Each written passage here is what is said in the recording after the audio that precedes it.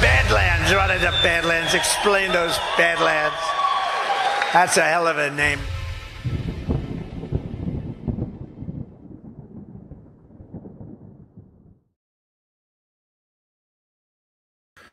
Well, good morning, everybody, and welcome to a Badlands Media Rumble Premium Subscriber Stream exclusive event. We're going to do a little GART replay. As I've told you in the past, every month we got to get 5 hours of premium content on Rumble, and this is what we chose to do for it. So we'll do about 5 hours this month. Next month, we'll do another 5 hours of the GART that we just had in Deadwood. And it was awesome, by the way.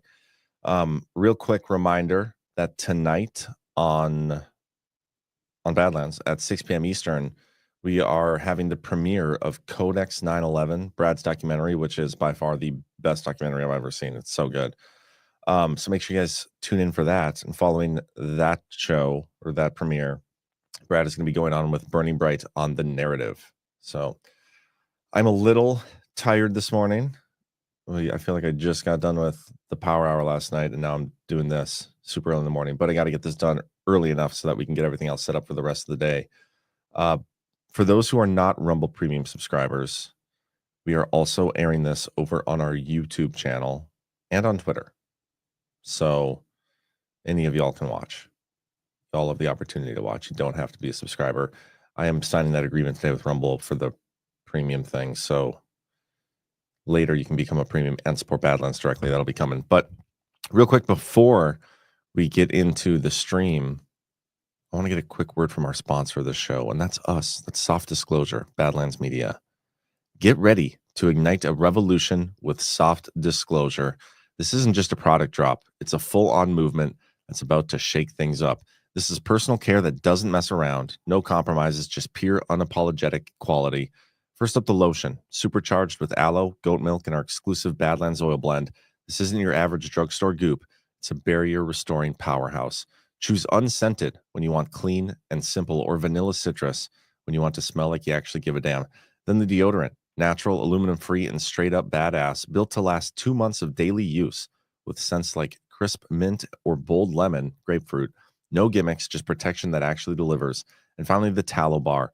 And no, it's not deodorant. It's a vanilla coffee tallow stick. Primal fuel for skin that's been through hell. Rub it where you need serious moisture, elbows, hands, knees, basically anywhere you're tired of feeling like sandpaper or just want baby soft skin. Every bottle, stick, and bar is handcrafted in Colorado by Badlanders who live and breathe truth. Partnering with Willow Wind Farm and Badlands Media, we're putting our money where our morals are. Soft Disclosure. Make truth your routine. Head to softdisclosure.com. Use code BADLANDS for $5 off and join the fight today. That's softdisclosure.com. Promo code BADLANDS for $5 off. And guys, I've never actually been a big fan of lotion, but now that I have my own lotion, I love it. I use the unscented stuff all the time. My son actually likes the lemon one. He took it to his mother's because he wanted lotion while he was not with me as well. But yeah, love this stuff. So Ty, 12 anyway, good to see you, man. Won't be here long because I was there live, just here for the chat and thumbs up. Still watching DPH from last night. Let me know what you think about that show, man. I feel like you texted me and I didn't respond. I forgot to respond. I'll have to get back to you. There's a lot of people I'm still trying to catch up from Deadwood responding. But anyway, I'm going to switch over to premium. You can head on over to our YouTube channel if you'd like, or Twitter to catch this and not become a premium subscriber, or you can subscribe here or watch here, whatever. But 5 hours of GART content coming right up. Let's switch over to premium if I can remember how to do it. There we go. Should be switching over now. Yep. Okay, you guys enjoy, and I will see you at the end of the stream. What's up, Badlands? All right, we're going to pray, and then Abby's going to sing. Blessed be the name of God forever and ever, for wisdom and power belong to him. He changes the times and the seasons. He removes kings and establishes them. He gives wisdom to the wise and knowledge to the discerning. He reveals the deep and hidden things. He knows what lies in darkness, and the light dwells in him. To you, O God of my fathers, I give thanks and praise because you have given me wisdom and power. Heavenly Father, we come into your presence. We ask that you bless our time together. We ask that you would reveal the things to us that you have for us. And mostly, God, we ask that our time together today brings you glory, honor, and praise. In the precious, most wonderful name of Jesus. Amen.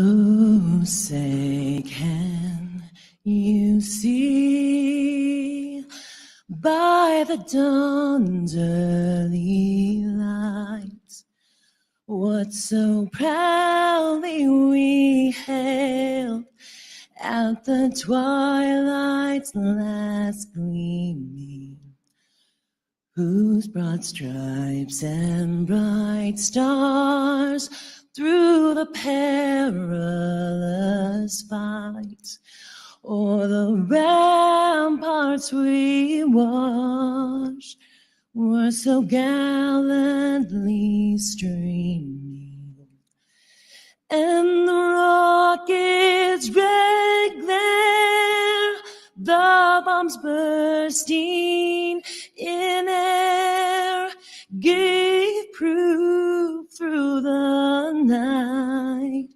that our flag was still there.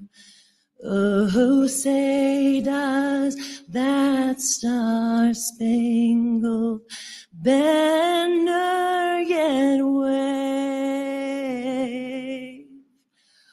o'er the land of the free and the home of the brave?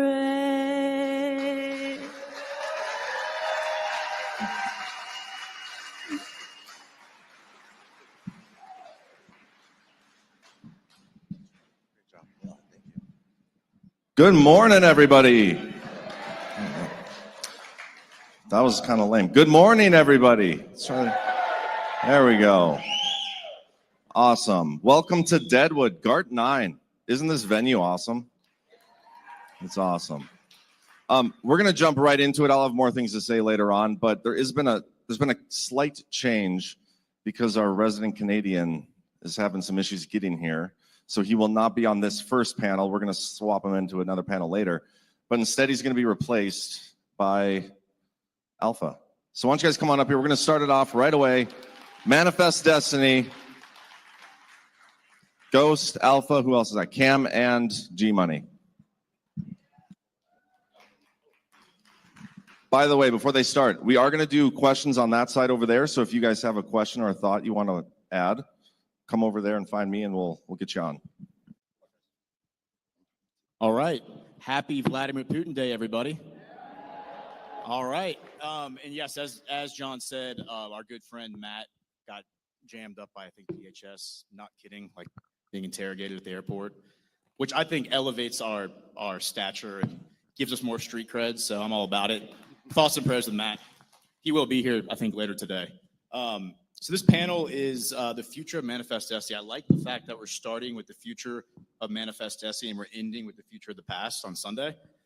If Matt were here, he would have a lot to say about this. Obviously, with the Golden Age, he would talk about the Intercontinental Railroad and the collaboration between Russia and the United States during the 19th century and how we helped them build the railroad in Russia at the same time that we were building the railroad across the West. But Alpha asked me, like, what is Manifest Destiny? It's a great question. Manifest Destiny was the entire spirit of the movement of America to create America, carve it out from this raw wilderness in the 19th century, in the 1800s.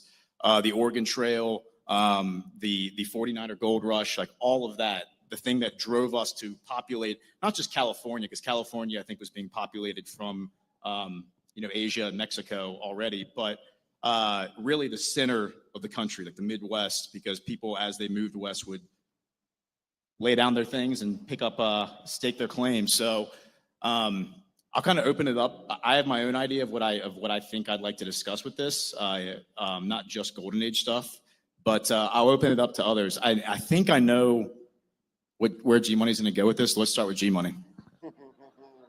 Why you got to pick on me, man? No. I want to hear it. I feel like a God King up here. It's so high. I don't know.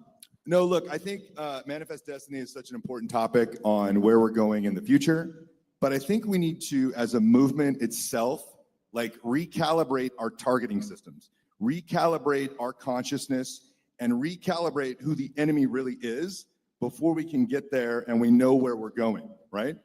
And so I think a lot of people in this movement, the MAGA movement especially, have this idea that Barack Obama, Hillary Clinton, and your liberal neighbor across the way are your enemy, okay? And I think we need to really kind of like that's a lower frequency, okay? That's a way lower frequency in where we're going. And so we need to recognize that the enemy is actually the state, okay? And that the evil and the corruptness and all these different things are just a symptom of this underlying disease. And so we have to understand the root cause of all this evil and all this corruption, because the arrest of Hillary Clinton, the arrest of Barack Obama ain't gonna provide any meaningfulness to any of your lives, okay? And so what does that mean? Like, how do we get to that next level? And so understanding these systems, right? And understanding that you are basically in a concentration camp, okay? And how do we get out of those old ideals, okay? Because I think a lot of people are like concerned with changing the wallpaper on the old building that's being torn down while we're building the foundation on truth, sovereignty, prosperity, abundance. And so those lower level vibrations of arguing with liberals and hoping Obama gets arrested, like is really not the direction we need to be going. Manifest Destiny is about bringing humans into the next world through technology, okay, so that we can live independently and we can remove ourselves from these systems of control. Because these systems of control have kept humanity actually down from these new technologies. They've suppressed all of this information, and they've convinced you it's okay to be a slave. It's okay to continually trust these people. And so I think we need to start with that by just recognizing like what the problem actually is and then where we're going in that new world. Yeah, so I'm actually really glad to hear you say that, G, because very well said. The golden age is something that we talk about a lot, and there's a lot of excitement because there's so many unknowns and there's so much potential. And I think the unrealized potential, and especially with technology and how that could fundamentally change our civilization, is reason for excitement. But to your point, I view Manifest Destiny, like seizing the opportunity, carpe diem, like seizing the moment, as actually the reckoning, so to speak, like rectifying the situation, like rectifying the wrongs, righting the wrongs of this concentration camp, as you put it, that we live in. And I've been saying the same thing lately, like the arrests of the people at this point feels like it's not going to be catharsis, because given all the years that have passed, it could easily just be the system cutting off its dead limbs basically to survive, right? And it's like, is Hillary Clinton going to jail really going to impact your life? Is it really going to make your life? It's going to make you feel good. And in some ways, it's a sign of like justice, but is it actually justice like manifesting? Because I think that us seizing this moment, like God putting all of us here in this moment, which I don't think is a coincidence. I don't think it is like a random act. It's to do this one thing so that forever in the future, people will look back and say that one thing was done and it was done right. Because if we don't do it right, if we don't rip out the whole root of evil, and get to the bottom of it, whether those are institutions or secret societies or whatever it is, then our children's children's children will not be free. They will still live in the concentration camp.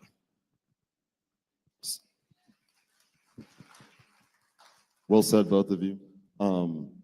Something that I thought was interesting to tie into what you were talking about, Ghost, is the fact that when the revolution happened, we were at war. We were fighting against a king. We were fighting to free ourselves. Then when I guess you could consider that kind of manifest destiny, but what I think of is the Western expansion, like we were talking about. And at that time, we weren't fighting against the king anymore. We not necessarily, we had won the battle in a way because we had our independence, but there were obviously still the holds from Europe. But we were a sovereign nation at that point. We had our constitution, we had all that stuff. And so we were looking forward. Every panel here this weekend is about the future. And it ties into what you guys are saying. Like, our enemy to me at this point is ourselves and how far we can grow and how far we can expand. Like, I was thinking of the game Oregon Trail when you were talking earlier. And an Oregon Trail, like, you can die from dysentery, you can die from all these different things, whatever. But like, to me, the enemy in Oregon Trail is actually the game, like the strategy of the game. That's who you're fighting against. You're fighting against the programmers of the game. You're not fighting against the dysentery in the game. You're not fighting against whatever attacks, because that's already written into the game. So the system that we're in, we're trying to break out of, and we're trying to write a new system. So instead of playing a game like an Oregon Trail or something like that, what's our new game that we're going to play? Is it going to be a game where we have others write the code for us, or are we going to write our own code? Are we going to make games that are ever changing, that we use AI and things like that to our advantage, not to hinder humanity, but to expand humanity? So for me, Manifest Destiny is all the things I just said to you guys with what y'all said tied in, but it's more just, it's the perfect kickoff for a future weekend, because Manifest Destiny to me is all about the future, not the past. I like that. First, good morning. I see a bunch of people sitting in the back, and you have these great tables here in the front that are still unoccupied. We don't bite hard. I think it's because of JB. Look at that face. Look at that face right there. I'm just saying, this is where, we throw the t-shirts and the boxers and all that stuff is in the front. So when John asked me to be on the panel this morning, and by ask, he said, "You're on there, you're fired." I ran up to Ghost, because we know how smart he is, and I said, "What the hell is Manifest Destiny?" And he kind of got into that, and I said, "All right, let's do this." And listening to G and Cam, these guys talk, and there's parts of it I agree with all of it. The one thing I will say with the arrests is, if that's the end game, I completely agree with you, G Money. If people set that as their end game, then there's no value there. But I do think that the arrests have to happen, because it's a part of the healing as well as a marker in moving in the direction forward. And as I listen to the Manifest Destiny here and where we want to go, and one of the things that Ghost had kind of told me, it's it's kind of like when Americans wanted to colonize and continue to move west in search of gold and the dream, the American dream, so to speak. And I was like, well, that was beautiful, but they took it from us. We own these states, or we live in these states, but that pursuit was taken from us, and now it's become a handout. And when I look at G talk about true sovereignty and that chase, I think that this is the new frontier. It's understanding that, yeah, the states have their borders and been divided, and we're a union, but that pursuit of the American dream, like, we get to go after it for real this time with a legitimate government in the works with other things. So I also think as Manifest Destiny, and you guys know my story, and when I rewind the clock, back to January of 2021, there was two choices that I had at that moment. Get into a fetal position and cry and woe-ish me, this is the hand that I was dealt, or, okay, these are the circumstances, I'm gonna manifest my win. No matter what the outcome is, I'm in control of the way that destiny looks for me. And I look at my individual story, and I can apply that to us as a nation, or even as humanity. Have we been dealt a shitty card and consequences of all these things? Yes. But are we going to just curl up in the fetal position and be like, we can't win, this is unbearable, what is black pill? Or are we gonna say, you know what, as hard as this is gonna be, we get to manifest the direction we're gonna go in, and however this looks, we're going to win regardless. And I think that's where we're at. I think we need to get rid of this term government like it's a good thing. We need to understand that the state is dead, okay? Governments are being decimated right now. You might not see that yet, okay? But it happened January 3rd, 2009, okay? And that was the start of governments being decimated, okay? And so, you know, I think we need to get to the fact, like who thinks it's okay to be treated like a slave? Who is allowing this constant aggression against all of you? You guys are allowing it, okay? And so we need to get out of the mindset that, like, it's okay to not be prosperous. It's okay to not have enough time to spend with our families. We need to take our power back and realize that no, like, we are no longer going to put up with this. And we now have things at our disposal in which we can actually fight back, okay?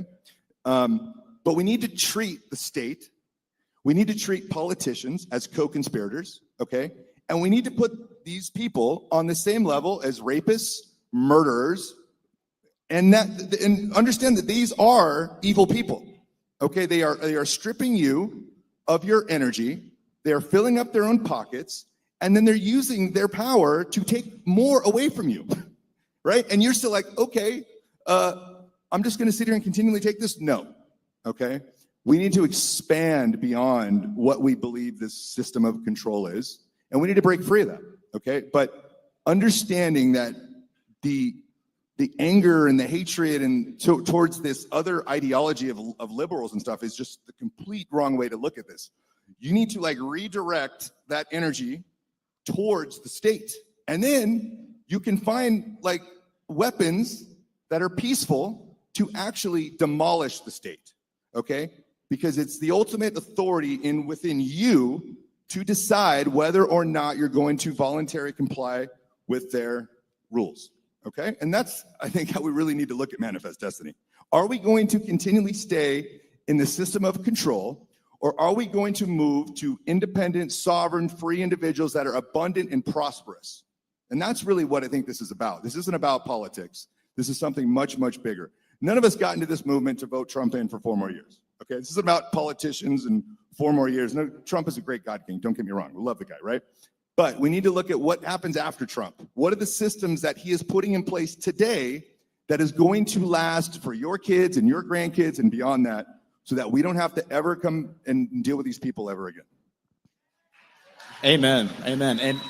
And everything that you and Alpha just said, I think that, like, perfectly encompasses what Manifest Destiny is. Because if you understand the story of the original Manifest Destiny, what would compel people, many of whom did not actually have, like, the survival skills they needed to go out into the woods and just create something out of nothing, and yet they departed the safety and security of the East Coast, of all the civilization on the East Coast, and went into the wilderness to settle Ohio, Kentucky, Montana, eventually California, all of it, to get away from tyrannical governments that were trying to, that they felt that they didn't have a chance. They didn't have the opportunity that they were going to get out in the woods. And so they went to live in the woods. And the reason that America is the only culture, I think, that is capable of leading this worldwide movement, because it is a worldwide movement. I think we all understand, we see it happening around the world, governments falling around the world, is because we have that spirit. That spirit was cultivated in our ancestors in the 1600s and 1700s, and it's what led to the American Revolution in 1775,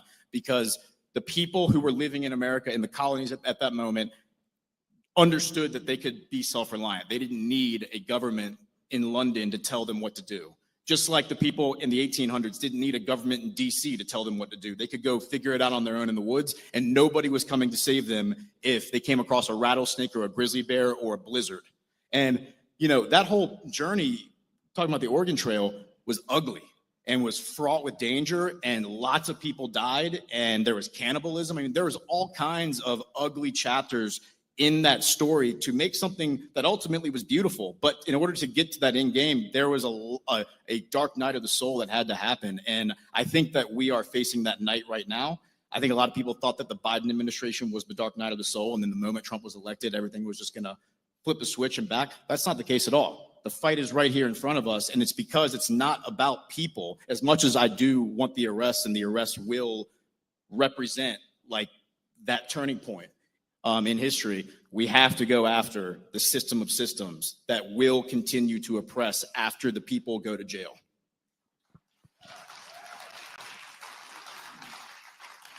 Yeah, so one thing I wanted to tie into everything you guys just said was something that I know G Money talks about a lot, and I'll use my own perspective, not talk for him, but I think we're still stuck in the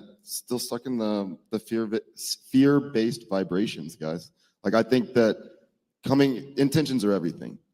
Everything we're talking about up here, everything that happened in the past Manifest Destinies, or the original Manifest Destiny, was it was love-based. These people they may have been fleeing oppression or just a place that they didn't want to be, but they did it because they had a love and an excitement and a fervor to go somewhere and discover something new. So like, I feel like, and I know this from my own perspective, I feel like I still catch myself being somewhat fearful of completely breaking away from systems. Like, I'll start to get out of the money system, but then I'll think to myself, well, I need to buy groceries, or I want to be able to buy a house, but if I'm saving up money in Bitcoin, I don't want to spend my Bitcoin. So how am I going to do that? So should I do it separately? And there's little things like that you think and talk yourself out of growing past our previous selves. And the last thing I'll say on this was, I was actually talking to, I think it was Cece last night, but I was talking about how people, when you get to be at a stage in your life where things are good, you're happy, it's sometimes fearful to move forward because you feel like you can't use a lot of the stuff from your previous life or your previous self because the whole world's changed. It's a new system, it's new everything. Like, there's little lessons you've learned, but everything's new. But the beauty of that is everything's new. Nothing's been created for you. We can create our own reality. So I just want to look forward to that with you guys, and y'all can help me, but we can ultimately only help ourselves. But getting rid of that little bit of fear that's left, because I think most of us have lost almost all of our fear, but I mean, it still seeps in every once in a while.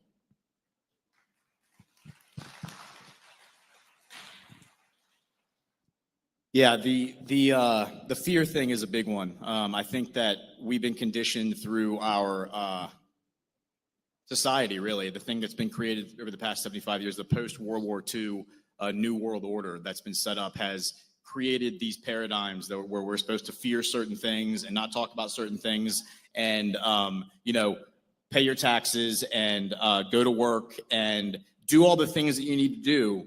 But I think anyone who's old enough, and I wouldn't qualify myself as that, what happened to y'all in 2008? Like, you did all the right things, you bought into your 401k, and then in one day, 50% of your wealth, everything you work for, gone, right? And that could happen again and again and again and again and again. It's like you do all the right things and follow all the rules, and they still screw you over, right? Yeah, and look, the state prioritizes itself over your prosperity. Full stop. Okay? They will do whatever it takes to remain in control and power. And if something happens to where they end up being wrong, they just change the rules. They just bail out the next bank. They make themselves right. They make themselves right by changing. So they aren't prioritizing themselves at every step of the way, while at the same time, they are robbing each and every one of you every minute of every day, until you guys stand up and say, I'm no longer gonna put up with this, okay? Because you're being decimated, right? A lot of people here look at the people of Venezuela and go, those people were so stupid. They held onto their currency. They lost half of their freaking wealth overnight. Let me tell you, you guys are living in Venezuela too. And your wealth is being decimated every single day. You don't realize it because you're thinking in USD, thinking in dollars, you're thinking in fiat, fake money, right? That's your mentality. But in essence, measure it in something else that can't be manipulated. You are absolutely being decimated. And, this message may not reach all of you, right? That's fine. But the people that it does reach, you do have a way to escape this matrix. There is a way for you to take that power back. There is a way for you to stop being beat up and treated like a doormat. But you're going to have to make that choice, right? Trump's not going to help you. He's not going to walk over and put it in your bank account. He's not going to tell you what the secret is. You have to figure out what that is, and you have to find ways to get there. We got a question over here. Question right there. Well, the question is really your thoughts on this, and that is, G Money, I agree with your take on government, but when you advocate technology as being the solution, I think technology is how they have enslaved us to this point. And we have to be very careful about that. In some ways, the Amish have it right. They've just, essentially rejected government, and they do their own thing, and they're healthier, they're happier. We got to look at where technology is taking us, and technology is sometimes not an equal opportunity event. Not everyone understands technology, and so that's how they can be subjugated through technology.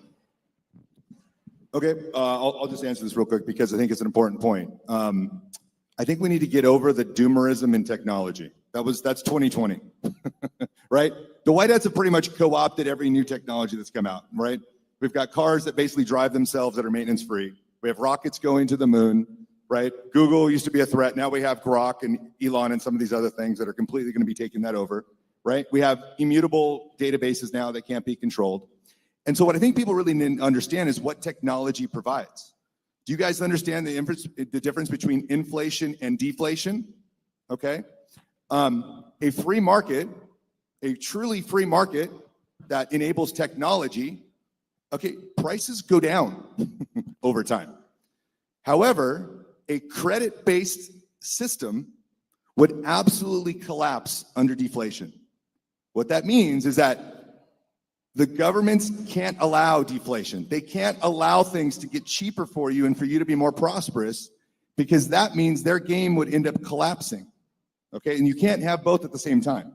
And so what technology is bringing us productivity gains that are unheard of, which will bring prosperity and abundance to all of you. Okay, now, the only way this works is if there's an open source decentralized protocol bounded by energy that can suck up all those extra productivity gains, because otherwise the government is just going to keep debasing you to keep their game running on the credit-based system.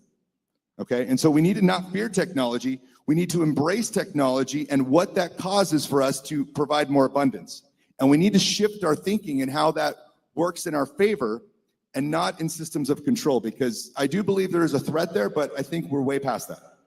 Gia, I think you need to read Ted Kaczynski's manifesto.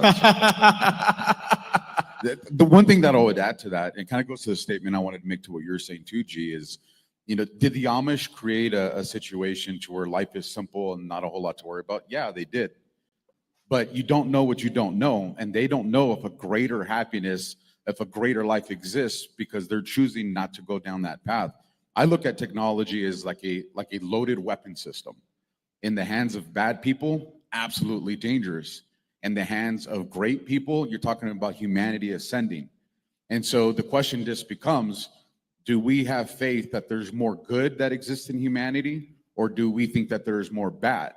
And if we allow fear to take us over, it's probably because we don't think that much good exists in humanity. And I don't agree with that. I think that good in humanity vastly outnumbers bad. And I think that if we pursue it with good people at the helm, we'll have it. Because there's the other thing too, and I know G doesn't like government and the standard definition of it, but I'll also say this, is in order for us to manifest, the environment to manifest has to be available. And government is just a rebranded villain from, back in the days of like the frontier and all that. They retitled themselves to do it in a legal way, which is, I think, a lot of what, G and others talk about. If we just completely dissolve government, the villain doesn't go away. It's still going to exist. Evil's still going to exist.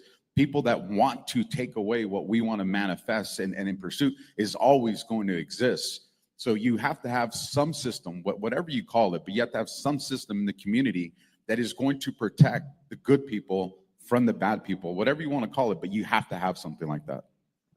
Yeah, when we moved west, well done. when we moved west in the Manifest Destiny in America, you're riding out west, you have to have some type of weapon system to protect yourself. So we need something to protect ourselves along the way, because there are robber barons along the way, or it could be quote unquote savages, anything, but you have to protect yourself along the way moving west. So for us, we have to, not have to, But the reason I think that technology is a useful tool is if you're at the head of technology, then for lack of a better word, no one can fuck with you when you're going along the way. That's really how it goes. So are we going to let other people get their hands on the technology and get ahead of the game? Or are we going to be the new leading producer in chips? Are we going to be the new leading producer in, I believe it's fake and gay, but space travel? Are we going to be the leaders in fake and gay nukes? Like even if they're fake, whether they're real or not, the narrative is the most important thing for us to be able to win this. And I think that if we're at the forefront of everything, then we'll be able to do that. And like Alpha said, removing the fear of what this tool might do to me if it's in the wrong hands, and taking over that thought with what am I going to do with that tool in my hands to protect my family and my loved ones. Question over here. Hi, guys. Thank you. This is a great panel. I'm going to have to read this because I won't remember it otherwise.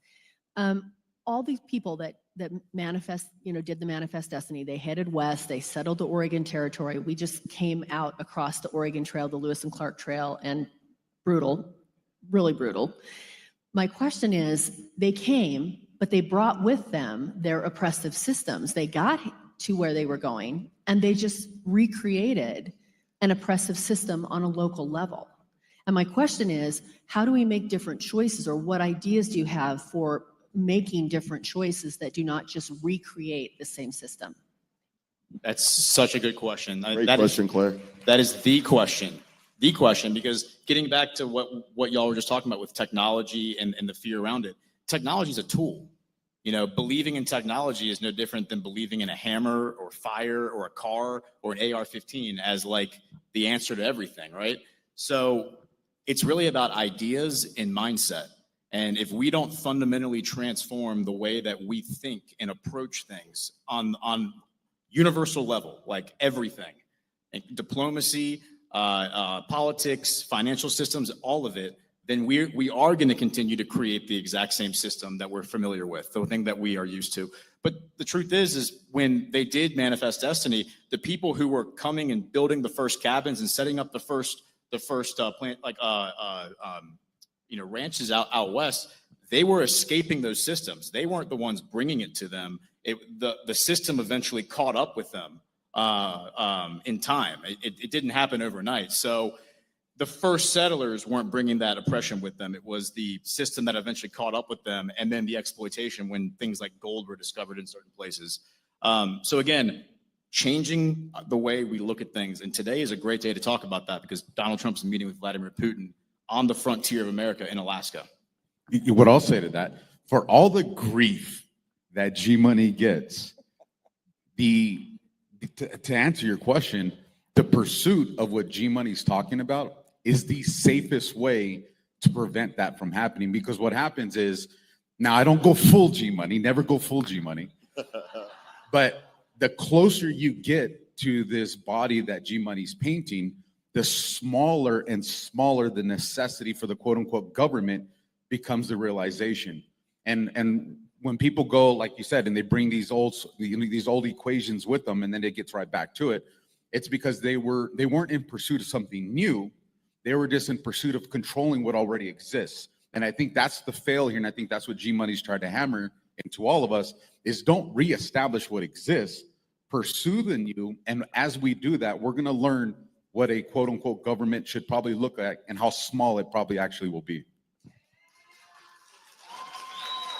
Absolutely. I'm going to take a quote from one of my favorite generals who said, Bitcoin is evolutionary destiny. Okay, that was by General Flynn. And so in response to that, like we need to understand, right, that the mission here is separating money from the state. Okay, anything else you're working on, I believe, is unethical and immoral.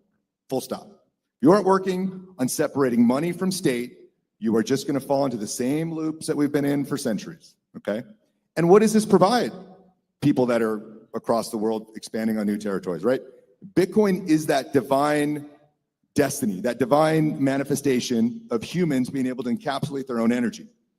And then what that gives is full authority to you, the individual, to where you now put the onus on them to earn their legitimacy. No longer are you handing things over through debasement and through taxation. The people in control have to earn their legitimacy. You have to willfully, voluntarily hand it over to them for them to provide that service. Okay? So now you are the masters of your own destination, not them telling you what to do. And so that's what we need to kind of think of these things, is that the whole tables get flipped to where the governments are now going to be afraid of you, and it's going to reduce the size of governments significantly. Maybe there'll be a small government for Alpha to run or something. I don't know. But those are the terms we need to think of, is how do we take our power back to make sure that those in power can't just wear some costume and pretend like they have some authority over us. They don't, right? That ended a long time ago, January 3rd, 2009. The last thing I wanted to add to what Claire Cat asked, what she asked was when we're rewriting the rules, because I'm pretty sure that in this future that we're creating, we're going to have some set of rules. We have to set them based off of our morals. And I was thinking that while we were talking earlier, and I was thinking of knowing your enemy. Obviously, the enemy is the state, right, G? It's not a person. But I was thinking I heard morals in my head, morals and dogma, Albert Pike. So Albert Pike, most of you guys know who Albert Pike is, Freemason extraordinaire. But this guy had a huge hand in, at least his words had a huge hand in creating the systems that control us today.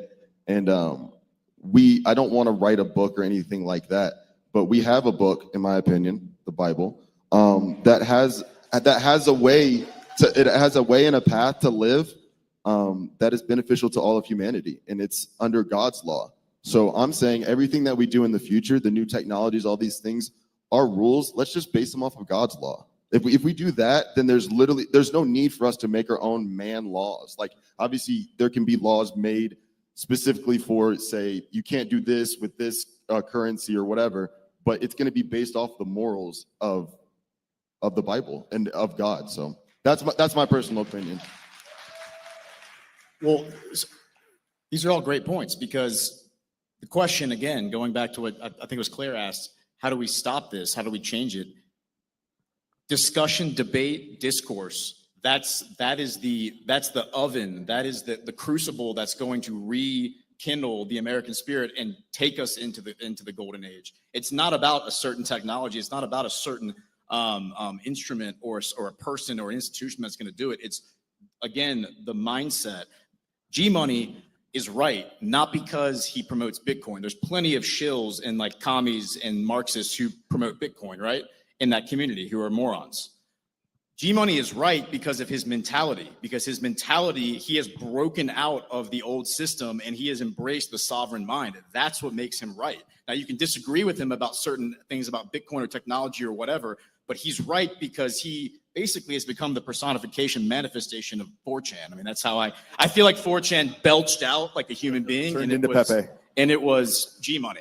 But that is what is necessary here for us to sit down and talk about things in gruesome detail. And you know what they don't want us to do? They don't want us to do that, because for decades, you've had the conversations framed by Fox News, by CNN, by NBC, and there are two positions on every issue. You're either on this side or you're on that side. And by coincidence, the two main political parties happen to adopt those two positions. So depending on which side you fall on is based on your voting pattern and which political ideology you support. But really, at the end of the day, it's hard to find a total agreement with either side, because either side is right about maybe a few things, but really wrong about many, many things. And ultimately, they're wrong about the core underlying issues because they're lying to you about it. Well, think about this. Why do we fear technology? The movies we've seen, the books we've read. So I think if government knew that the inevitable was technology, would you not seed the thoughts of your people to fear it? So when you came to the inevitable where technology is now going to be there, your people would be like, we're afraid of this. We need you to govern us harder, Daddy, so it doesn't take us over. Rather than probably recognizing, well, maybe the reason government fears technology is because it's going to revolutionize the way we're able to govern ourselves. and start to strip away the powers of government. And I would tell people, consider that. Bingo, because absolutely no. And that's the thing, because what's happening now with AI, right? It's getting all your thoughts, right? Because you're training AI right now. You're training the enemy on what they want to do next, right? And what are they doing next? They're convincing you to stay in their system. They're convincing you need to be afraid of this, and you need to hand over more of your power so that we can help solve this for you, right? That's what they want. And so you're at a crossroads here. And I get it's scary. It's a little bit scary walking into this unknown world of technology. But you have to realize that their power remains on your belief in them having it. And that the AI systems are going to try to convince you to hand over more of that power to them so that they can decide what's best for you. They get to decide who makes the rules and what kind of life you're allowed to have, right? And I say, fuck them. Fuck them, right? You are a badass motherfucker that was put here for a purpose, that gets to be prosperous, that gets to be loving, that gets to have all the joys of life because heaven is here. And fuck the powers that be, because we are winning. And so if you don't have an optimist look at this, you're on the wrong team, okay? Because AI is destroying the state and politicians at the same time. Bitcoin is the vehicle and the foundation that provides all of it, okay? And once you see that signal, there's no going back. You can't put this genie back in the box, okay? You need to lean into freedom, transparency, and truth, because that's what kills them. And they can't compete at this stage. The governments are a dying breed. Politicians are a dying breed. And anything that promotes or breathes air into that system is just keeping that same system alive. We need to ignore it. We need to move into the future. And that's where we're going. You asked what manifest destiny is. That's manifest destiny. That's what it is. You take that energy, though, you combine it with something positive. You combine it with altruism, optimism, and righteousness, like the goodness of God, the Bible. And that is how you create, that's how you remake America, is with that mentality. But you have to have that mentality. And you can't be afraid to have the discussion. Yeah, and real quick, everything that you guys said and tie into what Claire said, people create, or great humans or brilliant minds create the future. They travel west, do these things, and then these systems and the evils follow them to these places. What we have to do, like Claire's asking, what do we do to set it up? You're saying, and we're all saying, we're defending ourselves with a purpose, with good intentions, and with technologies that we cannot be messed with. So I believe, Claire, that was the answer to your question, is those are the things that we need to set up along the way to be able to have basically a great wall, a great wall protecting us against those evils following us. Got a comment over here.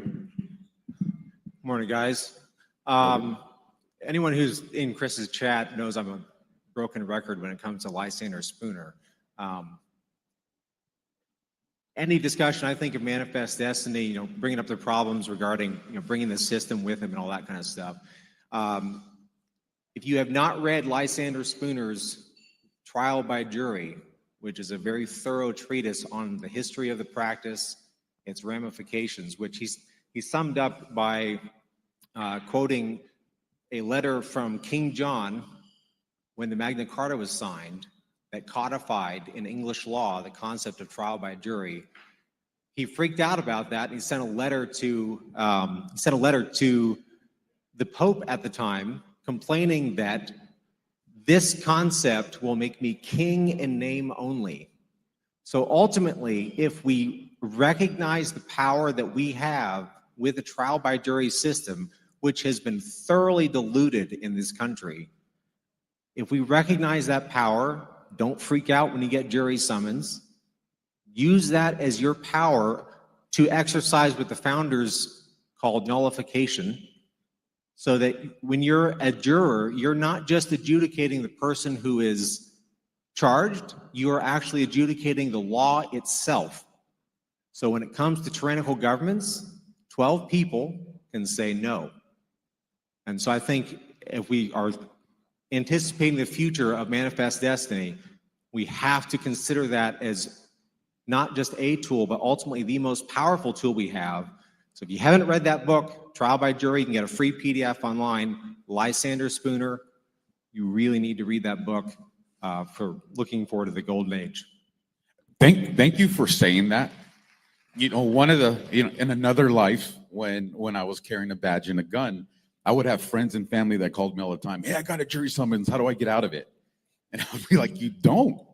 You know, do we want the dumbest people being the ones that are put on a jury that are like, I'm just going to see what the prosecutor's kind of telling me to say? Or do you want people that are brilliant that be like, nah, that don't seem right? And that's how you protect the innocent. You know, that's how you prevent people that are not guilty of something, or that's how you prevent lawfare.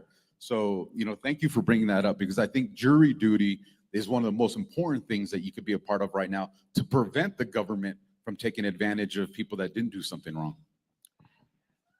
I think I disagree. I think the courtroom is just another proof of stake system ran by a guy in a black robe that thinks he has all powerful and almighty, you know, authority to do whatever they want to you. And so thinking that you can get out of a system because you're in a courtroom is you're just stuck in another system. You're stuck in a proof of stake system.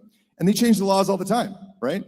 They change the laws that actually override, you know, actual, you know, the laws that are on the books, right? All the time it happens consistently. And so you're not going to get any justice through a courtroom. You're not going to get any justice through jury nullification, right? They'll just make up some, in fact, jury nullification is actually illegal. If they'll kick you off to being a juror if you wanted to actually do that. I tried it. And so you have to understand that they just make the rules as they go along, and they'll just change the rules. And so we need to get out of these thinking that like this law-based society that men wrote on pieces of paper like actually hold any merit, okay? There's laws now in cyberspace that is imposing natural law on the entire world connected to the physical world. And so what that means is that all of these governments have to adapt to this new system, and they're going to have to adapt in ways that reduce their power over time. Now, I'm not saying this is going to happen overnight, but over a long enough time scale, this is going to reduce all that power. And we're not going to have the traditional courtrooms that so many of these law fags like to talk about, because those systems are old, dead, dying, of a defunct, corrupt system that's going away. You're not wrong, but a butterfly doesn't get to become a butterfly until it crawls its ass on the dirty ground. And until we get to where you're talking about, we have to make sure that we control the systems that they've created to the best that we can. Imagine someone like you on my jury. They would have never got me, because they would have never. Throw my jury summons in the trash. I'm just saying, though, imagine if you were on my jury and you would have been like, no, this is bullshit. Then you take away their power. That guy in the black robe is not more powerful than a juror that says no. Well, so until we get to what you're talking about, which I agree, we need to get there. But along that process, we need to start taking control of the systems that they've tried to use to control us, because once we have control of them, then we can start to remove them. Look at the Diddy trial from like a month or two ago, right? Like the outcome of the Diddy trial where it didn't logically make sense that they stuck him with one charge but didn't give him the trafficking charge. Like people were saying it's the jury's fault that it was a bad jury. But that goes back to your point about strong juries and having good sovereign-minded people in the jury. Again, the underlying issue, if you go down to the first principles argument, it's about having goodness in the American spirit. The American spirit being revived, because if everyone in America, or 90% of America, had that spirit of 1776, to G Money's point, then juries would be a very powerful mechanism for the things that the gentleman was talking about. But again, these are conversations that should happen. Like, it's good to have someone who is challenging our belief system, like G, who's saying, is this the best system? Well, if it is, let's have the discussion, and the people who support it should debate and talk about it and make the different arguments. And maybe through that crucible of debate, we develop something that's more refined and more streamlined. Well, if you go back to like the Western days, you know, almost everybody had a gun on their hip. So, you know, bad guys had to go and they had to go into the wilderness or into the open desert and get people when they didn't have a community of people full of guns around them. So what's the modern gun today? It's technology, artificial intelligence. So imagine if every single person actually utilized that device that's in our pocket to plug in the questions we want to put. When AI gives you information, you're like, no, that's not accurate. And you plug that information in. This learning system starts to do it. We've seen it with GART on social media. Such a good point. You know, and you will, and that's what I'm saying. Our numbers vastly outnumber bad. Hands down, it's not even a competition. So imagine if all those numbers of people were plugging that information to artificial intelligence. That's a great metaphor, like to compare Western justice, the fact that everyone was walking around with a gun on their hip, and that's what kind of kept the peace, to the idea in like an information battle space, to everyone having the ability to correct the record when bad information is put out. Yeah, but then again, we're living in the fog of war of what is bad information and how do we qualify bad information and sift it out. And that's what we're trying to figure out right now. That is like the crux of the information war right now, is sifting through all of the mis and disinformation and getting to what is actually happening, what is the truth. And you know, that's probably not something that's going to be resolved today or tomorrow, but it is, again, a mentality thing. I got a question for the three of you real quick. Do you guys feel like Trump and team, the white hats will say, and by the way, this hat is just black because of my complexion, not because I'm actually a black hat. It goes with the shoes. Honestly, I thought about not wearing it just because I was like, damn, I'm going to come up here and talk about the future wearing a black hat. Like, those are the worst guys in the Westerns. But anyway, do you guys feel like Trump and team are like constantly being like, come on, guys, and like, come get to where we're at. Like, we're not going to force you there. We're not going to manipulate you like these other people did to their constituents. We're trying to help build you up, but come on, let's go, giving us little hints. You guys feel that way? Yes, 100%. I think the conditions that are being created is that glaring issues and glaring problems in our society are being elevated and brought to the forefront, and in many cases forwarded in earnest by the Republican Party and the Republican establishment. And then people are coming out and attacking those ideas, and whatever their intention may be for attacking them, for attacking the established accepted norm, it's forcing a conversation that has never been forced before, and including Bitcoin. And that is causing a lot of disruption, and disruption to the existing system is how we break out of this thing. And to real quick, because that's what I wanted you guys to say to set up for my next part. So to tie into what Alpha was saying about technology and our movies and propaganda that have told us like fear technology, all these different things. And then he also said that our numbers far outnumber the enemy. You said that, right? So putting all those things together with Trump and team trying to pull us to them, to where their level, where they're at, it really makes me think that the enemy is just trying to slow walk us to technology because they know we're inevitably going to get there, because they're busy trying to program it for them. They don't have the manpower. They don't have all that stuff to catch up with us. But if we stay complacent, then they prolong it. Trump leaves office. We're still dicking around, trying to figure it all out. Next thing you know, they've been writing codes and putting things into the AI for decades now, and we've been too fearful to put in our opinions. So now AI actually is evil. So not participating in the system is important. Removing yourself from the system is important. But when you're moving into a new system, the things that you're using to create that new system, you have to go all in with your ideas and your morals and any and every avenue, the uncomfortable ones, the things you don't want to talk about, because the enemy is going to be in all those little pockets, because that's how they seep in and break up your movement. So I just want to tie all that together. Yeah, I mean, I call it freedom and sovereignty through 1,000 rug pulls. Is literally what Trump and team is doing. It's like, let's build this up. Oh, sorry, you almost got the Epstein files. Diddy. Oh, almost got Diddy. How about Hillary Clinton? Let's tease that one. Nope, not going to have that one either. So what he's doing is he's exposing all the corruption until you've had enough. And you're like, Jesus, why am I still like following these rug pulls, right? It's like rug pull after rug pull after. I mean, every conversation now is talking about a rug pull. And so only when you realize it's all bullshit meant to expose a proof of stake system, a state system that will only protect itself, then you'll realize I'm opting out. I'm out, right? And that's why, like, you know, the arrest of Hillary Clinton and all this other like rug pulls they're not going to help you in any way, right? And so just opt out. There's this other system, the parallel system. Trump and team knows we can't just shut the system off and just go to something new. There has to be this parallel system.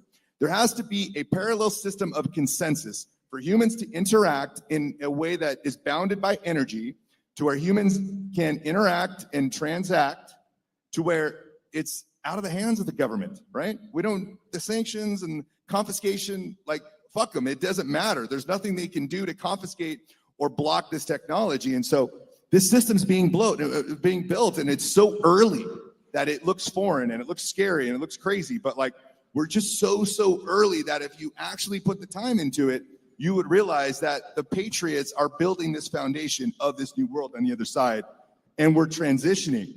And Trump is trying to slow that down so that, you know, the price doesn't go to $1 million all of a sudden, and that people can get onboarded and that other countries can get onboarded. Why do you think he's talked about the strategic reserve for like 2 years or a year now? He's trying to let everybody front run them. He's trying to let El Salvador and Venezuela and all the people of the world like front run, because he knows that the prosperity we have is on the backs of other countries, right? He knows that the lives we lead in this comfortable, you know, America are largely because of the dollar's dominance, and it's not because of you know, our biggest export's paper, where other people have to actually produce goods and services. And so that's where this is going, and I think it's death by 1,000 rug pulls, sovereignty by 1,000 rug pulls, and he's pulling people out one by one. Guys, we have a question over here, and then after you guys respond, we're going to get your closing thoughts. Thank you very much. My name's Barry, first time. Love the panel. Thank you very much. Welcome. Thank you. I love your comments and the context that President Putin and President Trump are meeting today. And I can't help but put together that for President Trump to go up there, I mean, we've seen Russia and Putin as evil, but he's going there to actually humanize and to go in there to actually sit down, and I think that's tremendous. And I hear it in the threads that I hear you saying. Reminds me of another Russian, Tolstoy. He used to write about non-resistance. And the idea was, hey, there's evil out there, but the more you resist it, the more you get wrapped up in it. And his idea was, can we do this work in a way that we don't create an evil enemy, and that we can actually maybe love or at least befriend? What President Trump's doing is to go talk to him. And I just wonder if you've ever thought about this idea of not resisting that which is evil and trying to see that they're destructive and black and going to a place that's going to self-destruct anyway. So why don't we just attempt to see the good and befriend them while we do this work? Thank you. It's a great question. You know, Matt Ehret showed on the other day on Breaking History an image from Central Russia of a statue of Alexander II, who was the czar in the 1860s when Lincoln was president, and Abraham Lincoln. It's a really nice looking big statue in the middle of Russia. And it's because, again, the railroads that were built across Russia that connected Moscow to their East Coast were built largely by American engineers with American ingenuity. The first engine that ran on the railroads were built in Philadelphia. And Alexander II actually had a plan to build a bridge across the Bering Strait into Alaska. And as Matt explained, the whole reason they wanted to give us Alaska is because if they didn't, London was going to take it, Britain was going to take it. So they said, hey, it's better for the Americans to have it than for London to have it. So again, to your point, I think we're reviving this old friendship that has existed since 1775 with Catherine the Great.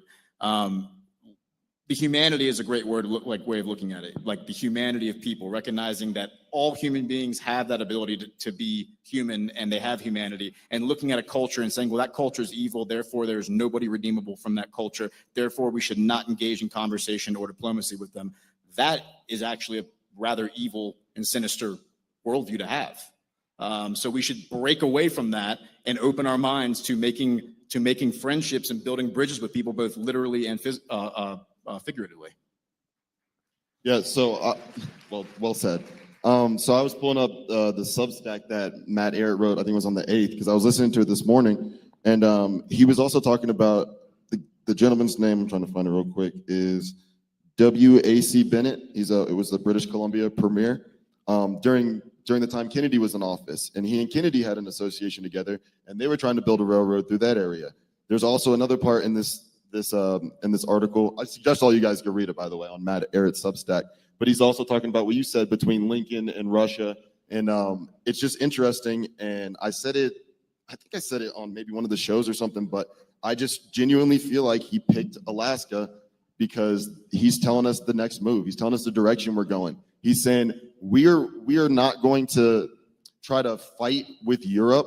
We're just going to leave Europe to do whatever the fuck they want to do. We're going west and we're connecting that way. because we can trade with China, we can trade with Russia, we can trade with all of Asia, we can trade with India, we can do all those things. All we have to do is be able to get the western part of Canada to be a safe passageway.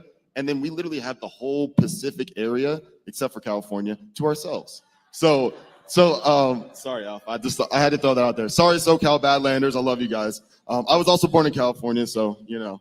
But yeah, I just think that today being the day that it is, I honestly think that there was I'm a conspiracy theorist, so I think there was a little bit of some finagling going on with Matt. I really do think he was targeted. I'm not kidding at all. Like, all jokes aside, the guy is a brilliant writer. He does a bunch of things, and the Canadian regime cannot be too happy with him. So I wish him well. Obviously, we're all praying for him, and hopefully he gets here very soon. But I just wanted to bring up his name and mention some of the things you mentioned about Matt, because he was kind of the reason why I was super excited to be on this panel. And I know eventually he'll be able to speak on this stuff. But yeah, I just wanted to give a shout out to Matt because he's not here. So when you see this, Matt, we love you, man. And we'll see you soon. Let's do closing thoughts. G, you want to start? Yeah, look, I think it's pretty obvious that Trump is actually a complete wrecking ball to the state, okay? He is absolutely demolishing the state by letting these new technologies in, by allowing deflation happen, right? By allowing and implementing warp speed with Tesla and all these other great technologies he's implementing. And I think we need to understand really what's happening there, because he is the peaceful president. He is, you know, I mean, what has the state done for you guys for the last 100 years, right? They've sent your sons and daughters off to war. They've poisoned your children. They've stripped you of all your prosperity. And you're still here like, I'm going to vote Republican. You know, like, fuck them, right? These co-conspirators are enemies. They're criminals. And there's a better way. We don't have to fight these people with guns and ammo, right? We can just opt out in a parallel system, right? Because now we have a global collective, right, that doesn't agree to theft, right? We have a global tribe now that is based upon truth, transparency, and, you know, talk about manifest destiny. Bitcoin is actually exporting Americanism. It's exporting property rights. It's exporting transparency. It's exporting truth. And they can have their culture, and we don't have to bomb them into submission to be like, you're going to get it at McDonald's. You know, I mean, that's really what this is about. It's about having cultures being able to protect themselves in this new world. And how do we get there? Well, we get there through technology, and we get there through opting out of the state. And we get there by stop voluntarily agreeing to these people. Stop paying your taxes to pedophiles, people. I mean, what are we doing here, right? We have a new world, and like, you're all sitting in this open air prison, and you guys are yelling at the jailer. You're literally yelling at the guy. And the guy's like, bro, the door's wide open. You can literally just walk out, you know? And so, like, focus your energy, right? Understand where your thoughts are and your energy is, because that's what's going to drive you to be prosperous and abundant and not worry about all the bullshit, right? And if you want to have some free time and you want to get into the soap opera drama, fine. But, like, understand what's important. Understand the state is the enemy, not your neighbor. Understand that you have a system that you can fall into. And you know, look, it's going to force you to act too, because the early adopters are going to be heavily rewarded, okay? And the only side effects are a bunch of extra time on your hands and you know, abundance and wealth. So it's not that bad. Come join us. Just a reminder that the official stance of Badlands Media is you should pay your taxes to pedophiles. Doomer. Two things real quick. So first of all, the presidents, Lincoln, Kennedy, Trump, they all have personal relationships with these enemies of ours, the enemies of our State Department. And we're moving forward and around, not by fighting, but by what G's saying is opting out. We're opting out of their system. Trump's taking us out of certain organizations, and these organizations collapse. So I want the future of Manifest Destiny to read that we were people that moved forward, or we moved into a new frontier by opting out of the old system, expanding all of humanity, led by the United States, based off the laws of God. That's my like tagline of what I want it to be. I agree with that. God first. Consent. That goes large in part to what G Money's talking about. Your consent. That government can't force you to talk unless you consent. Government can't come take your stuff unless you consent. We govern by consent. So realize the power of that, and then realize that, the power of manifestation, that's in each one of us, and as a community, is just much more powerful. So don't be afraid of it at all. My mind's been racing ever since you made that like old Western metaphor, and this might be like a Badlands Story Hour topic or something, but think about like an old Western movie, right? What's the template for the plot line? A town that's being oppressed by criminals, and then a nomadic gunslinger comes in. Clint Eastwood comes in, cleans up the town with his gun. Maybe inspires the town people to become sovereign, and then they also take up guns with him, and they become self-reliant. And then at the end of the story, what does he do? Rides off into the sunset and leaves, when he could probably stay and become anointed like the mayor of their town and become like their new God king, right? So if you take that template and you apply it to what we're going through right now, I mean, the town is America. The criminals are the deep state. Donald Trump is Clint Eastwood. He's inspiring us to pick up these guns, not literally, but the guns being the cell phones, the AI, the ability to combat the misinformation, disinformation, the lies. And then the idea is at the end of it, he gets on his horse, he rides off into the sunset, and then we manage the town afterwards. Not a new God king like tells us how it's gonna be, right? So that's manifest destiny, and that's what we have to get to. But we have to change our thinking to pick up those guns, figuratively, and govern ourselves. Digital gun. There you go. Thank you all. Great job, guys. Thank you, guys. All right, we're going to take a quick 5-minute break. Next panel is going to start at 11:15.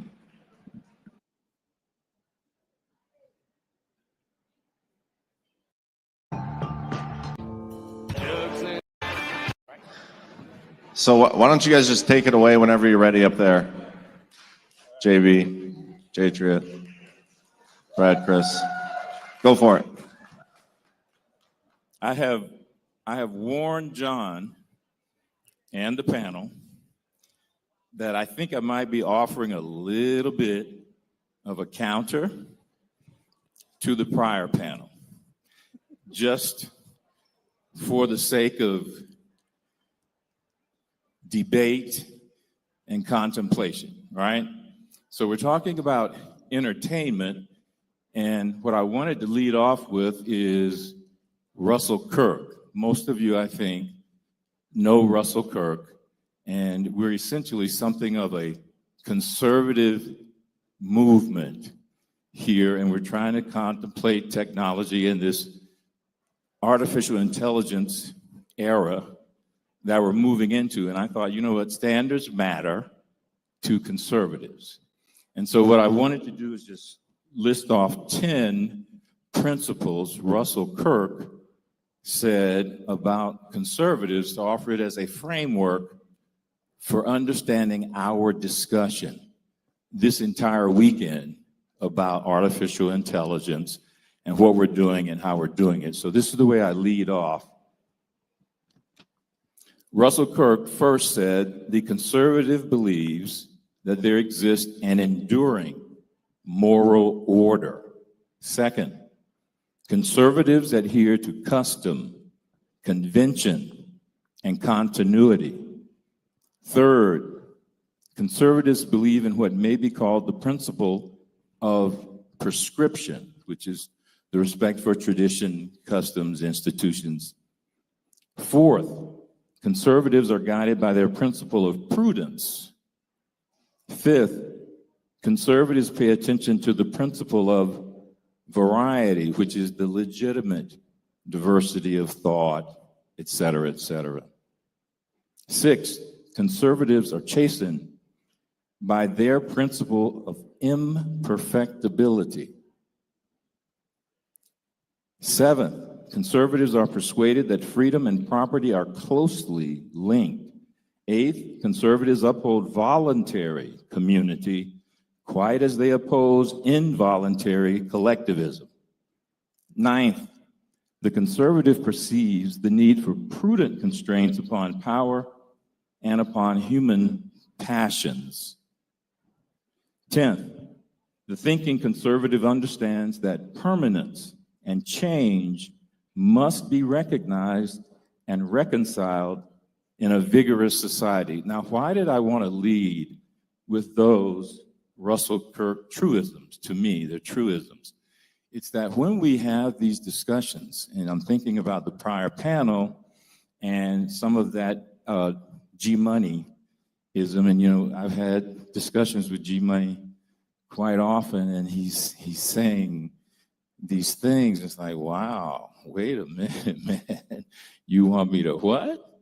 You're saying what? And it's like, well, I'm taking clear direction in thinking about entertainment and artificial intelligence, because if we fully understand Donald Trump, we understand that he's got some real entertainment within him in effecting change that's necessary in moving us forward. This is in part how he's keeping our attention. And so I want to think about that as we think about entertainment moving forward and artificial intelligence and the future, okay?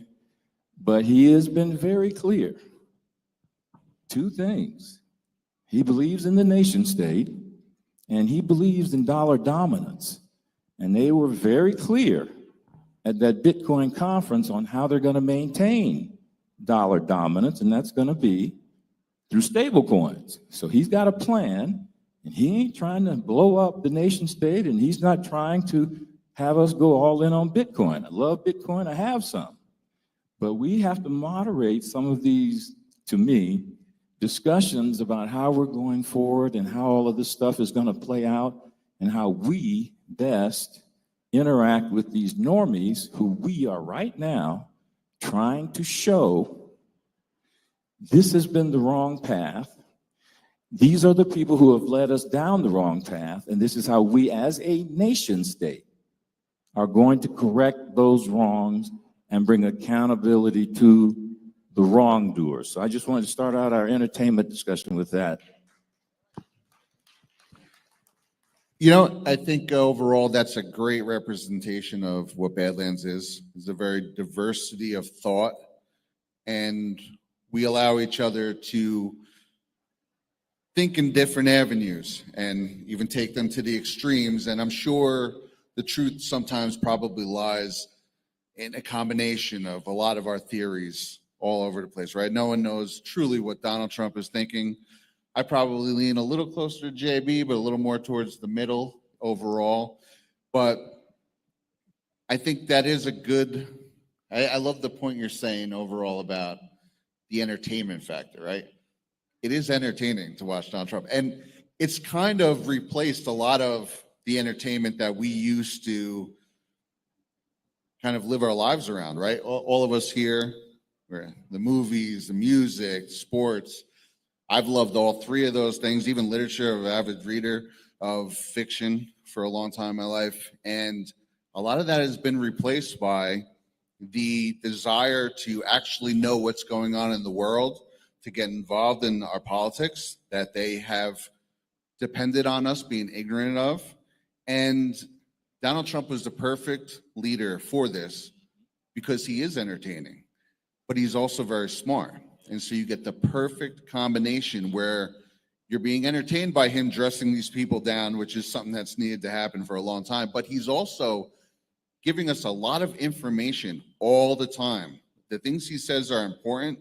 And this is something I really noticed during the first administration. We're seeing it again now. And we got to see the opposite with Joe Biden is you were always informed as to what was going on in the White House. When Joe Biden was in, no one knew anything unless you were just reading his EOs or trying to look at what he was passing. There was no other avenue to know what was going on. Donald Trump, he stands out there every single day. I'm working on this. I'm doing this. We're going to try and pass this. This is what's going on. And that is bringing the American people into the forefront. And that's why I think he is the perfect person to do it. And it is very entertaining. Yeah, I agree with all of that, Brad.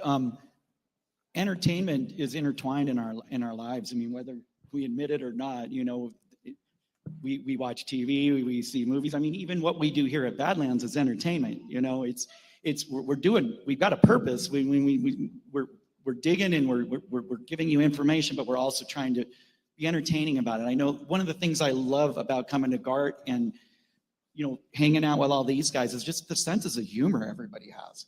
We're all unique people, but it's amazing how we can all laugh and enjoy saving the country and saving the world. And I think that's what Donald Trump absolutely brings. And, when I was thinking about this panel, I was thinking about, okay, the future of entertainment. The old entertainment machine, if you want to call it, you were talking everything from music and movies and TV to even professional sports. It's been feeding us for decades nothing but distraction and propaganda, and it didn't used to be that way. In the early days, there was morals, there was a message, to everything, and now it's just, a lot of us would agree, a lot of it is garbage. But when I was thinking, I'm like, are we taking back the old system, or are we going to build a parallel entertainment, ecosystem, if you will? And I don't know, or is it a combination of the two? So I thought about Donald Trump, and I said, well, he's kind of my signal. I looked at Donald Trump for a signal because he's leading our movement. And this is going to sound silly, but one of the things that keeps grabbing me is the entire year of 2024, YMCA, right? Okay, so this is arguably the gayest song ever written by arguably the gayest band that's ever graced the music industry. And certainly not something you'd expect a conservative, populist movement to embrace. And yet Donald Trump blasted that at every rally. He blasted it at the RNC. He even had the freaking Village People come to the inauguration, right? They love him. Yeah, they love him, right? So to me, what that signaled was a message that we are not conceding an inch of our cultural ground. And we are going to take it back. You don't even get the gayest 70s cosplay disco band that there ever was. We're taking that too. So, and there's nothing to me, you guys know I'm a fan of punk rock, and punk rock was all about bucking the system and questioning authority. It taught me a lot of the principles that I became red-pilled, back in the 80s on. And nobody's more punk rock than Donald Trump. So we need to just follow his lead, have fun saving this world, and take back the entertainment. Because if we take back entertainment, we take back our culture. And if we take back our culture, we take our future. We handle our future. Well said. I agree with almost everything you guys have said so far. I would suggest that I don't know if there was a golden age of media where they were telling us the truth. We imagine that back when the news broadcasters had this thing that we've come to understand as gravitas, the Walter Cronkites and all of that.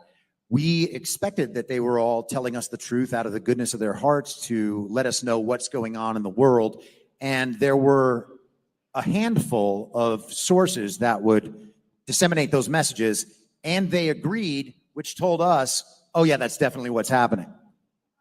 Looking at fake news now and examining fake news from 100 years ago, understanding that the fake news of right now is going to be history that people in 100 years learn about this time, that's going to be the historical record. I'm not sure that there was ever actually that media age. I think the media is almost completely a tool to propagandize populations on behalf of the extremely powerful. As far as the future of entertainment goes, I think we can have a great discussion about different forms of entertainment and what shape those might take. But I think it's very interesting that we got started at the politics level, because there's an aspect to which mainstream America's involvement in politics is primarily for the purposes of entertainment. People want to feel empowered and like they're doing something important while they are being entertained and then taking in all the information while they're laughing or, fearful or whatever it is, and then going out and repeating it the next day around the water cooler at work or, whatever. And that's essentially just serving as a dissemination vector for the same media that's already propagandizing us. So I think that there's some risk in continuing to be so entertained by politics. Not that Donald Trump is doing something wrong. He's capturing attention and changing minds. So I'm on board with all that. But I'll leave it there. Go ahead. Well, at least at this venture, it almost had to be that way, right? Yeah, That's the way it was. So that's at least the end. Yeah, he's taking that system and what was built and then kind of turning it on its head. So, bro, let's take that forward, thinking about artificial intelligence and entertainment. You're familiar with like a bell curve, right? And then the long tail concept, right? We at Badlands, we fit in the long tail, right? There are all these niche areas that can be filled, and people then gravitate to that which speaks to them. Right. And this is our opportunity, thinking about entertainment, and you're saying, America's been maybe too entertained by politics and distracted. So we know in this realm, okay, we live in a sinful world, and there are going to be certain things, and everybody's self-interested. We know that. But in this long tail, operations like ours can try and present something that then works for the good of the nation as we see it. And then the question with entertainment and artificial intelligence, are we going to take advantage of that? Andrew Clavin had something the other day about, conservatives need to get into the space of the arts, write pieces, perform things that address what conservatives want to address. So are we going to step into that space and be these producers, developers, communicators that the country needs? Are we going to do that? Yeah. In your estimation? Are you asking me specifically? Yeah. Yeah, I definitely think that that's part of the landscape in the future. I think that people have to get more involved in the different art forms so that it is not a monopoly of the collectivists. I'm in total agreement with that. Yeah, and I was just going to say that it's very easy to be the audience and be passive about what you're watching, what you're taking in, but we need to be the creators and step into that void. I mean, create what we love. Don't just boycott what we don't love. I mean, I hear people say, I don't go to the movies anymore because I don't like the messages and everything. Well, that's great. That's fine. You don't have to give them your money, but why don't we make our own movies, make our own books? Look at Bernie Bright. He's writing a book, and I kicked in for it. I'm not really into Dungeons and Dragons and all that stuff, but I'm like, I want to support someone like Bernie Bright, who's a creative mind, and I'm not nearly nerdy enough to read the book when I get it, but I am going to support him. I'm actually kind of a nerd. I'm just not that kind of a nerd. Yeah, well, I love the idea of, I feel like we will be able to separate the two because we do take politics very seriously and what's going on here.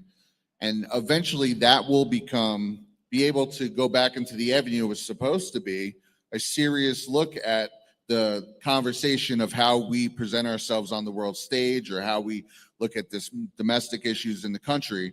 And the way of doing that is for us to go back into the arts. So the arts, conservatism has been completely, totally embarrassed out of the arts.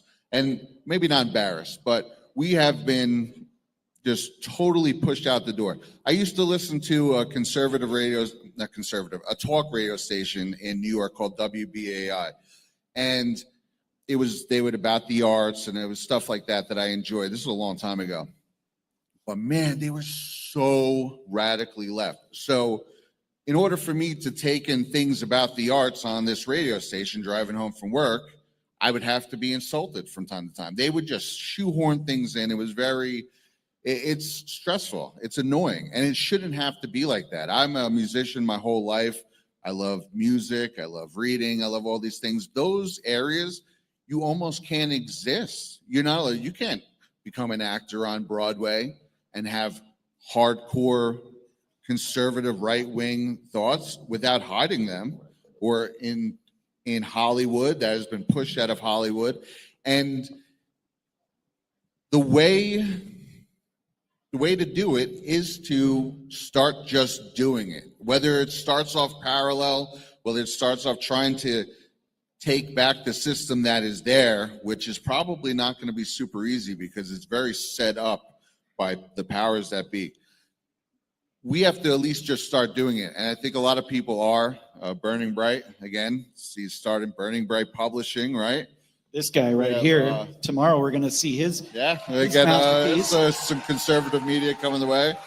Maybe we'll get the Ratligator Sports Channel going on. Not Your Moderated Cinema movies coming out. Yeah, we'll see about that. Turbo Records. You know, one of the things that keeps truly conservative viewpoints out of the entertainment industry is the fact that the people with the money who fund the propaganda in the country aren't interested in those messages being put out there. There are some quote unquote conservative funders of media these days, like you mentioned Daily Wire, they have a film division as well. And so there are financial interests in that. I'm not convinced that Daily Wire is not just another propaganda outlet of globalism. They are a globalist organization. And so it's a different brand of entertainment, right? We're switching from Coke to Pepsi. If you listen to my show or DPH, you've probably heard me talk about this a number of times. I'm concerned about very few things in how things are going forward. I'm very optimistic. But one of the things that I am concerned about is whether or not the big project, as most of us consume it, which is the thing in full from quote unquote the right, including Fox News and outlets like Daily Wire and Blaze and all of these other mainstream media outlets that are very sometimes Trump, they could be just walking us into the alternative. And then all they have to do is ride out Donald Trump for these next 3.5 years. And we're right back on to establishment Republican politicians and normie mainstream conservative, quote unquote, politics. I don't think that the conservative establishment as it has existed in this country, certainly in my lifetime, exemplifies the values that you listed before. I think that the conservative party, quote unquote, the Republicans in this country over the last 4 or 5 decades, and probably much longer, have been complicit in progressivism. They play the foil. They are the Washington Generals, you know, and they're not actually preventing any of this from happening. We are barreling through into the progressive era still, and Donald Trump could do everything possible in his power to stop that, but there has to be an understanding of the people that just because people say they like Donald Trump doesn't mean they're actually on Donald Trump's side and really pushing that agenda forward. Yeah, I agree totally. And, you know, if we pay attention to what Trump is doing right now, let's say we're talking about entertainment. Are you watching what he's doing with the Kennedy Center? I mean, this is ground zero for these leftists and the artists that they use to convey these messages for decades. And he is making them squeal and holler, and buddy, I love it. And it's like, hey, charge hard, right? We need President Trump to charge hard in there and put a stake into that Kennedy Center operation and damn them to say a damn thing about it, because we don't give a damn. We don't give a damn. We've got to change it from the top, and the Kennedy Center essentially is the top because that's where the federal government money is put out all across the country, and it funds all of these anti-American organizations who then want to get out there and prance and do these dumbass performances that nobody likes, nobody wants. So it's like we've got to really support him on this, but part of supporting him on this is us recognizing, all of us recognizing that we've got to step into the breach.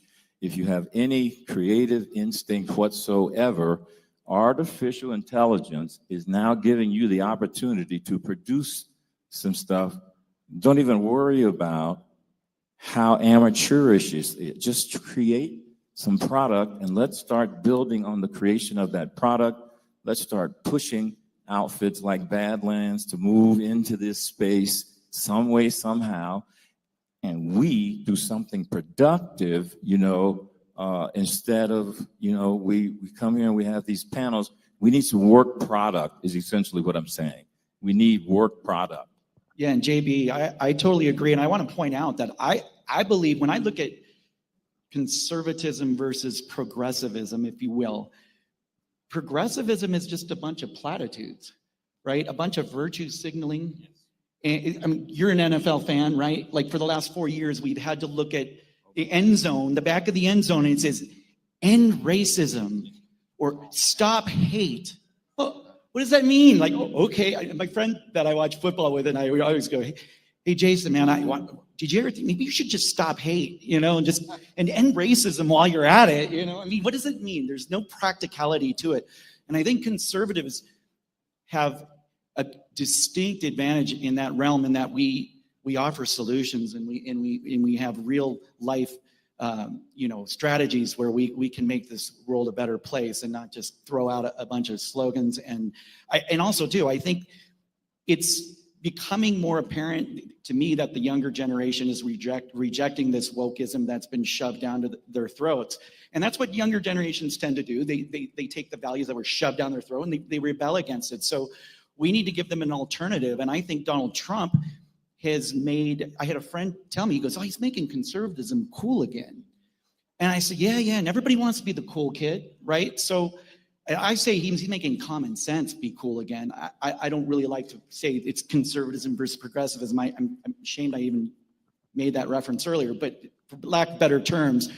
So Donald Trump is leading the way and showing us that we can have fun, we can take it back, and we can make it cool. There's no reason we should be disparaged by every TV show, every movie you watch. It's just, if there's a bad guy, it's always that, that Republican conservative guy in the suit and everything.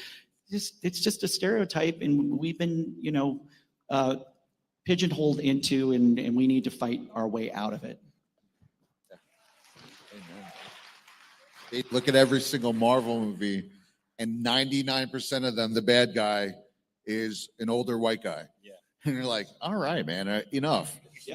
But the great thing about technology, right? There's been a lot of talk about technology on the last panel, a little bit here, is we don't have to be beholden to these means and methods anymore, right? There used to be only one way to get movies was to go to the movies and watch what Hollywood was giving you. The only way to watch TV was to go and watch one of the few channels that was on, or then even with cable, just one of them. And what Chris was saying is the money that was coming, the funding that dictated what they pushed, right? You're making a movie, even if you're not a progressive, even if you're just a middle of the road normal person who's trying to make a fun movie, you're getting a punch list. All right, you have to shoehorn in, this is an anti-marriage scene, a gay scene, a this, a that. It almost has to be that way, right? Every single thing you watch has one of these 4 or 5 ideologies that are being pushed on you, even if it has nothing to do with the show or the movie. There's one little part, and you're like, man, someone told them the studio, that came down from the studio, right? It has to be that way.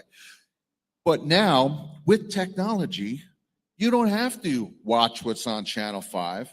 You can watch what's on Rumble. You don't have to watch the movies at the movie theater. Everything's right in your house. You could watch a movie on one of these alternate platforms. And with the way people are doing now with the technology, you could even make things that look like the cinema used to back in the day. That's probably the hardest one, right? Actual blockbuster movie level stuff.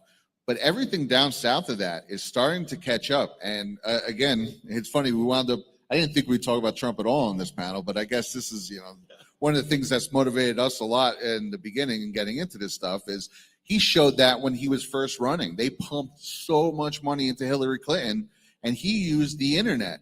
He used the word of mouth.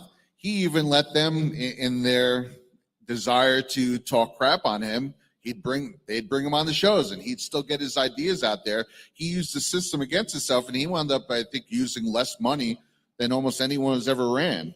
And then he beat the system, and then he beat it again in 2024 the same way. And this is all because we have the technology now to kind of go around that where we don't have to worry about that. So again, write the books you want to write, make the shows you want to write, do the things you want to do, and it's going to start going out there. And we as a community, in supporting each other, we will amplify these things, and eventually it will start to crumble the old system. I think the old system already is crumbling right before our eyes.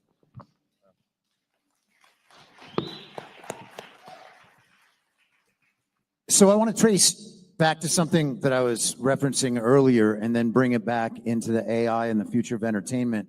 You know, when there were only a few news networks and only a few ways to be culturally informed, you listened to the radio, you watched TV over the air, you occasionally went to a movie theater. We had more of a common culture. They call it a monoculture. And over the past few decades, we've seen that fragmented and atomized, right? We went from the 3 network TV stations and PBS to Fox News. So now there's 4 network stations and state media. And that went on for a couple of years, and then we got basic cable, and there was 30 channels, and now we have satellite, and there are 300 or 400 or 500 channels. And then you have the internet, and now there's just millions of channels, okay? And so what we're seeing throughout that time is a decentralization, fragmentation, a specialization. So we end up getting into very niche interests at some point, and people are essentially just operating in a one-to-one path with whatever is entertaining them. And the person next could be someone that lives with them, their coworker, their classmate, whatever it is ingesting an entirely different information stream. And so, you know, we have, as I was saying before, I think some of that monoculture was thrust upon us, and it's illusory.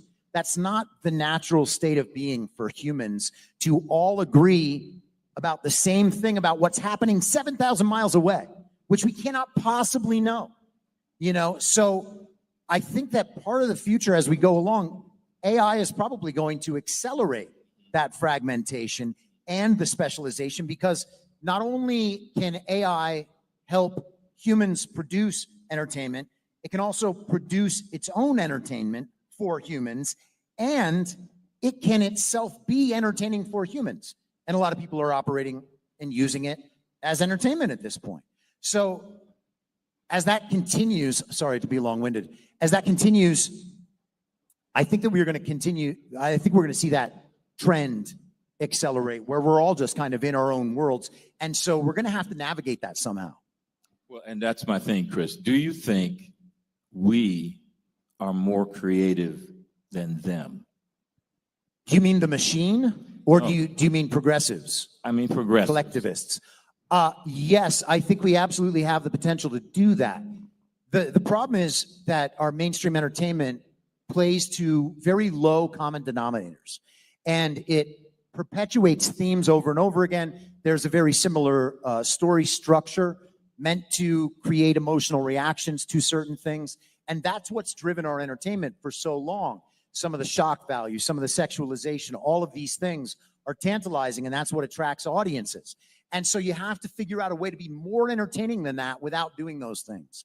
And so that's, I think, the challenge. Yeah, and so, well, aren't we in a position now where we really don't have to really worry about that machine and what they put out? People are turning away from it so much that it is a tremendous opportunity for us if we will only create and apply that creativity and put the product out there, right? We just have to get up off of our ass and start creating the product. Yes, but the machine is also rebranding the content it produces to attract us back in. It's saying, oh, we can see that you don't like all of the gayness and the racism focus and the hypersexualization. So what we're going to do is package all the same messaging into entertainment, into content that doesn't do those things, right? And so again, that's my concern. You're exactly right. We have potential down that one path, and there's also this other path that we should be very, very cautious about, because the two mirror each other so closely that it's very hard to distinguish between them. Yeah, it's like moving the Overton window, right? They move it, then they back up. Oh yeah, we're sorry, we went a little too far. But they're already, that center that they just moved back to is moved over the center that it already was. Then they do it again, and then they do it again. It's like when they do it at pricing, right? You're in a store and they way overprice something, and then they give you the discount price. You know, they have the way big price that's crazy with a line through it, and then the normal price, which is already higher than it should be in the first place. Like, whoa, I'm getting a deal here. So I think one thing to think about is, like you're saying, we have so many options now. You have to find the thing that you like, but I think the onus is a little on us to kind of, what is real? We have to really have our due diligence in what tracks and who is telling the truth, because no one can be fully trusted except yourself and your own research. They say, they'll tell me, well, how do I know who's propaganda? Even amongst right-wing influencers. And I'm like, well, how do I know who to follow? Who's telling truth? Well, I mean, if you're vetting, and it doesn't take so long, but if you're just looking into the things that you're being told, you'll eventually know. And not everyone, even people who are giving bad information, they might not even be trying to give bad information, but you can find it out, because everything is propaganda. If you read the book Propaganda by Edward Bernays, it starts off by kind of making this point. Not all propaganda is bad, but everything is propaganda. There's good propaganda, bad propaganda, in the middle propaganda. Technically, when you watch my video tomorrow, that's technically propaganda, right? I feel like I have figured it out, and I want to present that to everyone. There's other people who are going to present other views to you, and it's not necessarily some malicious, oh my gosh, I got to get them to think this way, but everyone who thinks they have it figured out is trying to present it. They're excited. They're like, hey man, I think I got it.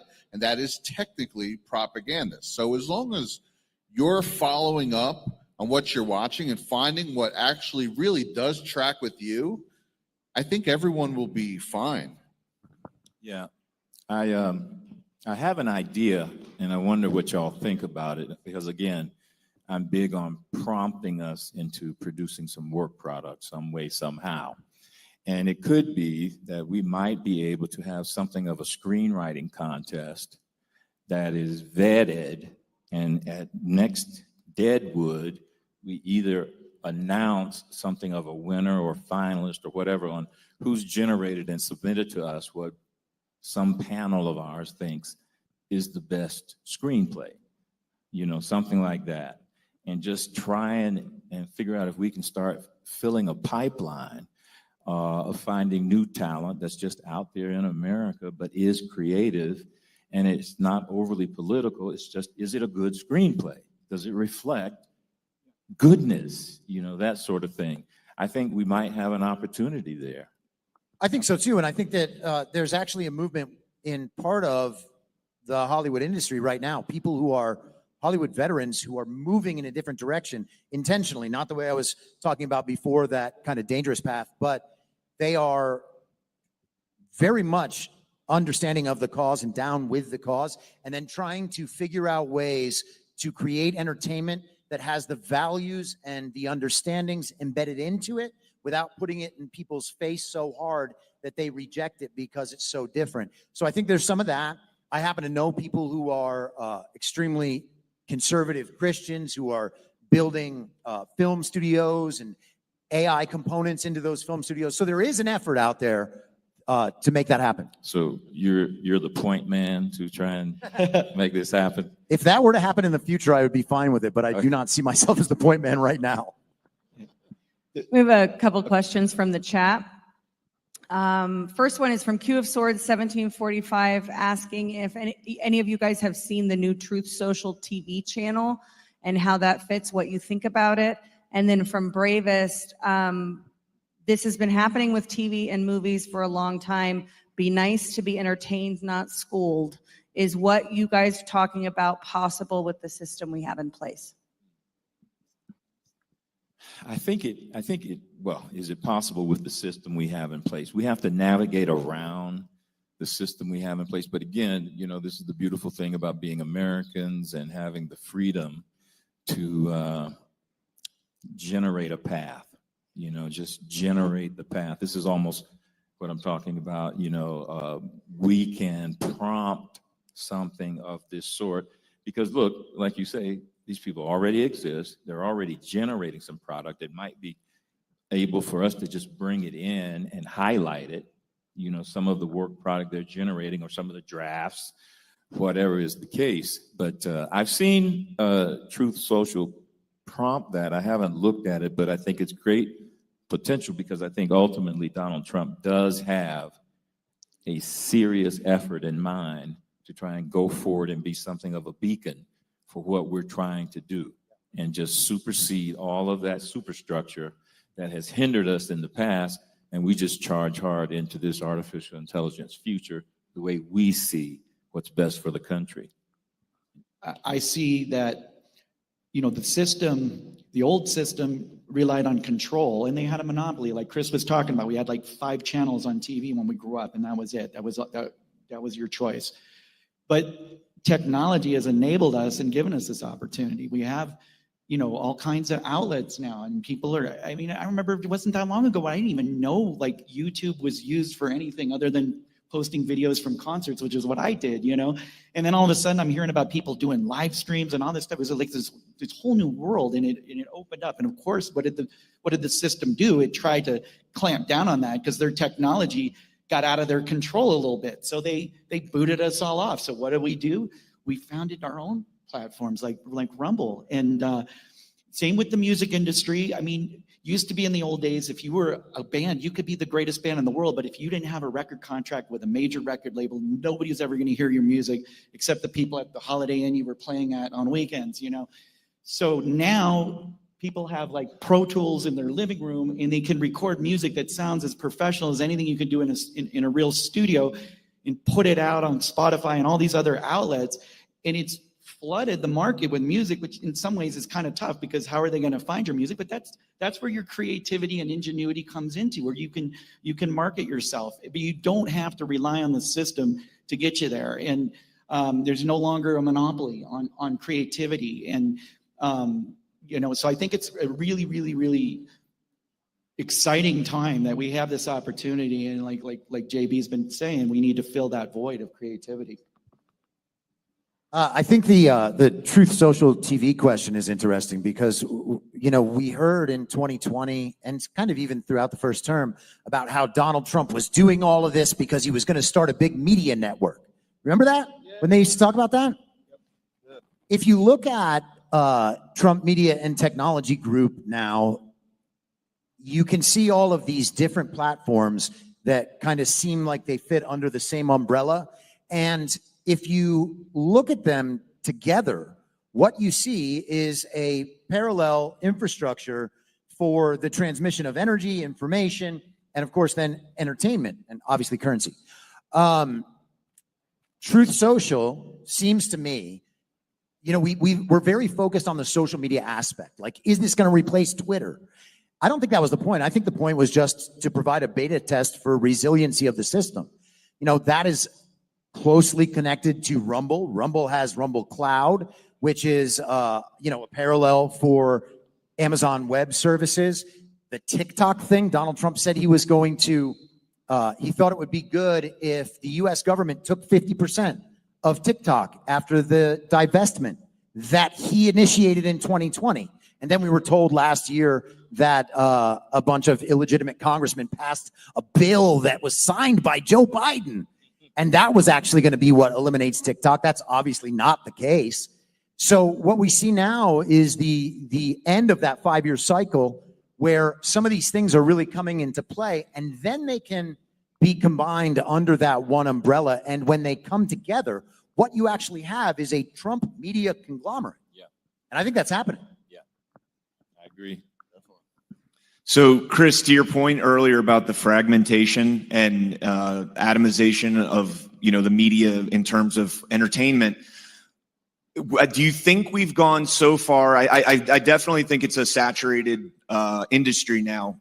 You talk to any average person, ask them about a particular show that you might happen to be watching, and 9 times out of 10, they have no idea that that show even exists because the market is so flooded right now.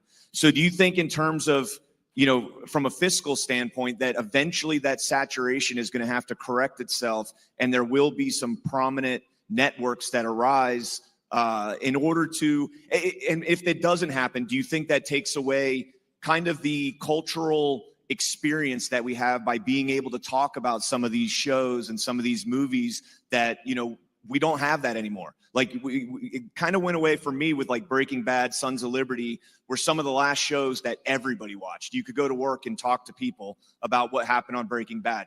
We don't really have that anymore in the media. And do you think that it'll correct itself?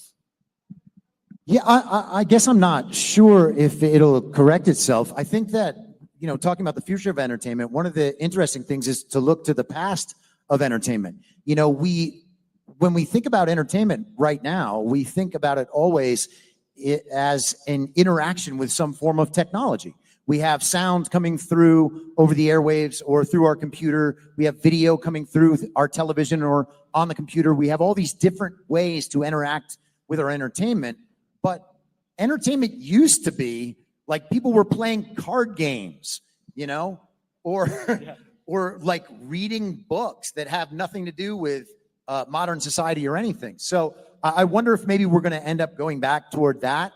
The fragmentation thing, if a parallel infrastructure is built up that people like and move to, great.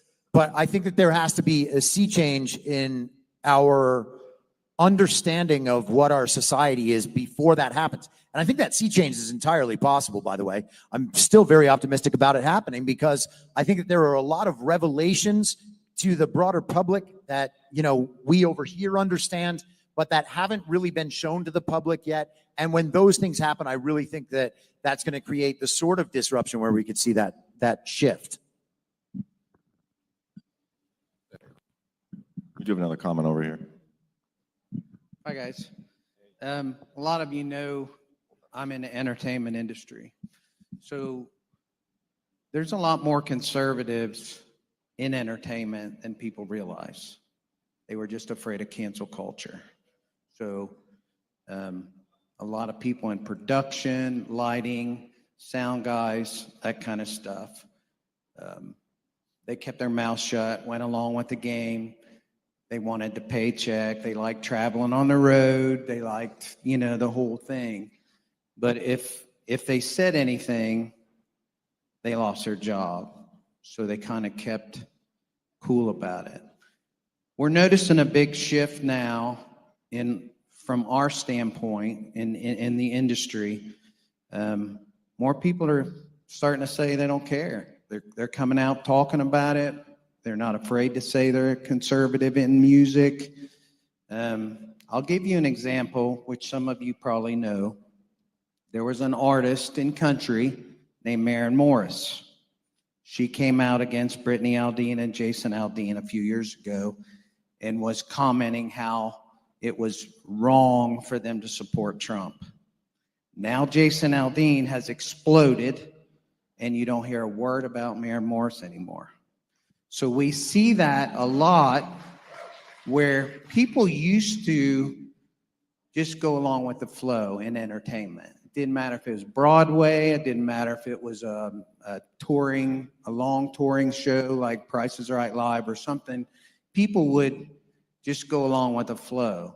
But now more and more people are starting to say, screw it, I don't care.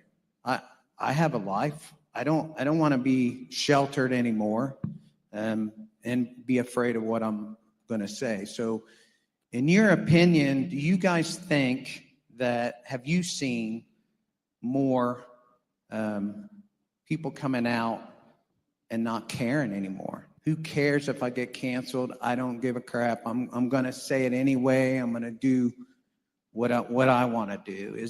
What do you guys think? We have seen it on the transportation side where people aren't afraid anymore.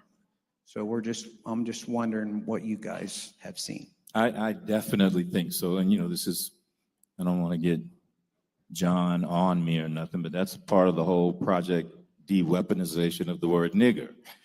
People are not giving a damn about that kind of thing and being coward from even saying it. And it's like they're starting to realize more and more how much of an insult it is to us as Black Americans that y'all keep talking about this damn N-word like we're fucking children. It's like, stop it.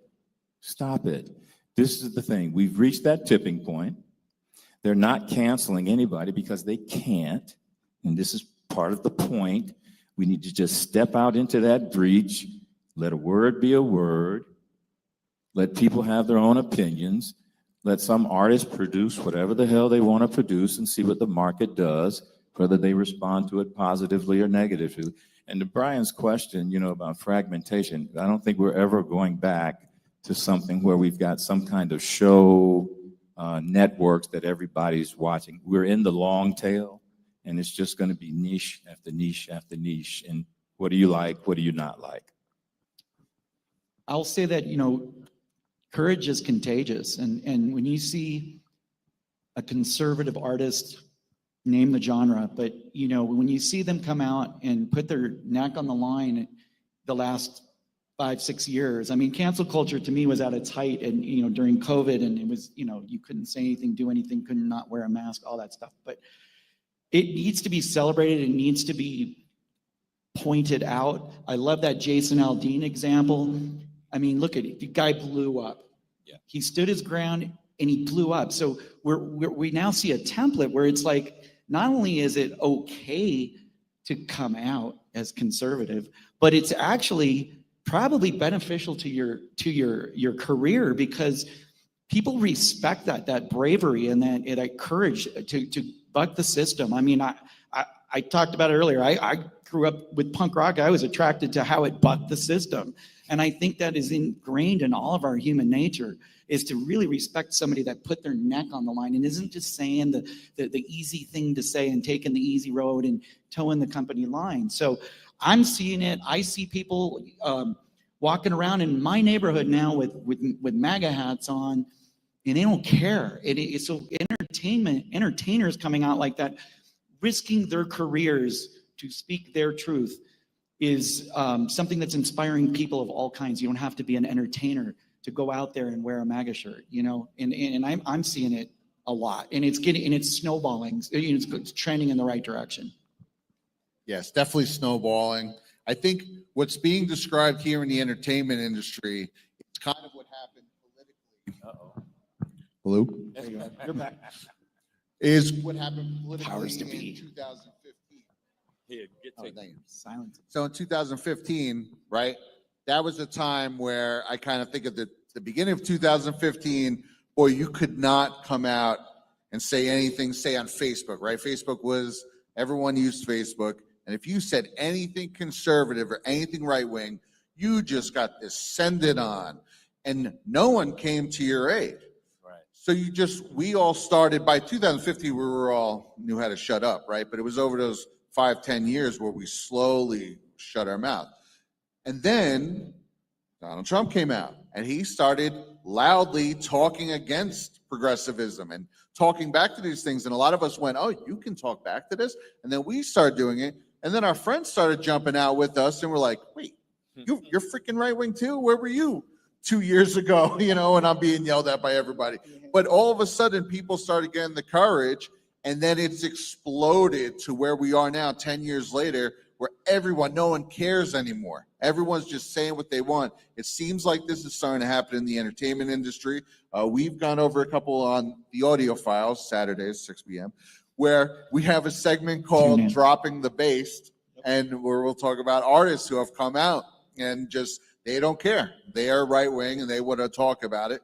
And there's more and more of that. There's more and more of that coming out in the Hollywood. And this is going to snowball the way it did from 2015, simply politically. Now the entertainment world is a little downwind of that. And now it's going to start snowballing with that, because there is a big market. I truly believe there is way more of us, and people speak with their wallets. Yeah. And once people start realizing, oh, I might get canceled from the official means, but the people are going to hoist me up on their shoulders, they're going to get that courage to do it, and then it's forget about it. Then everything is going to change in the next probably 5 years, I'd say. I think the toothpaste is already out of the tube and there's no putting it back. So it's just a D5 avalanche coming. I said D5. 5, right? You know, J-Trade, I think you were dead on in the incentive structure that's happening, like the shift in the incentive structure. This is something I thought was going to happen at a much faster pace back in 2020 when I was in Hollywood and I was the one speaking out and getting absolutely crushed for it. And I had a lot of friends that would contact me behind the scenes. They would private message me and say, man, I keep going on, I'm on your side. I'm like, okay, well, why aren't you speaking up? And it's always, and maybe there's an argument to it. I mean, that's for people to judge on their own. But the argument was, I have a platform. I can use my platform at some point. If I use it now, I will lose my platform. And there is a risk of that. The problem is they've just been in that phase for 5 years now. And they could have lost their platform, become prominent with America First America, and then reestablish the platform, and then be doing the work that they want to do now. And so it's been a big disappointment for me to see people afraid to actually just rip the Band-Aid off and go after these people who they know are evil, but they depend on them. So there's incentives. So I think that's shifting. I really am baffled that big stars who are on our side of things have not come out forcefully for that. Because again, you're talking about being canceled, quote unquote, for a few days.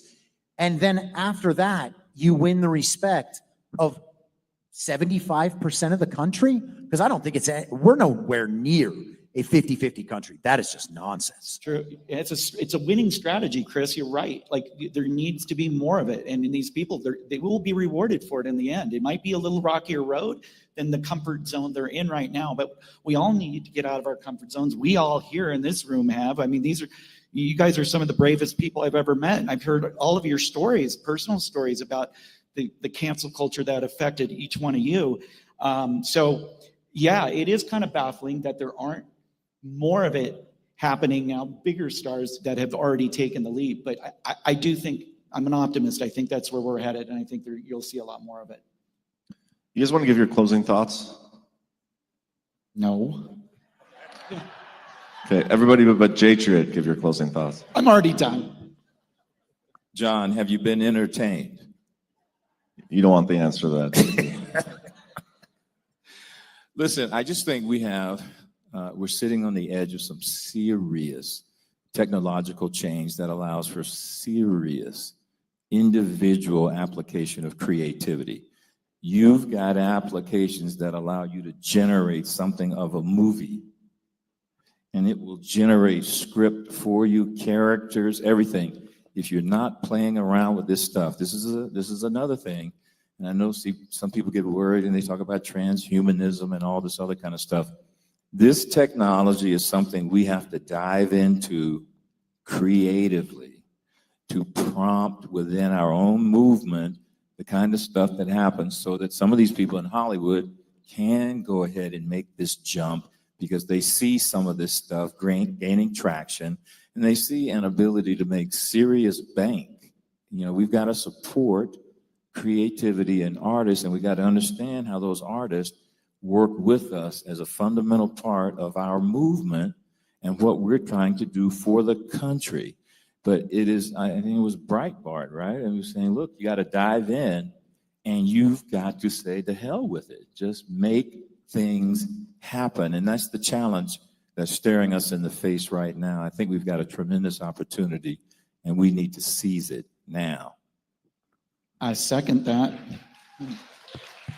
Yeah, if we want this renaissance to happen, we can't just be the audience. We have to be the storytellers, as Burning Bright says all the time. We have the better story writers, and I believe that. And we have so much to offer in terms of our values and things that everyday Americans can relate to. So let's keep pushing forward and support each other. You guys are doing all that just by being here, supporting great documentarians like Brad and Phoebe writing his book.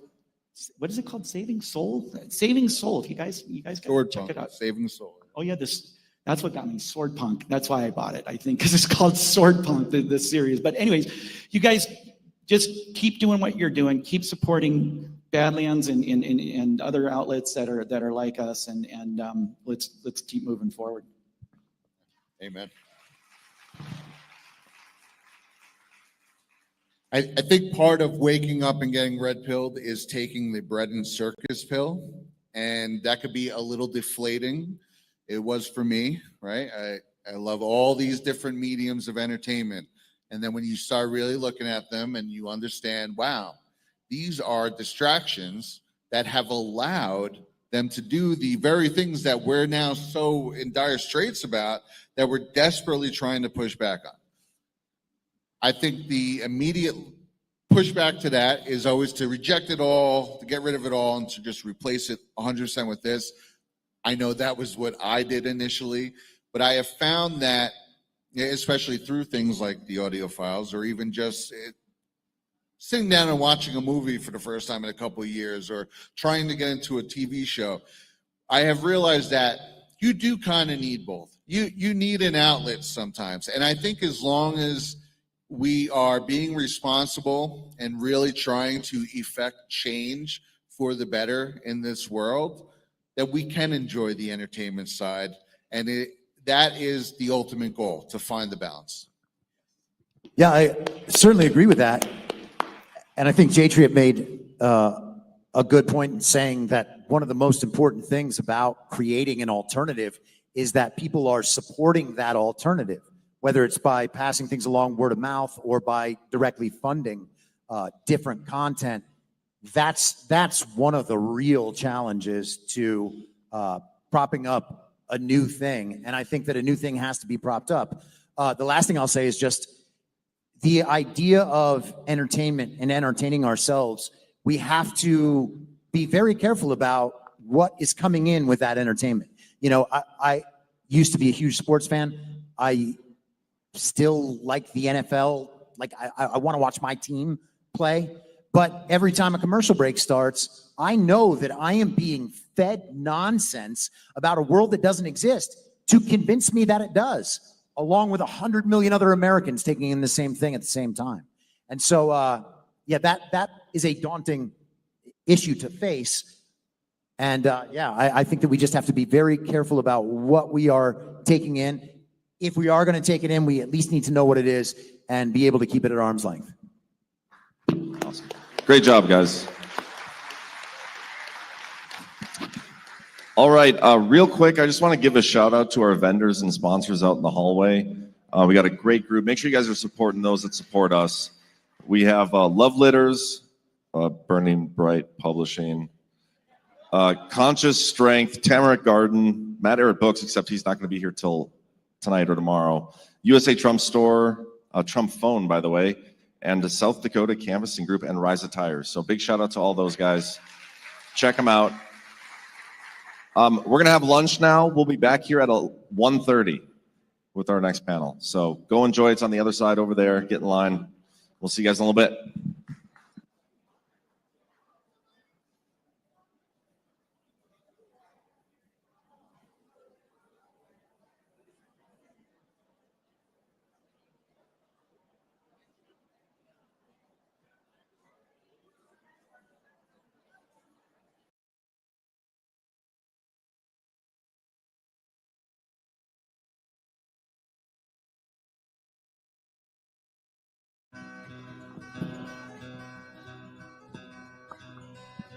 Mind kicking off our health panel.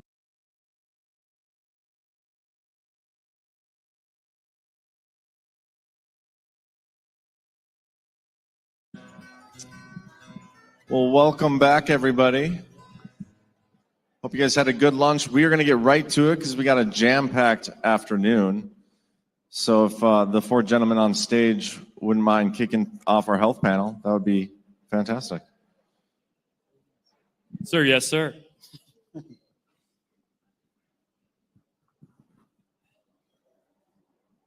Not all at once, guys. We We're had waiting. a pre-existing We're waiting. arrangement. A few people coming into the room. Dead air. All right.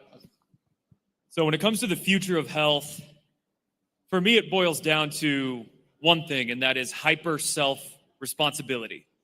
Hyper self-responsibility. And under self-responsibility comes two things. Number one is self-education. Number two is discipline. It's often said that knowledge is power, but if you don't apply that knowledge, you're not going to get anywhere. So knowledge is really just potential, and the applied knowledge is what is power. And when it comes to hyper self-responsibility, that means having to make the effort to educate yourself, because of course the medical industrial complex is not going to do that for us. They're not even going to educate doctors, the health professionals, about what health truly is. So how can we expect that to go down the grapevine to us? So it's going to require expending a few hours every so often to learn about nutrition, learn about movement, learn about different diets and habits, lifestyle choices, things like that. So self-education. And then comes the discipline part. You have to actually apply that knowledge and be disciplined to achieve whatever health goals you're trying to achieve. So discipline means I'm going to do what I need to do to remember to drink freaking water. I'm going to do what I need to do to get active. Whether it's just going on a walk, going on a hike, setting your alarm, getting into the gym, doing racquetball at the local YMCA, whatever it is to get yourself active, you have to have the discipline to apply those things. Because it's not about motivation. Motivation comes and goes, it ebbs and flows. Motivation doesn't really get you anywhere. It's the discipline that we need. And with discipline, doing the thing you need to do every day, whether you like it or not, that's where motivation comes from. Once you start seeing results of feeling better, looking better, sleeping better, thinking better, then you get more motivated to continue doing what you need to do. So those two things, education, self-education, and the discipline aspect come under that umbrella of self-responsibility. And that's where I think the future of health is headed. Self-responsibility, which leads to self-accountability. You have to be honest with yourself, not in denial of your choices.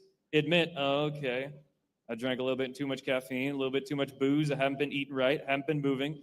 No wonder I feel like crap. So there's the self-accountability part of it. And also self-reliance. If you grow your own food, if you work in local networks to get raw milk and eggs and grass-fed beef with each other, you're going to have not just a healthier individual, but a healthier community doing that self-reliance outside of depending on big brother, big government, big corporations to feed you and tell you how to live. So the future of health is hyper self-responsibility, and we're already headed in that direction. Everybody knows that big pharma sucks. No profit in healthy people. No profit in cures. They want to keep you, no profit in dead people either. That's why they just want to keep you sick. They don't want to kill you. They don't want you to be healthy either. They just want you to be sick so you keep coming back for more. We already know that. We can go on and on and on about the past, how we've gotten here with Rockefeller medicine and allopathic Western medicine, sick care system. But if we're going to focus on the future and actually change that, we need that knowledge. We need that education. We also need to be hyper self-aware, understanding of our own situations, because the same diet doesn't apply to everybody. You see, 15 years ago, veganism was a big fad, and now it's carnivore is a big fad. But I don't agree with the people that sell you on the idea that one diet is what everybody needs to do.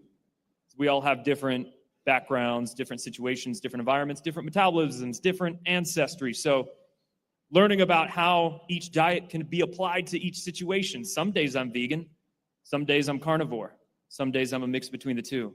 It depends on what's going on in my life and what diet best needs to be applied, because it's just a tool. Same thing with exercises. There's certain exercises where you think, oh, that's helping that person, it must help me. But your body might be different. So that exercise could actually exacerbate some imbalances and cause more pain than actually strength. So it requires a lot of self-analysis, self-understanding, self-awareness, and also education so you know how different tools can be applied to different situations, whether it's a diet, a supplement, whatever. So future of health is hyper self-responsibility. I totally agree with everything Jordan just said, but like in my field, in chiropractic, we're dealing with patients every day and trying to give them really good practical advice, simple things that they can do to help them help themselves so they're not reliant on me or any other doctor. The problem is compliance. And you talk to any doctor and that's like the most frustrating thing because your patients will come back and be complaining again. And then you're like, well, did you do this? Did you do that? No, I didn't. So when I think of the term, make America healthy again, I was kind of thinking about it and I said, okay, America, not make a few really motivated individuals healthy again, but make America healthy again. So how do we get everybody in this country to sign on to what Jordan was talking about, personal responsibility? The first step is obviously exposure. People needed to wake up to the medical industrial complex and all the evils of it and how it's kept us sick rather than healthy. And how, just the term healthcare just makes me laugh, when they talk about, oh, healthcare is a right and this and that. I'm like, it's sickness care. They're keeping you sick so they can profit off you. And I do think that COVID was the prime, it was a horrible thing we all went through, but it basically gave us the blueprint for how to fix the system. Because in COVID, we had centralized top-down mandates in care, and we need to have decentralized care. We need to have personal responsibility. We had profits over the patients, profits over people, and we need to have doctors and people that are in it for the right reasons and aren't just trying to sell people a bill of goods and keeping them sick. We also had fear used as a public health tool, and as long as it kept people in fear, people will just do whatever you say, right? It was just sort of trust, this is a very deadly disease and trust us. We'll get you through it without dying. And that was all wrong. So as bad as it was to go through all that, it gives us a blueprint of how to fix that system. But, I think it starts with personal choices and it's going to start at the bottom. Kennedy's going to do what he can to clean up our soil, our food supply, et cetera. But we all have to make those hard personal choices to really take control. And this panel is about sovereignty, personal sovereignty of our health. And that just really starts with each individual person. And hopefully you can help motivate your people in your family, your friends. But I think more people see how just truly wrong the approach has been, where you treat a symptom, but you don't treat the cause. And, I think people are coming along and we are definitely moving in the right direction, and we just need to keep moving that way. Okay. Well, I completely agree. I mean, obviously, personal education and personal responsibility is really the foundation of all of this. And I think we're at a very unique point in history because largely from the pandemic, a lot of people started trying to do their own research and realizing that they couldn't trust the medical industrial complex. But I think that what RFK is doing with the structural aspect of it is so vitally important because all the information in the world is awesome, but if you're only able to find information that is faulty or is designed to educate you in a way that's not truly educating you, but designed to keep you trapped within that system, it's not going to do you any good. I'm sure a lot of people here are familiar with colloidal silver as an antibiotic. I mean, it's natural, it's easy, and it used to be used widely in hospitals up until the modern day allopathic medical system. And it still is to a degree when there's certain things that the pharmaceutical antibiotics can't knock out. But I had no idea that copper was an antiviral and that was widely used up until the advent of Rockefeller medicine. And, if you've got a viral illness, you can take that, internally, you can use it topically. You can use it to clean. I had never heard that before. And when I learned that, I went out looking for it, and it's not super common. I mean, it's not a product that you can find offered in a commercial sense. You can only get it from people who are making it directly. Maybe there's some place, but I just wasn't able to find it. But I thought that that was an excellent example of sort of, the esotericism of medicine, keeping that information hidden from the people so that they would never gain access to it.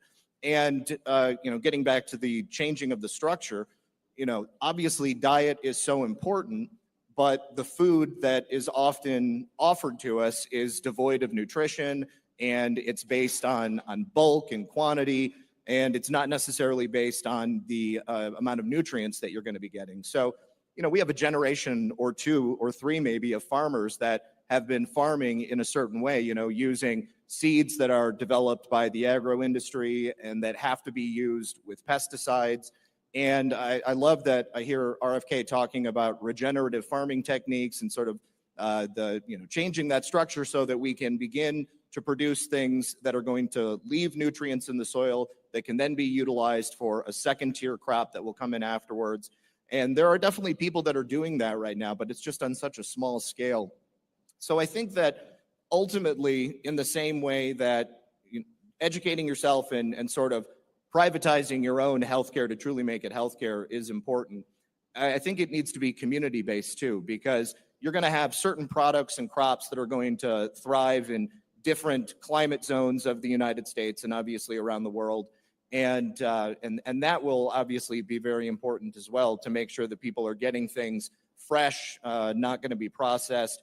And in changing that structure and in changing the way that you think about your healthcare, not necessarily depending upon a doctor or a healthcare system, it's going to go a long way in making sure that the quality and the lifespan of people's lives are going to be dramatically improved. And I'm stoked about what's happening with health in general in the United States, because for so many years, I know a lot of you out there probably have been focused on this for a long time and thought about how frustrating it was. I remember doing shows and people were like, how am I supposed to avoid poisons and toxins and all of these things that are in all of these foods that we're told to eat, but they're obviously not good for us? And we're just literally turning it on its head right now and changing from a system of sick care designed to keep people sort of entrenched in like this ongoing cycle of illness and disease into a system that is designed to optimize health and to keep people at peak performance so that they can not only live the best lives that they possibly could, but also to give back to society in the way that is most vital. You set me up perfectly with that. Thank you so much. Yeah, for me, the future of health is I think America is still going to be, I believe we are, but are already, but I believe we're going to still be the leader in like trauma medicine, because that's still important. If something happens, you need to go to the hospital, have an emergency surgery. I'm living proof of it. People saved Dr. Scott saved my leg when I was in high school. So those type of things are necessary. But I think we're moving to where we have the best trauma and the best preventative health care, like Zach was saying. But more so the fact that I think the incentive system for doctors is going to be completely flipped on its head. I think that's going to be one of the big key changes, because you'll see more private practices opening up that are not overseen by big hospitals. You're going to see urgent cares that aren't owned by like Wellstar or Northside. Those are ones in Georgia at least. But like they bought up all these different urgent cares that were little mom and pop shops that had doctors who had specific protocols for individual patients. And now they're at a point where, or they were just at a point where everybody was getting funneled into just like a cookie cutter system. So I think everything, like you guys were saying, is going to be tailored to the individual. It does obviously need to be on us to go out there and search for those things. But the only thing that I want to challenge you guys to do is continue with all the things that they were saying. But as you get healthier, you're going to have people come up to you and say, oh, you look great, or like, what are you doing, and those different things. Just make it a point that whenever somebody compliments you, even if they don't ask what you're doing, let them know how you got there. Like, be like, oh, I'm doing this thing. Just pass a little bit of knowledge, a little nugget here or there. And eventually, I think our whole society is going to get a little bit healthier. Ash? I was born at Northside. Shout out Fulton County. How you guys all doing today? Thank you so much for the panels and everything else. This is our first GART from my wife and I, and we're just loving it. We'll be coming back. I just want to tell you a real quick story, and I'm going to make it as quick as possible as far as trusting the doctors and the pharmaceutical companies. Up to prior to the pandemic, the doctors were the world to us. Everything they said, we believed. We had no reason to question it, right? And then the pandemic hit, and my wife and I and my daughter, all three of us came down with it, very sick. My daughter, who had prior disabilities, she ultimately passed during that situation with COVID, not because of COVID. That's a separate story. My wife was very, very, very sick. And during that pandemic, I'm calling my doctors, I'm calling everybody I could find. Nobody would help me. No callbacks from my family physician who had for years. I couldn't believe it. She was suffocating and I couldn't get with it. Obviously survived, she's here. So prior to that, because of that, we did not, thank you. We did not trust physicians whatsoever from that point on. A year ago, almost to this day, last Labor Day, I ended up with a heart attack and ended up with open heart surgery. Guess what? Now I have to rely on the physicians and the doctors. I have no choice, right? So during a long process of recovery, I was with my cardiologist, and he was going through all these medications he wanted me to take. To me, it was a list this long. And I'm questioning him on all these drugs he wanted me to take, and I'm questioning him. And on one of them, he mentioned, I think it was Eliquis, the blood thinner. And he said that name, and I'm thinking, wasn't that the one they advertised on TV with all the side effects? His reply to me was, well, they have to say that.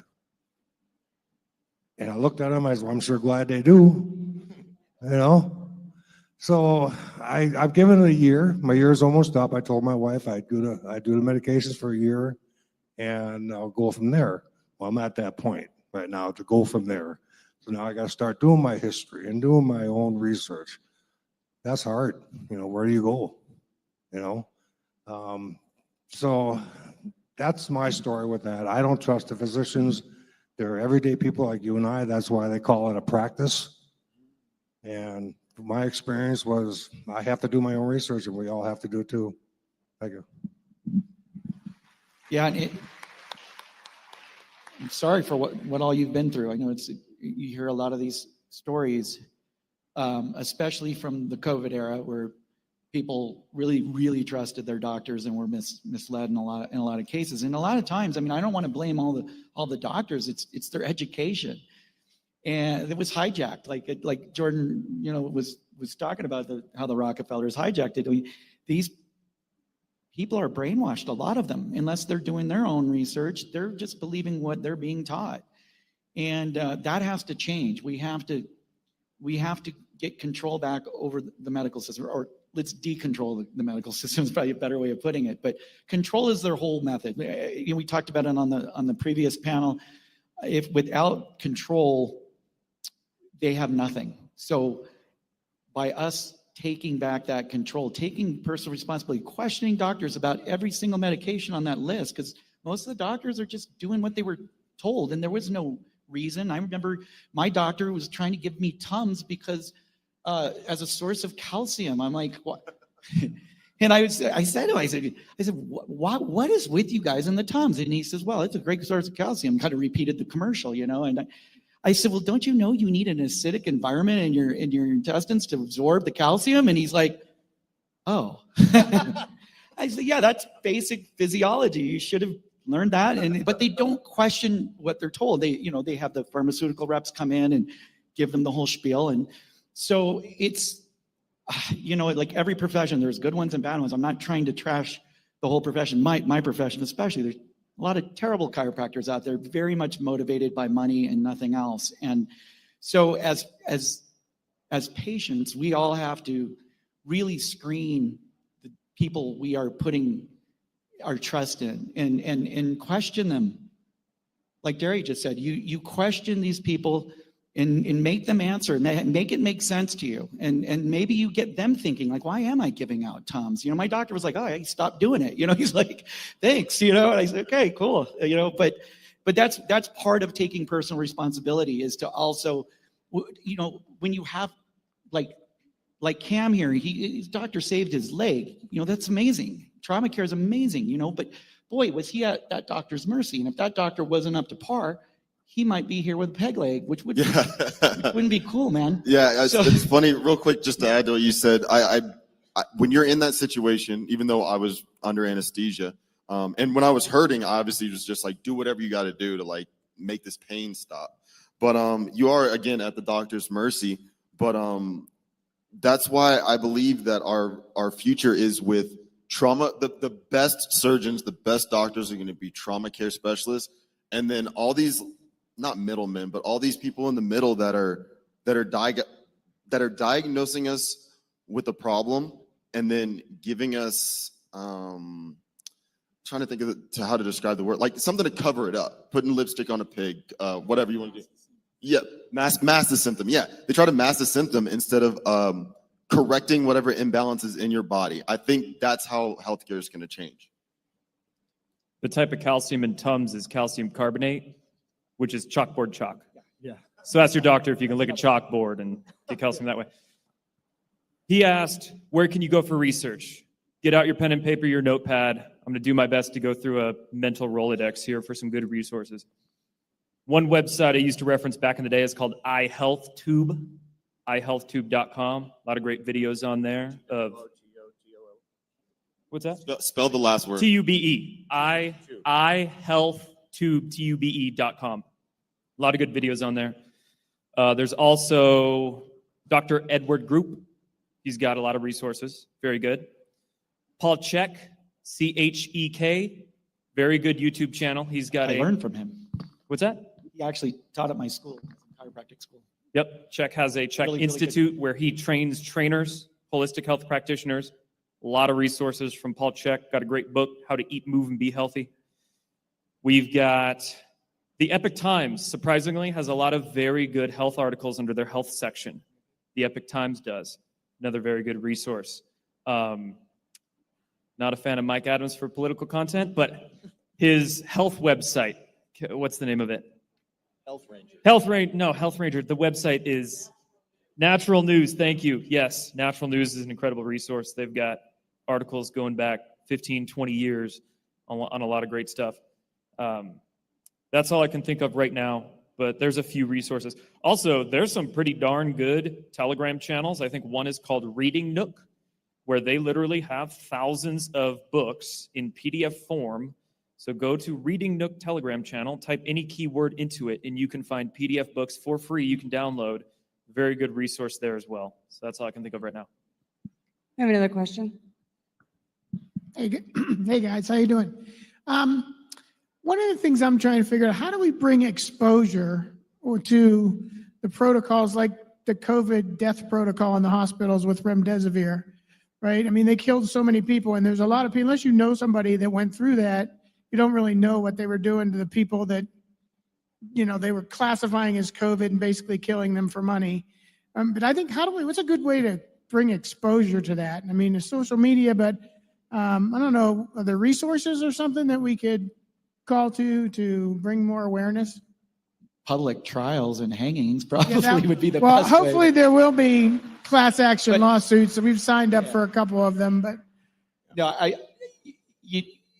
I just tell people, you know, I hear people tell stories and I say, yeah, if you went to the hospital during COVID, you most likely were going to die not because of COVID, but because of you either put on a ventilator, which killed you, or you were given remdesivir, which was a experimental treatment for Ebola virus, but it failed. It didn't even make it to clinical trials. basically made them drowned. I mean, they drowned between the remdesivir and the right. So, you know, air, they drowned.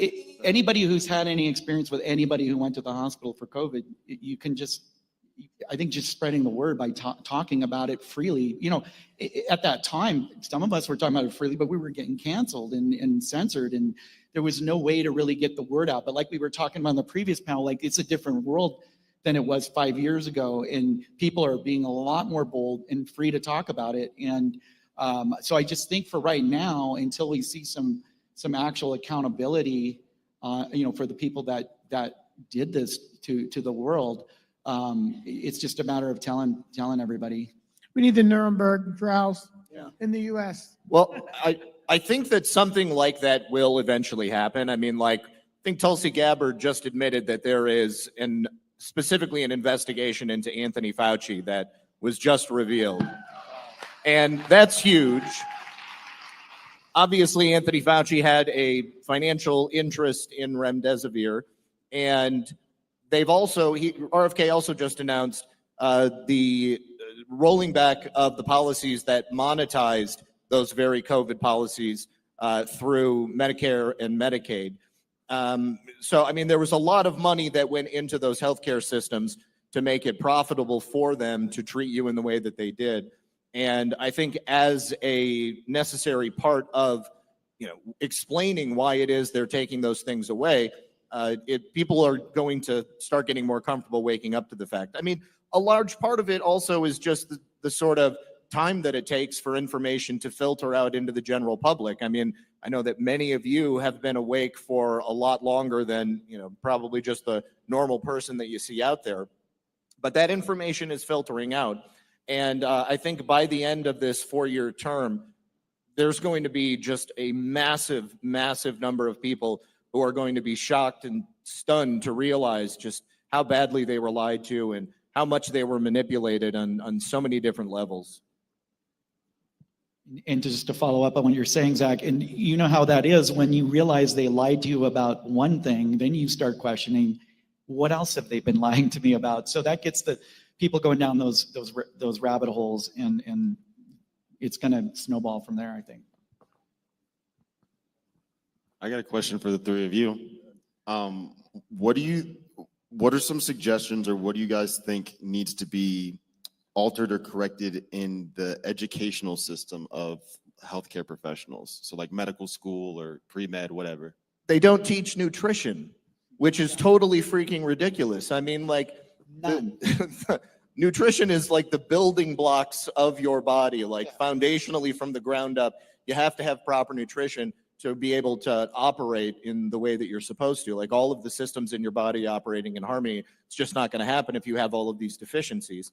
So, I was shocked when I learned that they didn't teach doctors about that most basic thing. It's like the Hegelian dialectic of the medical community. I mean, like you said, they're just looking for something they can prescribe that's going to mask the symptom, or give you another symptom that they can then prescribe something else for you to take because of it.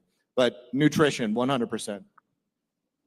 Also, the lack of biomechanics and kinesiology education in modern medicine. And I'm sure Jatriot can attest to this, being a chiropractor dealing with the spine. But how many people have back pain or neck pain, and they go to a doctor doesn't know what to do, hand them some pain meds, and then you be on your merry way. Meanwhile, the root cause of their back pain could be some misalignment in the hips, some structural imbalances, muscular imbalances, weak glutes, tight hamstrings.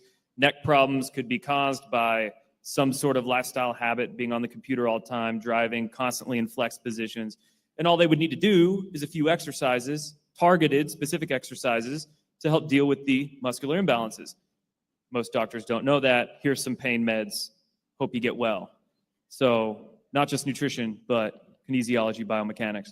Yeah, that was another thing I was shocked to learn from my doctor that I have these candid discussions with, was that he's terrified when people come in with back pain. And back pain's the number 2 behind the common cold, number 2 reason people miss work. 80% of all people will experience some debilitating back pain at some point in their life, requiring some kind of care. So, he says he's terrified, and he asked me, he said, how much of your education did you learn about musculoskeletal pain? I said, all of it, all 4 years. And he says, we got 1 day. And he went to Johns Hopkins, which is world-renowned medical school. He says, we got 1 day. And I said, well, what did they teach you? He said, they teach you to give you muscle relaxants and painkillers, ice it, and just lie in bed rest, and it'll go away.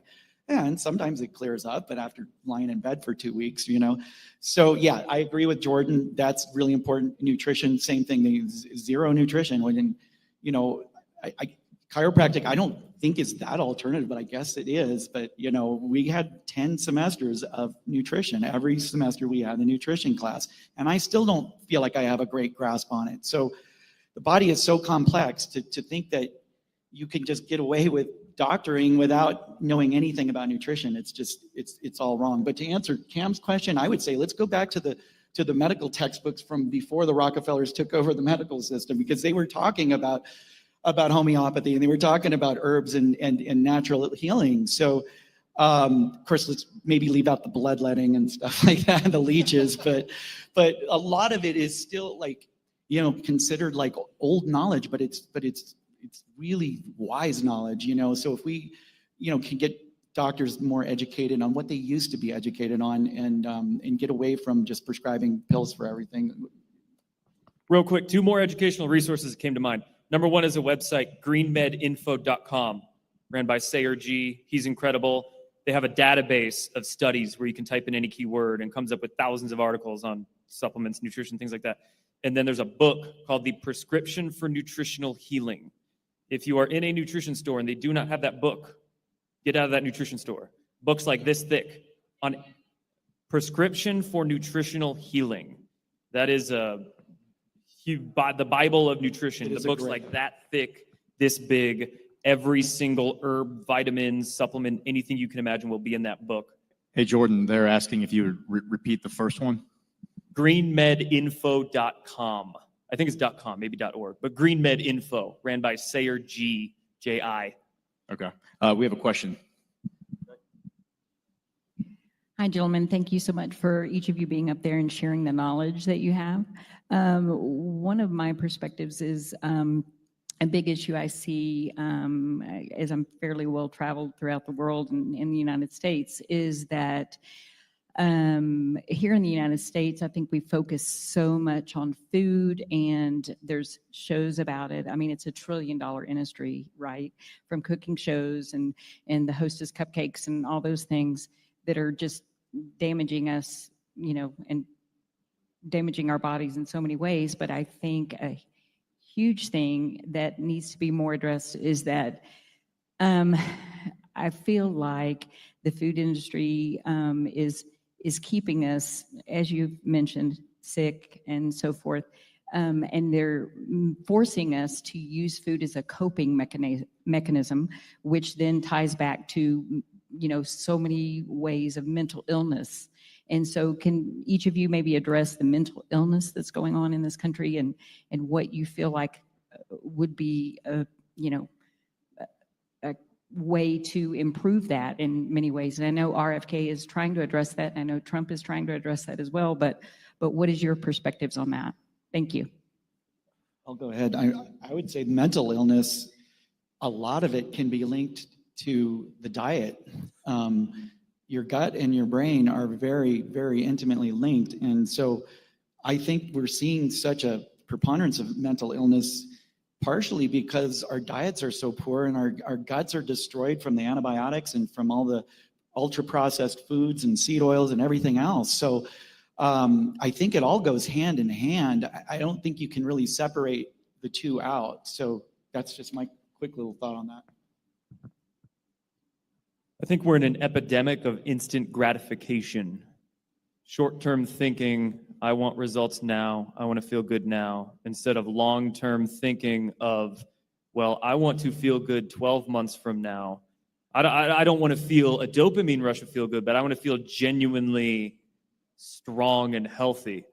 And because we are in this epidemic of instant gratification, we reach to the sugars, the video games, all of these little things, the drugs, all these things that make us feel good in our comfort zone now.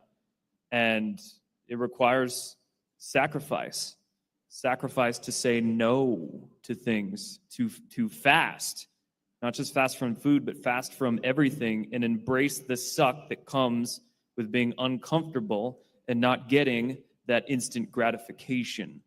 So sometimes the healthiest thing to do is just to say no and to avoid and not do anything. And this is kind of a tangent here, but I think a big issue is also not just the education we get from mainstream medical system, but the education we get from the social media influencer industrial complex. There's so many fads out there. You know, new TikTok fad has some supplement going viral and people are sensationalizing what it can actually do for you, or a diet, or a workout routine, or whatever the case is. Honestly, I think ivermectin got kind of fatty there for a little bit. I like ivermectin. I think it has a place and a time. It can be a useful tool, but I just started seeing it everywhere, and people think it could do everything. So there's just these fads, and fads often have a financial incentive behind it. You've got some company paying people to promote it, and then you see AG1 on every podcast. So be careful of the fads, be careful of the social media influencers, their education, and that instant gratification as well. That magic pill mindset, right? That's what fuels that instant gratification. I want results now. I want one thing that's going to cure me. This supplement's going to help ail me. Well, that's the same mindset as thinking a pharmaceutical pill can heal you. Yes, this supplement can help improve your condition, but it's not the only thing to focus on. There's 50 other things to focus on as well. So instant gratification, magic pill mindset, and fads. Yeah, just to add on that, I mean, I see that too. I mean, people will ask, like, what's the one thing? But there is no magic bullet. I mean, we are a holistic system. I mean, if you think about your car, you've got to have your coolant, your oil, your transmission fluid, your bearings greased. I mean, all of it has to be operating at peak performance for it to work properly. And your body is the exact same way. You've got to think about it as a system and be working on all of the various parts of it at the same time. And it definitely takes, discipline and structure to be able to do that properly. But just to get out of that instant gratification mindset. With regards to mental health, I think that the structure of society today is fundamentally unnatural. And there is a lot of problems with people being mentally ill because they don't have the natural coping mechanisms to deal with the sort of life that we are living nowadays, especially people living in big cities. I don't think people are meant to be stacked on top of each other. I don't think that people are meant to be in such close quarters. Family units is one thing, but to be stuffed into, a 500 square foot apartment surrounded by a bunch of strangers and everybody is dissatisfied with their lives and nobody can make enough money and everything sucks and you feel like everybody's lying to you, it gets really frustrating. But on top of that, we've got the advertising from the pharmaceutical industry, and that's another thing that's being addressed as well. I mean, every time you turn on the television or a streaming service, like I've noticed that every single ad that pops up is something for either mental health. Oh, Paxil isn't working. Why don't you add Abilify? And then why don't you try this other thing? Add all of these things in there.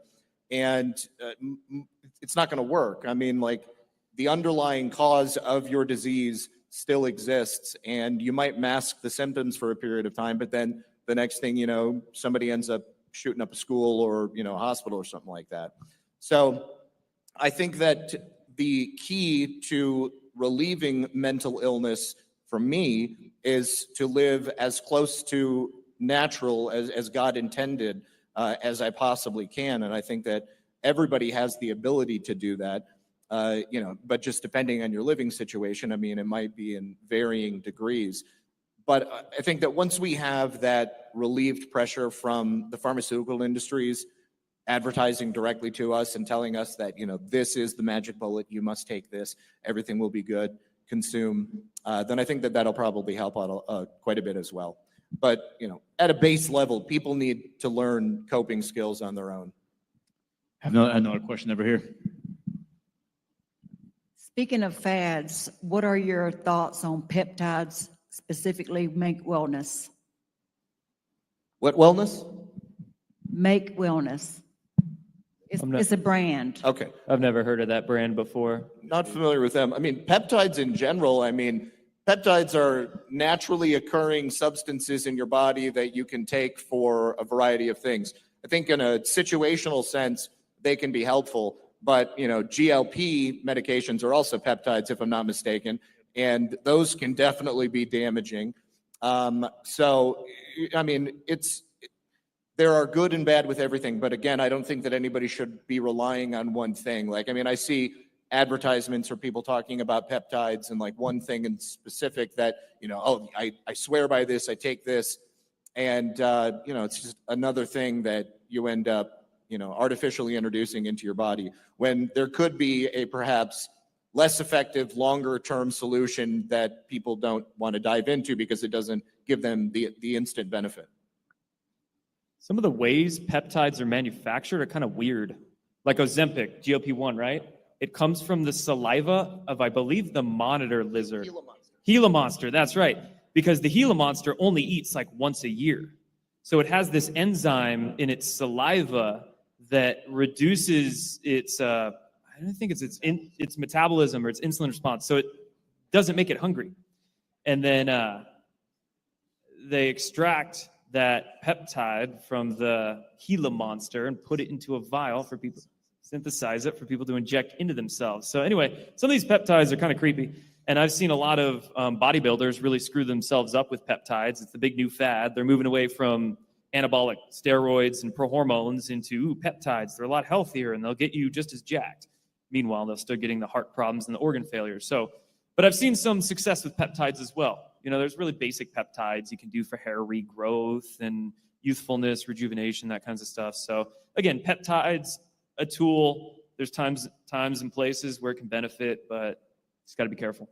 I mean, as an example, I used CJC 157 or maybe BPC 157 and TB 500 for I had some torn ligaments in my knee, and it would not heal, and I couldn't do anything to make it heal. They wanted me to get surgery, and so I decided to look for something else. I found that, and I did that for like 6 months, and it completely healed. I mean, it's like good as new.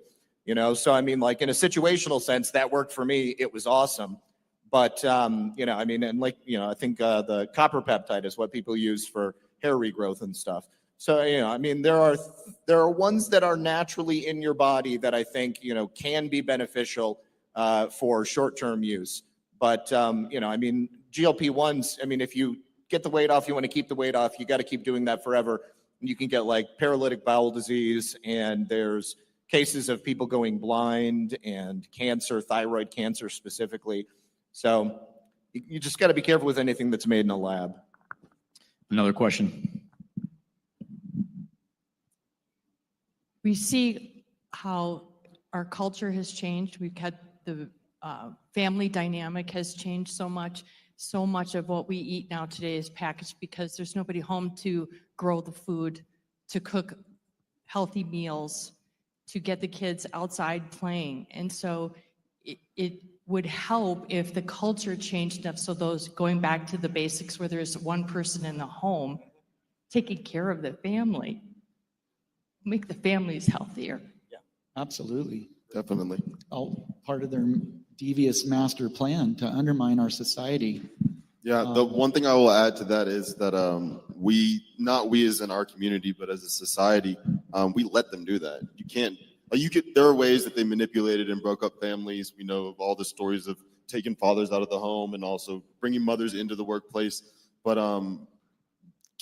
people consented to that. They fell for it. So not only is it obviously getting us back to a more natural nuclear family, but we also have to be wary of the next time if somebody tries to come along and break up our families. We have to realize that our family foundations are honestly none of anybody else's business. Like if you want to have your family and you have your family a certain way, you do it that way, and honestly, damn everybody else. So it's partially taking your own, taking a responsibility, but also not avoiding, but realizing that there's peer pressure all around you, and do the same thing that you told your kids when they were in high school and somebody was offering them to smoke or drink or do something like that, you know? So. Another question. Hi. Red light therapy. Do you think we're going to see more options like that in the medical industry because that's becoming more well-known and more common?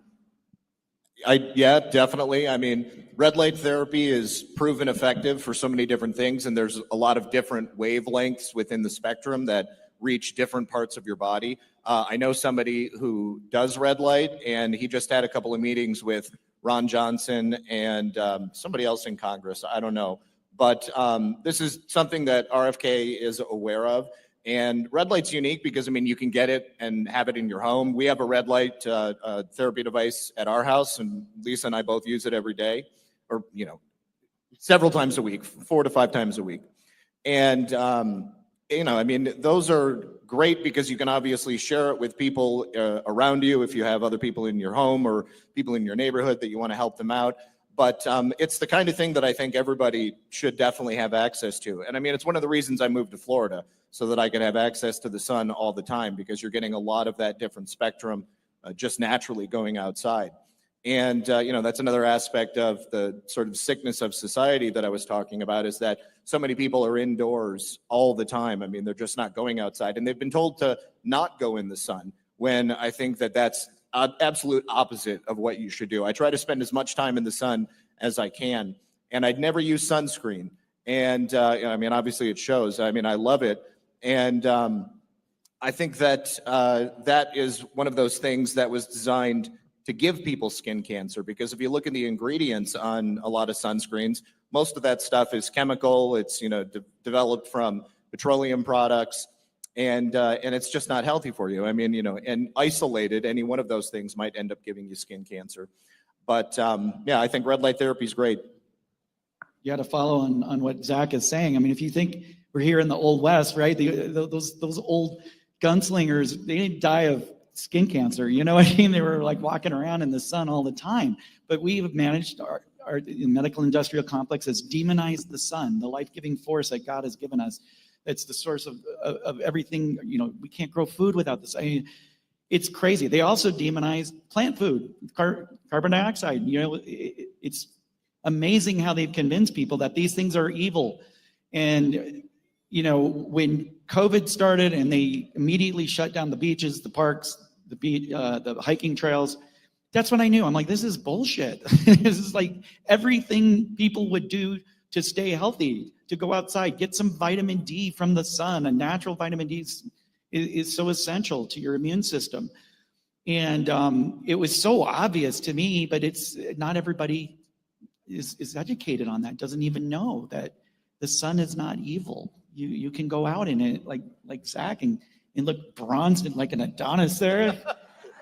If for no other reason, just a vanity of it. No, but it's extremely healthy to get out, especially before 10 a.m. You'll get all the benefits of the sun without some of the damaging, if you're worried about your skin, aging and things like that. So yeah, this is just amazing though, how they've taken very natural, very healthy things and flipped them upside down. But I think it's coming around the other way and people are seeing the truth. Question over here. Thank you for everything you said. I agree with most of everything I've heard today, or all of it. And I've been a nurse for a long time. I have a brother-in-law who's a doctor who often says 90% of people will be cured by what's ailing them despite intervention from their doctor, which I think I agree with as a nurse. What I'd like to ask you to weigh in on is how people identify as their disease, and they seem to enjoy it. Yeah. I'm an outgoing person. I meet people, and within the first few minutes, they will share with me some disease I've never even heard of that they have. And, basically they don't want you to tell them what might help. They like it. So maybe you can, or I shouldn't say they like it, but they certainly identify as having that disease, and it's important to them. I especially think that happens with mental health issues in the young children these days. They say, I have ADD, ADHD, I'm depressed, I'm autistic. They have, Tourette's. Yeah, but all these different things. And it becomes a crutch whereby they can play victim and try to get society to placate them and put them on a pedestal, basically, because I have some said disease, so I can use that as an excuse why I'm not performing in the workplace or why I'm being an asshole at home. Oh, I have depression, anxiety is the big one, right? I have anxiety. So completely right in terms of especially mental health issues, and especially with the younger generation, is using these diseases as crutches, identifying them. I have this. And it's almost like they want to say they have it forever so they can always be the poor woe is me, please, placate me. Well, it makes them part of a marginalized group. I mean, specifically among young people, I see that a lot. I mean, I mentioned Tourette's because there was like this spate of people making TikTok videos about how they had Tourette's, but they didn't really have Tourette's. They just wanted to be disabled in some fashion. And, I mean, there's been this a glorification of the victimization of people so that they can have some special status to set them apart because they've been told that their intrinsic traits are inherently negative or something that they need to deny, that they should be ashamed of the fact that, if you're a white person or something like that, you can't be okay with that. Obviously, all of that's changing and that's wonderful. But, I think a lot of people who have chronic disease, what they've been told may not necessarily be what they have.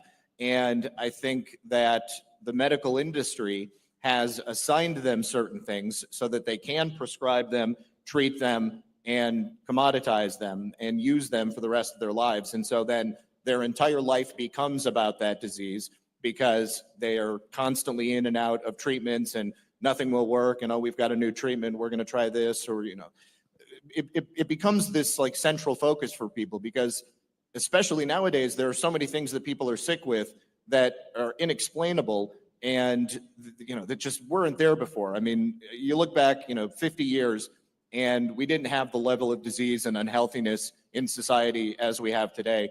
And I think a lot of it ends up going back to much of what we've already talked about.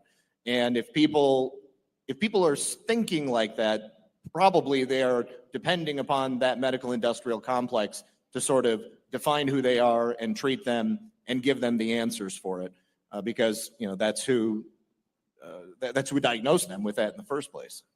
Yeah, I feel like everyone wants to be a minority until they don't want to be a minority. So it's like everyone wants to be their own specialized group, like they were saying, and I think I had a radical idea last night. What if we just stopped diagnosing people with things? So like instead of calling it Lou Gehrig's disease or whatever it is, treat the symptoms. So this person has these things happening to them. Why is this happening in their body?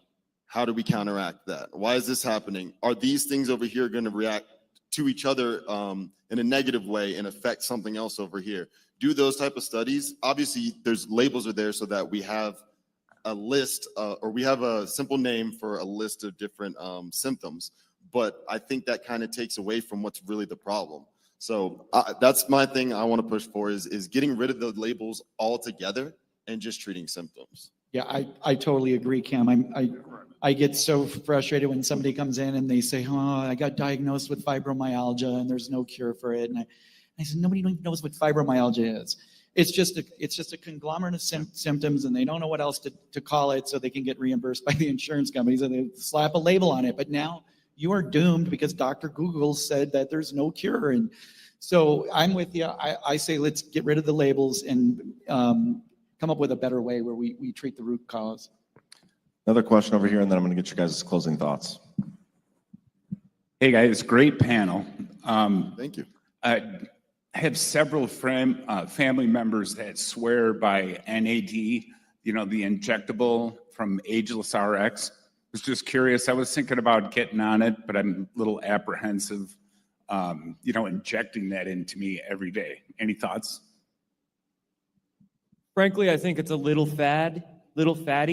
I've seen injectable NAD shots for like thousands of dollars a pop, and some people doing incredibly expensive injections of NAD.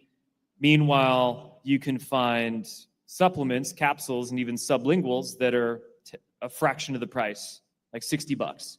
So I think there's a big push for people to go get injections of NAD by those that sell the injections. You can find supplements that are far cheaper. Although what I've seen with NAD, people will feel better for a brief period getting, the nutrition into their body for their cells, the NAD. But again, it's not like a magic pill sort of thing where it's going to last a long time. It's a pretty quick energy burst. And then I believe NAD is water soluble, so it gets filtered out of the system. So just be mindful of that.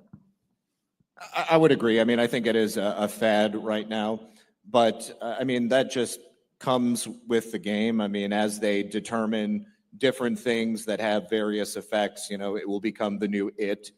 And I would agree. I mean, the injectables are very expensive. If it is totally possible to get a form of it to take orally, which I definitely have seen so many people swear by. I don't think there's anything wrong with it, but I mean, I guess if you can afford the injectables, I mean, like, why not? Yeah. You see how you feel, give it a shot. But I don't think it's necessary to do that form of it. You guys want me to start with closing statements? Go ahead. Go right down. So I personally believe that most human development is 30 nature, 70 nurture. That's my true honest belief. And this is from years of studies, learning in school. Because I remember in psychology class, they had told us something completely different, or it was 50-50, whatever. And throughout all my studies, I was like, this is absolutely not true. My point is being that we're all set with a predetermined body that God gave us. We have certain, whether you want to call them, we'll just call them differences in our DNA, our makeup. After that, once we get out here, it's kind of all up to us and the environment we're around. So as sovereign individuals and as a Badlands community, let's keep doing what we're doing now of nurturing our community through mental health, physical health, spiritual health, all that stuff. But also as we grow, let's make sure that we get all 70% the way that we want it. Obviously, it's not gonna be perfect. We're not gonna be able to keep all the evils out. But if we can get to where most of our nature or nurture development is a healthy place. So like take fluorescent lights out of kids' classrooms, like just everything that we know is negative right now, replace that. I think we'll be a lot better off.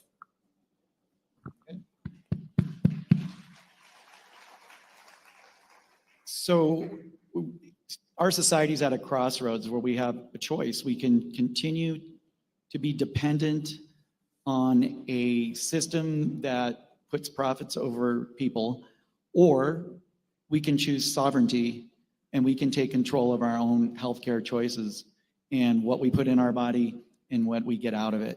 And that to me is an easy choice because that's freedom, right? We've been talking about sovereignty all morning. And know that your body has the innate God-given ability to heal itself.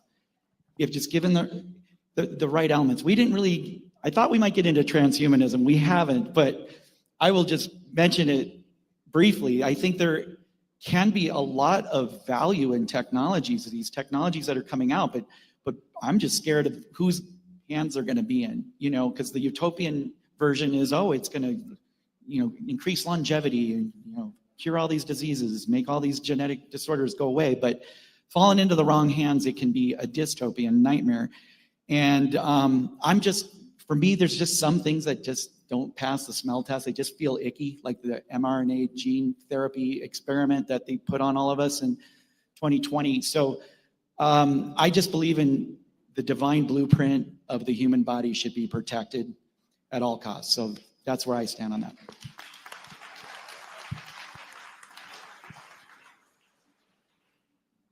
The 4 tenets of Maha: responsibility, discipline, education. And the last one we haven't touched on much today is sacrifice. Much of what I'm hearing here, needing to take the time to educate yourself, talking about spending time with our family and making sure our kids are eating healthy, keeping the family unit together. Much of these things, taking the time to get good nutrition and find good food sources, much of that requires sacrifice. Sacrifice of taking the time to not do those instant gratification things, but go out and exercise, or making the sacrifice to drive a few extra minutes to get better food instead of stopping at the Walmart right down the street, or heading to the farmer's market, maybe paying an extra $1 a pound for your meat, but you're supporting local, you're getting better food. I will make the sacrifice to do that instead of getting factory farm trash at Safeway or wherever. So comes down to sacrifice. That's going to be huge. And that's what we need to do right now if we really want to make America healthy again in 5, 10, 20, 30 years. We're going to have to make some sacrifices for the next couple of years and decide to vote with our choices. Not spend the dollars with Nestle brands. I'm going to spend my dollars with local food, local farmers, people I know who make pure, better products. And oh, bummer, I'll have a couple extra less dollars in my wallet, but long term, things are going to be far more healthier.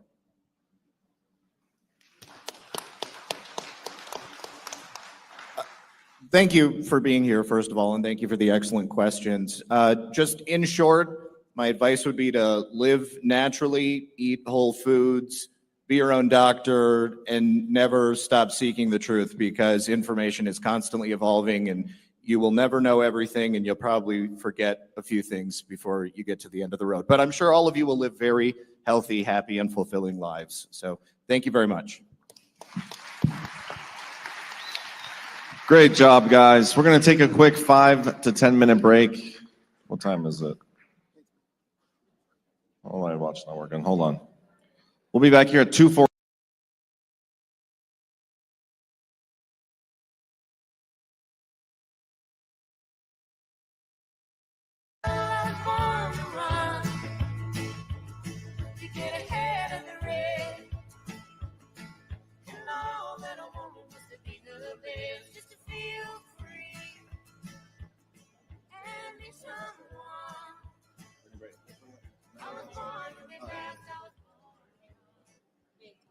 We're here to explain the concept of hard work. Are you doing every other? These lights are tough. The battle. Yes. What's that? I'm not going to open this.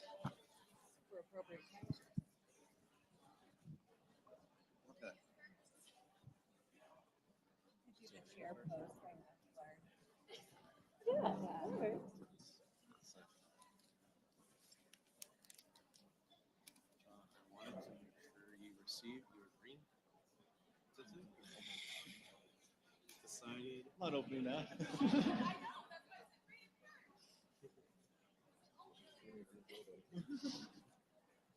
I'm going to re-give that to my mom. Oh my God.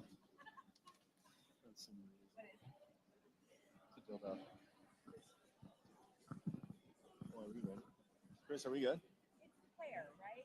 What's in the box? All right, everybody. I think we're going to kick off our next panel. And I believe mostly this is going to be just me and Burning Bright mansplaining what it means to like get a hard day's work into these women over here. Swing an One way axe we could around. do it. It's one way we could do it, or we could do something different. How combative she's already getting. Just like typical He woman started stuff. it. My mic seems very loud. Is it very loud?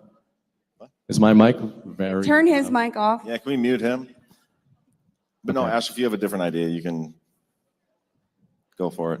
You want to lead us? Well, I'll start with my thoughts on future of work, but first, happy birthday, Claire. Happy birthday. So future of work was in around 2014, 2015, the topic at Davos was megatrends. They were talking about what the future is going to look like. And a lot of the key trends, there was pandemic preparedness in there, which I've talked about on the air before, but it was AI and machine learning and automation and robotics and how it's going to replace the need for human workers and how we're going to need, basically leading towards we're going to need universal basic income because there's not going to be enough jobs. And this is, again, 2014, 2015. Now we're, a decade later, and we're hearing about AI and machine learning and how automation and robotics is going to replace human workers. And I think that that's, are they really, really good at predicting stuff, or are we living the world they built? Well, this is an interesting topic. I was actually talking about this a little bit earlier. I think Chris had said something like this, that, we've been talking about the Great Reset forever. A lot of us have been talking about that. I've been using a term for a few years, a good reset. And then what Chris talks about a lot is the idea that we're sort of drafting off of the Great Reset. And I think these are some of the most interesting conversations because when you're laying out the Weffian agenda, it's inarguable that that is their agenda. And it's inarguable that if you kind of look at the unfolding reality around us, a lot of the building blocks seemingly of that agenda are being put in place. But as a central premise that a lot of us take, one of the reasons I end up on optimistic sides of these conversations a lot is because the people, if we're wrong, not about technology, but more so about patriot plans, people's intentions, the Trump administration, et cetera, then we're biblically fucked. Like, we all kind of understand that, right? And the reason I bring that up is they are full bore pushing us into all of the building blocks of that Weffian agenda. And I don't see that as dystopian. I think what's going on here is that they did want to, they meaning the enemy, did want to slow roll us into this sort of funnel of technological progression disguised as human progress. But to your point, they wanted to control every aspect of that, take our jobs away, et cetera. So the question becomes, if we're talking about the future of work, which coincides with technology and economy and money and all of that, why would Trump and team seemingly be accelerating AI data center production, accelerating contracts on all of these fronts, automation and all the rest of it, if it's going to be bad? And what I come away with is saying it's only bad if the other side of what humans do in technological progressions is stopped. So in other words, if you're the globalists and you basically are creating the society of the future, you're basically allowed to retard human growth, put us all into this new pen that they control. Yep. So if Trump's kind of leading us the way there, pushing into AI, automation and all that, to me, it means that the ceiling that they were going to put on us is being removed. And why I'm excited is that, ironically, I think it's almost impossible for us to really conceptualize right now, 10 years from now, the future of work in a good way. I think that would have been a very bad thing if it was a Weffian agenda. But I think under Trump, they are actually trying to free up human time to see what we can then do with that. Yeah, I agree. I think we need to adapt or we will be left behind. So there's always this fine balance with technology, and technology is involved in our workspace now. It's just here. There's not much we can do about it. But just like the force, it can be used for good or evil. So I believe we need to adapt and use it for good. So don't be afraid of change. Like maybe it was General Quast that said it once, but when Nikola Tesla first discovered alternating current, Edison, he went out and had people do demonstrations of animals in cages and shocked them to scare the public of an innovation that we're using all around us, right? So I would say this, don't be afraid of these new technologies, but don't serve them like your master. Use them for good. Use the same technologies. And just to put on top of that, the deep state really didn't like the idea of the internet. They didn't like the idea of social media and of us getting together. So basically, educate yourself in that. But yeah, I do believe the future of work, we need to evolve with it. Because if we stay, we're going to be left behind and put in another cage again.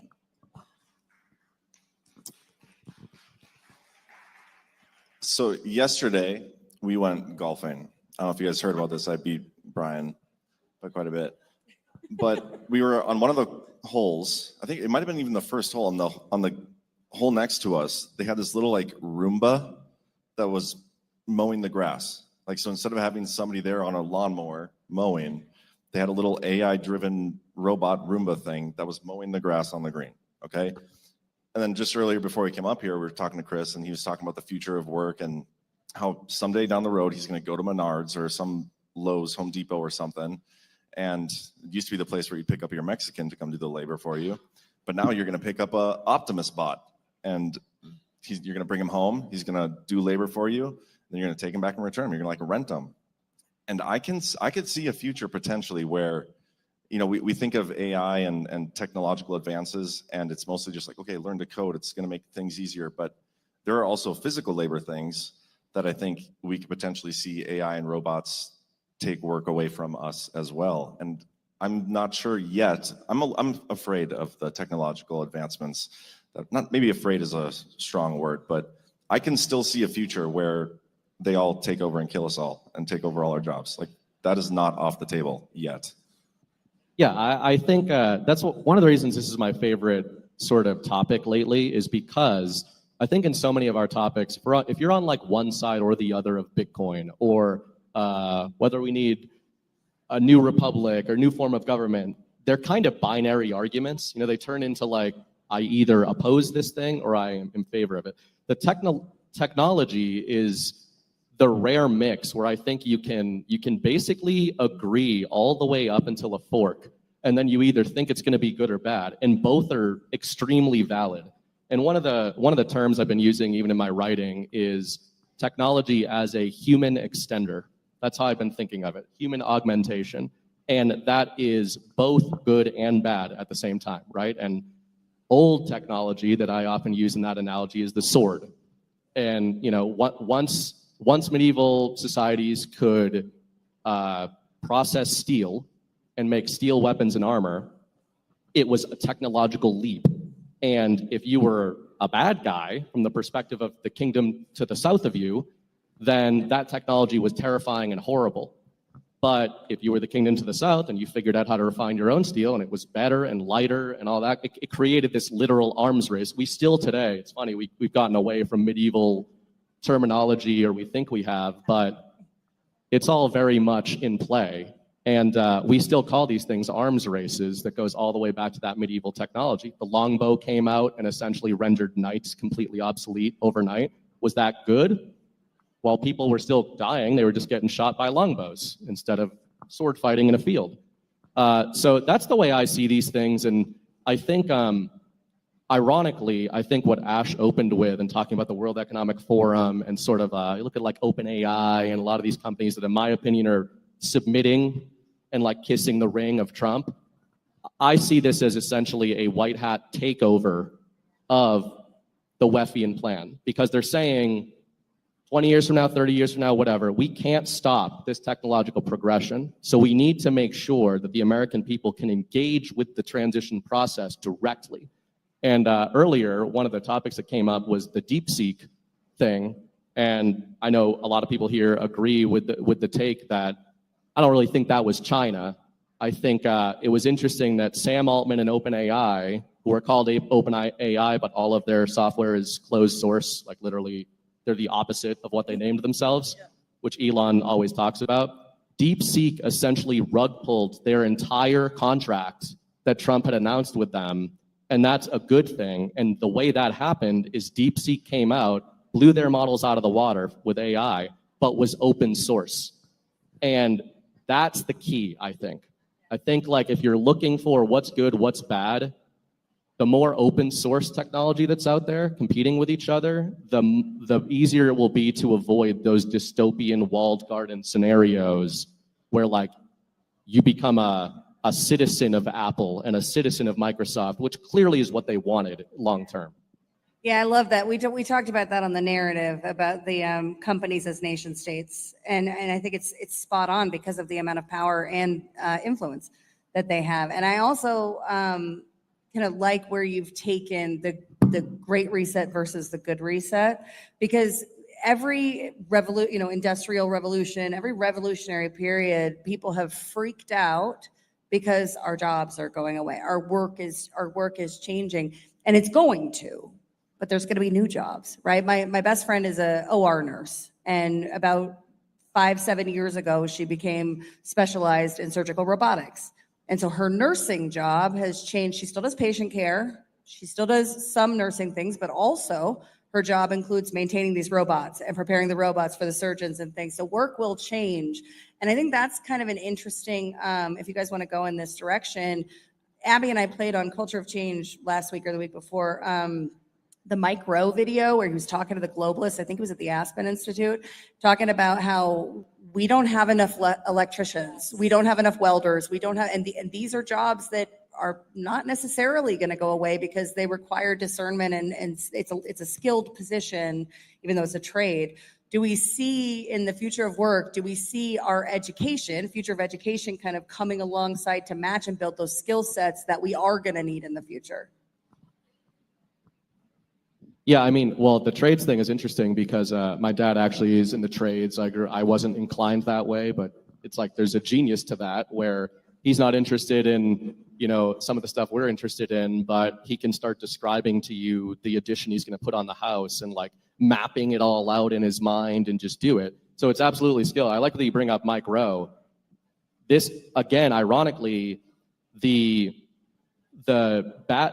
negative reality is that I've seen some of those stats Rowe puts out of how unskilled millennials and Gen Z are in relation to, which is true. I'm like, when something breaks at my house, I was proud of myself for figuring out how to fix my freezer a couple weeks ago, which was like, took me 4 hours and is not hard to do, where my dad could put an addition on the house. That's a generational thing. And that's why, we're not just gonna all of a sudden have in my opinion, a new massive boom in trade skills of young men, but we need those skills. That's where autonomy comes in, and where everybody's afraid of it.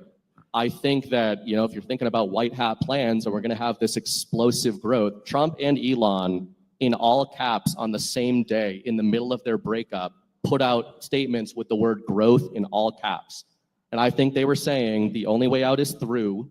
We have to build everything up, and the only way to do that is essentially to export those old skill sets that we've lost, that have atrophied out, and instead of bringing Mexicans in, it's Teslas. But that opens up our time to do a lot of other things that we hadn't been able to do in the past. I have a question from the audience. So I appreciate this conversation because you can never predict the future. And so, I agree that we'll.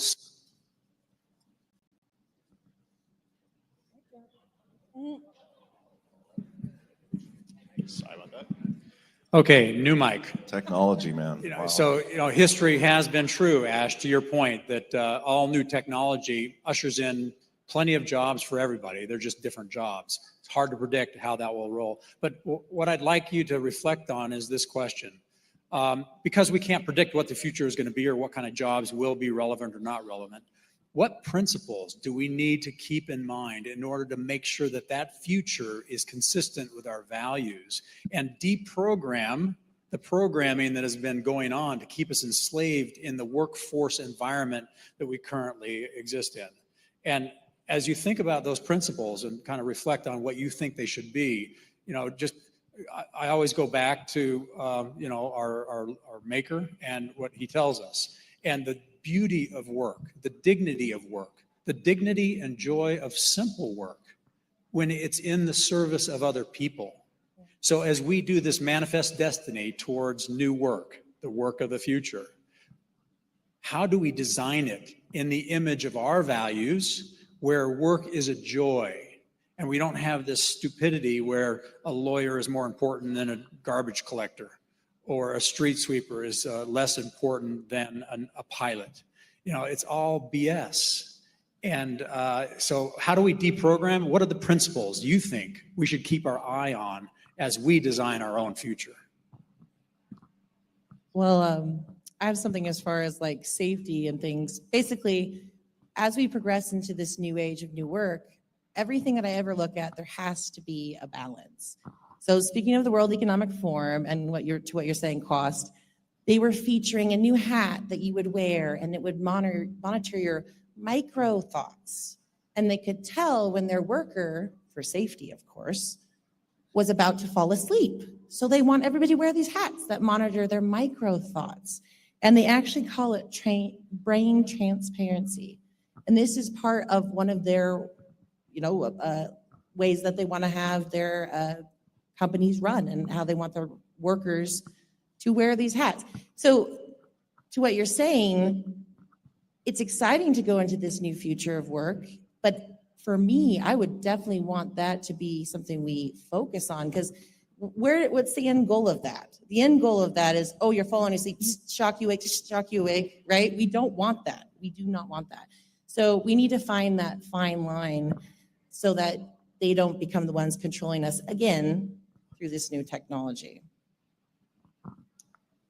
And that's such a tough comment, Quas. And just thinking about that, I go back to thinking of the fruits of your labor, right? Like you go and you build a fence, and when you're done, it's like a good day's work. You have a fence there. You have something to show for it. I think a lot of what Trump has been doing by bringing our manufacturing and production home is like, we're going to start seeing the fruits of our own labor here instead of offshoring that.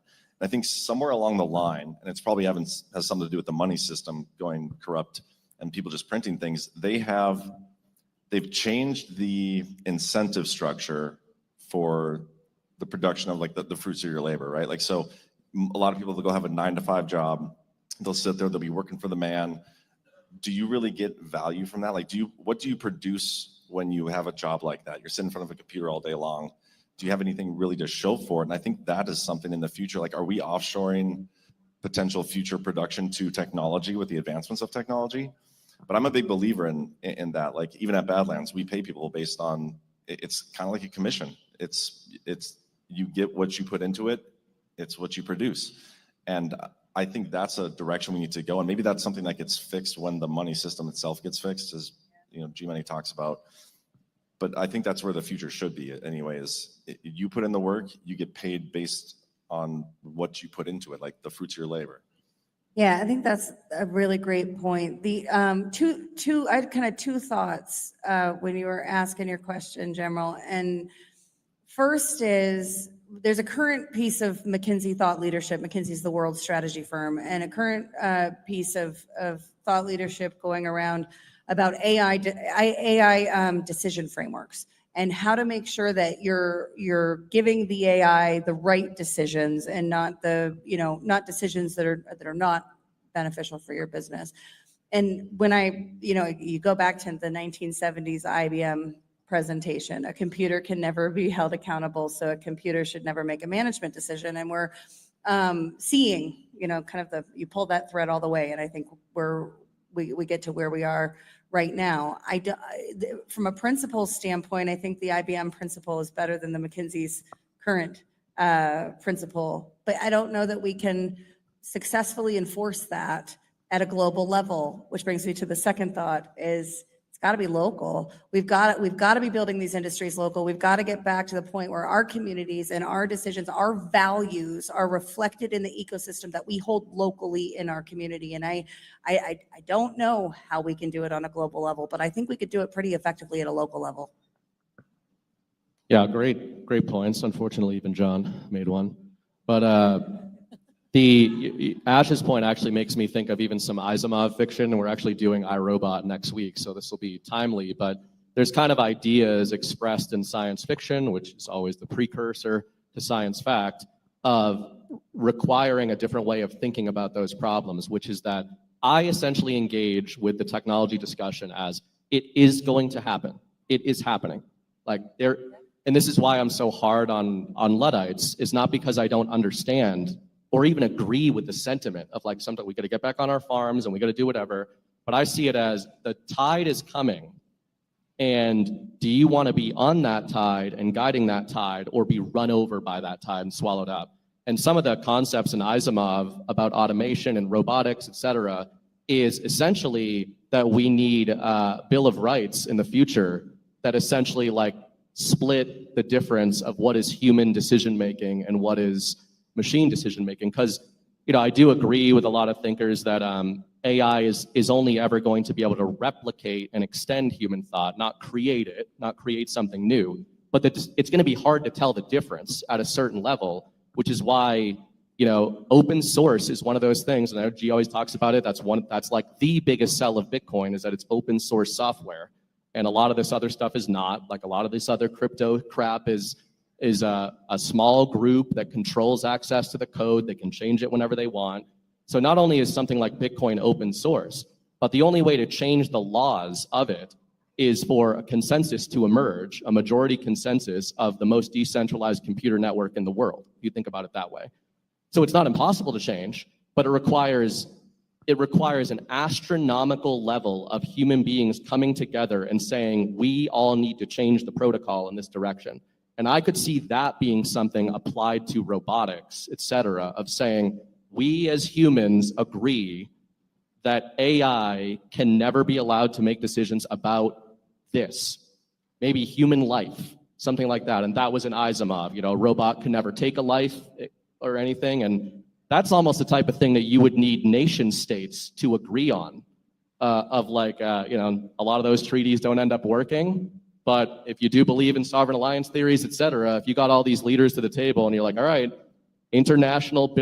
human bill of rights, so that we can go into a robotics future and a technology future while making sure that we've all agreed on which directions it can't go in.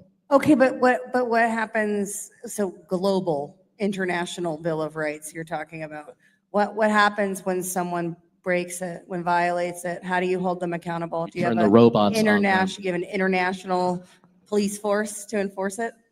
NATO.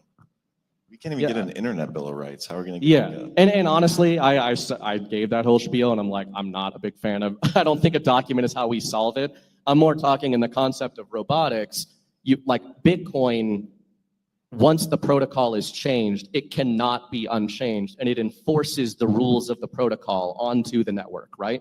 So it's not, you're talking about soft power, like human law is soft power unless you kill people to protect it.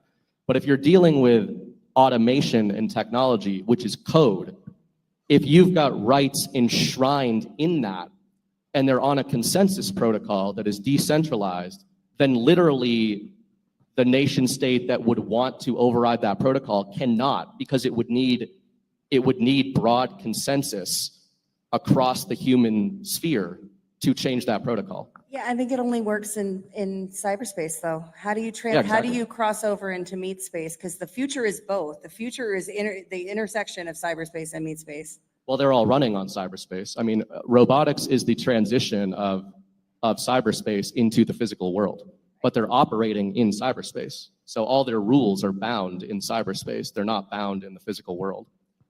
Is there any job, like fast forward 10 years from now, with the growth and expansion of AI and stuff and technology, is there any job that you can think of that AI and robots won't be able to do that we can do? Like what is something that you can think of that they won't be able to do and not have to get paid for? You know what I mean?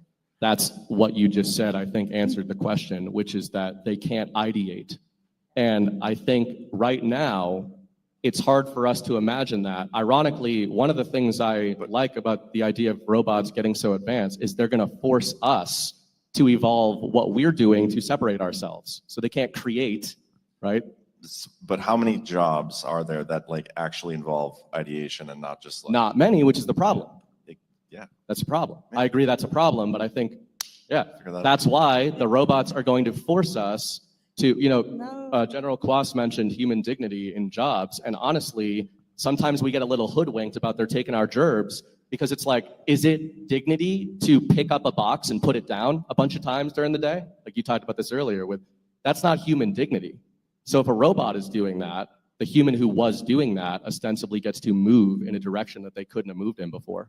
Some people take pride in that stuff though, like physical manual labor, sweat equity. It will allow people to pick boxes up and put them down. Also, there is a difference when I think about that. It was kind of loud. Working for yourself and doing that is different than working for a company. And the one thing I love about that Trump's bringing is a little off topic, but the kind of the blue collar thing. The golden age, we're viewed as people here. The World Economic Forum and those people, they view us as numbers, right? We're nothing very important. Here, Trump wants to make us happy again. He wants to make us pursue life, liberty, and the pursuit of happiness. So that, I believe, we can take back in the workforce as well, because there's a lot of small shops that will be opening, or because of regulations have been removed, it's much easier now for people to start businesses. And that's a way you can kind of take back your sovereignty, if you want to put it that way, in the workforce. And that can include AI, and that can include incorporating these things. So there's a lot. And also, I know it's kind of a little off topic, but even with homeschooling your kids, that is a job. That is a really important job. And so as things change, what we see as life and what we've thought it used to be will also change. So basically just evolve with it if you can. That's my...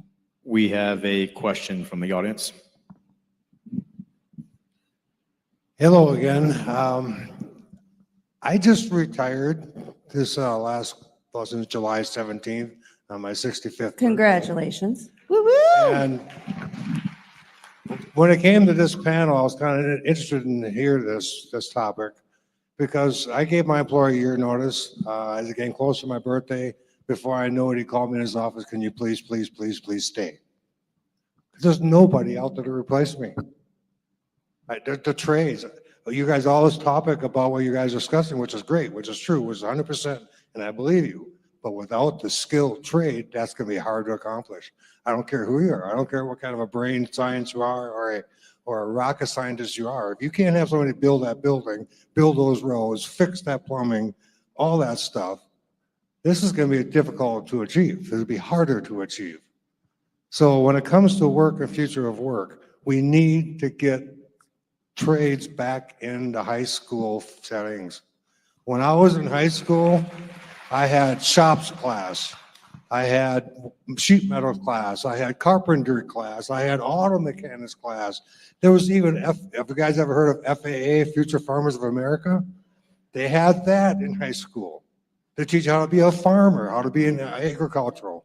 You don't have that no more. And it's not the kids' fault.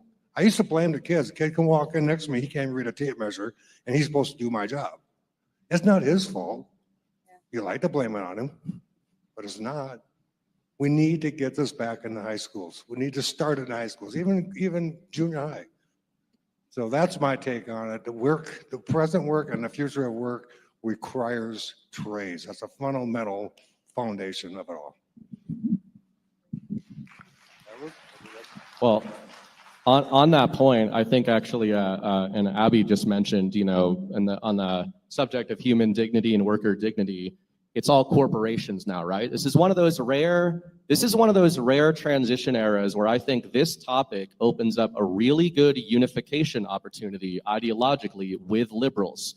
Speaking as somebody who was a liberal. My dad's a liberal and he's a tradesman, blue collar tradesman his whole life. A lot of the Northeast are not liberals because they're retards indoctrinated at Harvard. I was saying to somebody yesterday, nobody from Boston is in Harvard. They're all like, they're West US socialites. They're like deep South rich, you know, old plantation money. Like that's who's at Harvard, and Indians, etc. All the foreign people are being educated in these Ivy League schools. American kids are not being educated in these schools, which is one of the things Trump is trying to change. But on the subject of corporations and the trades, I think if you go all the way back to just the concept of work, it was essentially all jobs were coming out of one of two things. Either some sort of discovery that added value to the world, that the person doing that work was then contributing, people were buying their work from them, right? That could be a skill they developed that nobody else had, a product, a technique, etc. And that's rarer, right? I'm not saying everyone's going to become an inventor and that's what we have to do. The other thing was, to the comment, a skill that people had an aptitude for and would go toward, right? So part of the reason that I like the idea of exposing our kids to all these different trades is like seeing what you're inclined to do. And back to the general's comment, this dignity idea, there's no choice in front of a generation like ours. And it's like, you know, boo-hoo, our generation. But it is true. There's also a unity that needs to happen between sort of the boomer generation and Gen X and millennials and even below us and these kids like the iPad generation.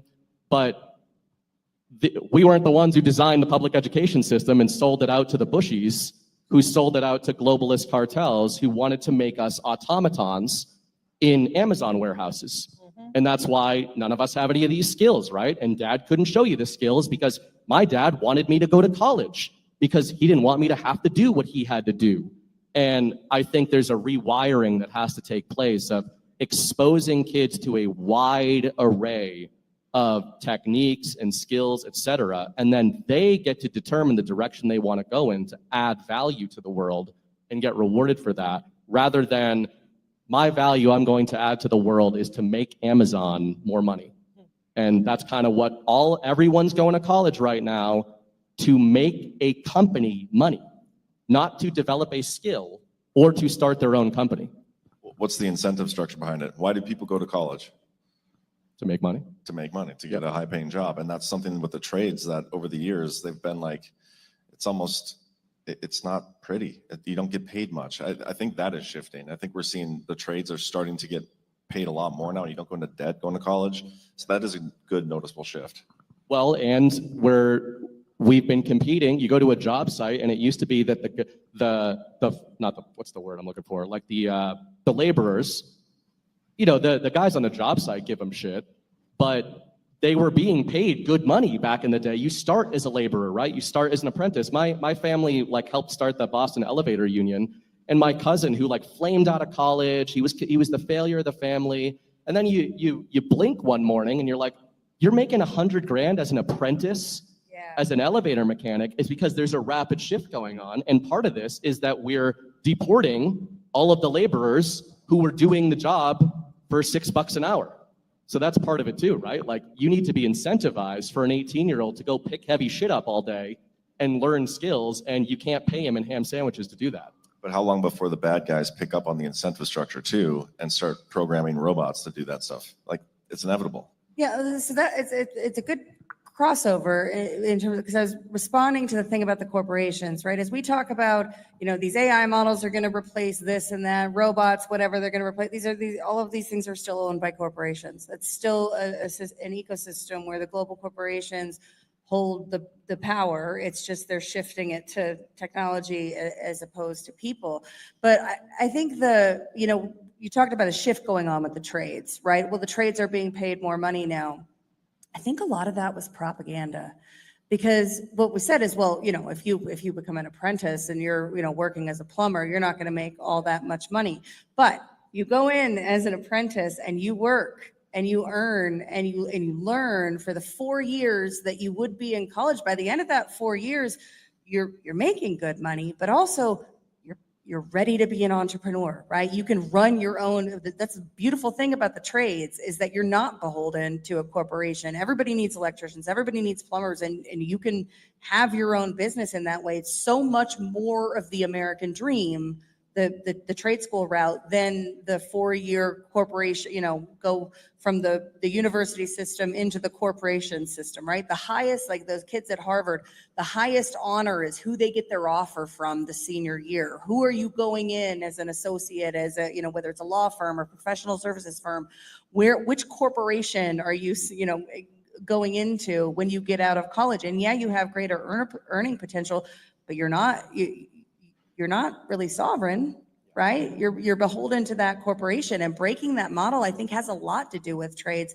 and teaching people to be entrepreneurs again. When I was working at PwC, we did this thing called Project Belize, where we went down to Belize every year, and we were trying to build financial literacy and entrepreneurship into the school ecosystem so that they could kind of pull themselves up by their bootstraps, starting in elementary school up through. My part of that was working with the Ministry of Education, but a lot of people were working with the kids. We don't do that here.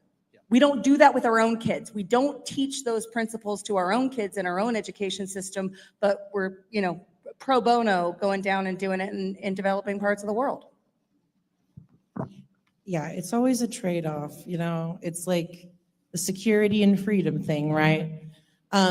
So for me, I've looked into the colleges quite a bit. I feel like that's just to brainwash people with pure propaganda and also get them in debt and forever enslaved to the system. So the way that you can, and I'm more of an off-grid person, so I lean this way. The way that you're not dependent on the system is you learn how to be self-sufficient. That doesn't mean that you move out of the city or out of, but you just start making your own decisions, right? And the other thing is, in this golden age, I'm hoping that things will open up where people can do jobs that they love, that they've wanted to do. Because God created us to be very creative, just like Him. And so I think people will thrive in what, like General Cross was saying, blue-collar work. It could be a wonderful, fun thing. Like, have a guy, I love woodworking. Well, you know what? Instead of working for this company, you can open your own business now. You can sell that on your own and feel that it's such a rewarding feeling to be able to create something and sell it. And plus, that's how we take our country back, right? That's how we take everything back. So I think we're going to be, there's going to be a lot of back and forth between the globalist agenda, like I said, that views us as numbers and cattle, and then Trump's take in the golden age of patriots and people that just want to live and enjoy and grow their families. And so I have a good outlook for the future of work, for sure. Ghost, we have a question over there. Yeah, just getting the mics, technical issues, because I'm involved, you know? Actually, it's less of a question, more of a validation. When you asked about what are some jobs that robotics couldn't replace, I was thinking the trades. My husband and I started a business in 1996, electrical contracting. And in the time that we have been in business, we have trained young men out of high school, and they make very good money. They have great benefits. And we watched several of them go through our company and start their own companies. And with a few of exceptions, we've applauded that. I don't think that a robot could replace a person assessing a situation, whether it's a fire that happens in somebody's house and you have to, look at the service. And I can't see where a robot would be able to replace that. Maybe I'm wrong, but I just wanted to validate your comment on the trades. I think that it's a very important thing, and I think we do need to promote more youth going into the trades. I agree with all of that, and I think we're in a transition era. I am way more bullish on what robots are going to be able to do than I think most people here, in a positive way. But I think that is good, because think of the example of a really skilled contractor right now who wants to go start his own business, and he's got great architectural designs, engineer, all the rest of it, right? And I agree that robots are not going to be able to do that from the top to the bottom, but they're going to be highly specialized. So you're going to have, if you're able to implement a protocol to a bot 10 years from now, it's going to be able to do the thing you're asking it to do. So to me, I envision a future where we could actually have way more entrepreneurs, because one of the biggest hurdles for an entrepreneur like that, let's say I'm a 25-year-old hyper-skilled engineer and architect, and I want to start a building company. Well, I don't have any capital, so I've got to hire all these other really skilled humans who cost a ton of money to do that, right? There's a really high barrier to entry there. But if that guy is able to start small with an automated workforce, but he is running the designs, he's coming up with the plans, he's the one who's running the whole project, I think that this is what people like Trump and Elon are talking about, and I do not think we think big enough when they are saying you will not recognize how great things can be and the type of stuff that we can build in the future, where I think we are in this transition era, and bringing the trades back is good, but I think in the future, each human is going to be like a microcosm of productivity and skill unto themselves, because all of the menial tasks that just suck time away from the creative endeavor of building, they can designate. They can just designate that to automation, build something way more complex. It doesn't mean we're going to have crappy affordable houses or whatever in 10 years that robots are building. That's the dystopian Weffian future. I think it's more like architects are going to be able to build shit we never imagined, because the designs, the new workforce is going to be able to bring their designs to life in ways that we just can't do right now. And I think more free time can be a good thing. Like when people aren't in that giant rat race where it's like you wake up, you go to work, you come home, you eat, you watch your TV and go to bed, like that repeat cycle that I really believe is a type of a low-level programming to keep you in that state. If you can break out of that, and I very much believe the golden age, that's the whole reason Trump is doing that, we're going to be able to move and basically rewrite how we want to do work, what we view work as. And again, like I was saying, I think people can find work that's enjoyable. I think it's possible. And if you work hard, again, no pun intended, it should come to fruition. And I like the concept of also, pulling away from these big corporations, because they do not have your good well-being in mind. It's all about making money, and you're just a number. So any way that you can take back your freedom in any area of your life, that's how we can kind of move into the golden age as far as work goes. So these are not new. Go ahead. Go ahead. Sorry. Please clap. I'm used to it. Didn't mean to jump over the pause. So these are not new ideas. In the first decade of this century, the corporations went through shared services redesign. And what they did was they said, well, you know what? Calendaring technologies and all of the business supporting technologies have gotten to such a great place that everybody doesn't need an executive assistant any longer. You can actually, take a lot of that job off the plate and free those people up to do work that they actually enjoy and actually that they're going to want to do. And it's going to be super great because all these menial tasks we're going to automate away. And, the people in your business are going to, well, what happened is like 50% of the executive assistants got fired. And then the quality of work for the people who previously had a relationship with a person to, book their travel, do their scheduling, all of those kinds of things, which was a lot of people. Their experience got worse, and then they had to take those tasks on. And yeah, it was automated through technology, but they lost something very important in that exchange. Fast forward a decade, and you had, because through shared services redesign, all of those processes were streamlined and mapped out, and we knew exactly where it was. Well, then we started outsourcing it. So then we took the little bit more skilled jobs and we moved them offshore, and we're going to free up our people to be able to do all of these really incredible, pursue their destiny, all of these things that they want to do. And what happened?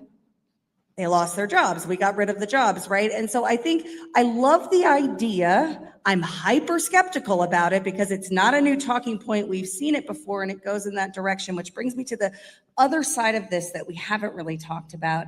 And that's, hopefully we're still talking market-based.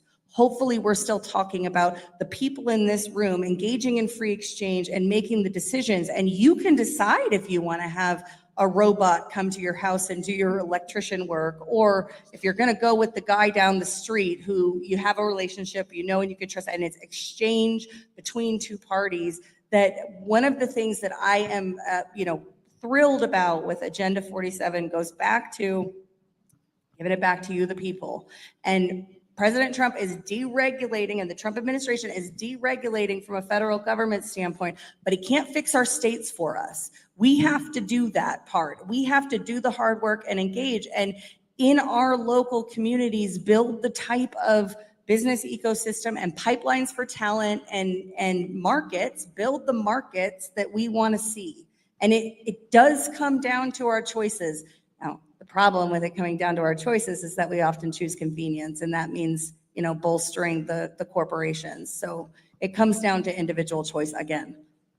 Another side of this argument we haven't even touched on yet is getting to a point as a society where the women are no longer forced to work. I mean, like, we've lost the trad wife thing. It's kind of coming back. It's like a fad now, but I think that in a golden age future is going to be a much more prominent thing. And what does that look like in the workforce? Yeah, get all the women out of there. We'll speak for the women here, so I don't want. No, but that's something in my household is a big topic right now. And even aside from if you want to be a trad wife and do that, it's more, we're looking at the logistics of having a 7-month-old, and both of us our whole lives, we're raising a generation where we're both working multiple jobs like our whole lives. So now we're trying to think like, holy shit, what the hell do we do in November when her company's telling her to go back full time?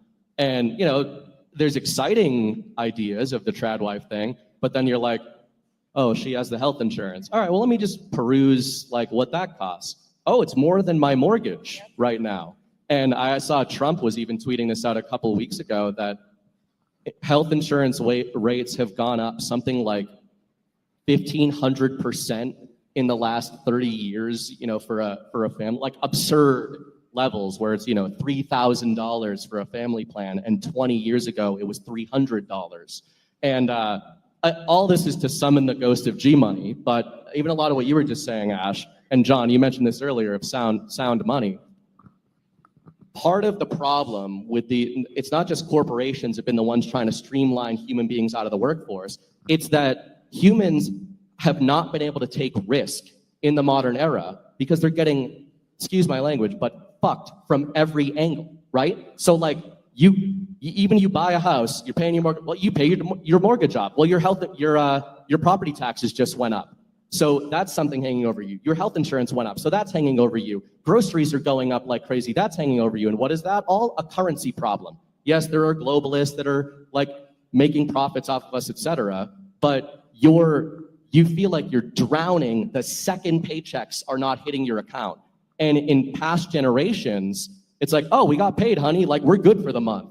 You know, obviously that's an exaggeration, but the further back you go towards sound money, the money retained its value, and then it gave people, I think, less of a panic of like, oh my God, I need to find a new corporation that pays me so that my family's alive tomorrow. And that's been stopping a lot of this as well. So, you know, it's not a magical thing of you get rid of executive assistants and why are there no jobs for them? Well, nobody's starting businesses because they don't have any excess capital to start businesses because it's melting and being stolen from them through taxation. And one more point is that even I know it's a stupid, like obvious point, but we did the math. I pay taxes to pedophiles very proudly. I like supporting the pedophile business. Proudly? So yeah, I just, you know, in case they're watching. Like we did the math, and with what we paid in taxes in 2024, if we literally just had that back, it was more than my wife's salary and benefits, or the last 2 years. Yeah, so- Does that count her Badlands paycheck? What? Does that count her Badlands paycheck? Badlands was about 8% of that. So- By the way, shout out to Miss Bright, who is Yeah. the backbone of this conference. We love you. Yeah, we tried to bring her instead of him, but we couldn't. I watched some of your discussion with G Money about the healthcare thing, and it made me super angry, and I had to turn it off because health insurance is not healthcare. Health insurance is a financial services product. It's not even in the health industries, and we have been conditioned to conflate the two and think that having this financial services product is critical and essential to our sickness or wellness. Well, but I will push back on that because I agree with you that that's how it's been engineered. But if you need one thing, and we do with a health situation, if you need one thing that's why I think Trump is talking about drug prices so much, because if you need one of those and the only way to get it is for the insurance company to subsidize it, you paying cash for some of these things sounds cute, and then you go to buy, you know, drugs. You're like, all right, I'm not going to have health insurance. I'm just going to buy the medicine that we need. Oh, it's $1,200 a month to buy the medicine, which is why I agree with you. But this is why, you know, these are one of those things where I think Trump's doing the right thing, but we also there does get to be a point where you can only truth out we're lowering drug costs by 1,400%. As my uncle died 4 days ago from cancer, and it's like I know a lot of people have had this going on, and I'm not a doomer, but you do get to the point where we better see some action on reining these companies in. I think we will, but it's easy to say you don't need insurance if you don't need a specific thing that will cost you a mortgage to buy off the Well, market. that's exactly it, though. But just 1 second, John. President Trump isn't just talking about drug prices. He's talking about price transparency in healthcare, and price transparency in healthcare gets us to the point where we can have a free exchange. It costs $1,200 because it's subsidized. We're subsidizing the rest of the world. We need to stop doing that. We have 2 more questions that we want to get to before we wrap the panel up. Thank you, everyone. I have a question back to the work, not the health. The unions, how do you see the unions in the workforce? You always look at them as they're good for the workforce, but then again, I think they also had a little bit of more political influence and everything, and I just wanted to see what you thought as to how that might change unions in the workforce. That's probably your question, though. Yeah, so I grew up with, my dad he bounced in and out of the union because he would take the union job to vest the benefits, and then he would make more money privately and jump back and forth, and that's like everybody in the trades does that. But you're right that, you know, my parents, part of the reason they're locked into liberaldom is not ideological, it's unions. And this is what, you know, previous eras of presidents, et cetera, have done to us, is they made it so these workers had to flee to unions, which I basically see them as mobs. I mean, most of them were started by mobs, which is pretty funny. But, you know, maybe a very broad-based answer to this is with a lot of the changes we're talking about and that Trump is talking about in manufacturing, and the woman who was talking about her company there and these people going off and starting their own businesses, you need to compete the unions out of business. And that's possible to do. The reason my dad, during a couple of booms, was like, F the union, is because, back 30 years ago, he could make $30 an hour doing ceilings himself. And if he went to the union, they're taking their cut off of all of that. But then when the economy gets bad, you got to crawl back to the union and beg to get on the list again because, there's no jobs out there. So it's all a holistic thing, right? But I don't think we regulate unions out of the way. I think you compete them. They will die because by virtue of offering nothing except for leverage, they don't offer a service. They don't offer anything to people. All they offer is like, hey, join us and we'll all threaten the government together. And that's only because we don't actually have a free market where entrepreneurs are building businesses to compete with these unions. Yeah, I think I don't know if there's a role for unions in the future. I think that there was definitely an important role for unions in our past. Right now, they're focused on the wrong things and they're too late. So we had in 2023 or 2024, 300, 400 labor strikes across all different industries. We saw the writers' strike. That was a fun one. We wrote about that a lot. But we saw the auto workers strike. And close to us in Colorado, the Safeway employees are striking. So it's Meat Cutters Union and the retail union. And here's the thing. During there was this big merger that was happening. It was the Piggly Wiggly was, for real, was merging with Albertsons, which owns Safeway. And they were doing all this due diligence. And my husband was working in the Meat Cutters Union at the time. And so it had kind of a front row seat to what the union was doing at the time. Nothing. They were doing nothing during the merger processes. The due diligence was going on, nothing to protect the workers, not talking to the workers at all, right? Merger falls through. Now, they've got all their due diligence done. They've got all their processes streamlined. They know exactly where the waste is in their business. They've done all this work.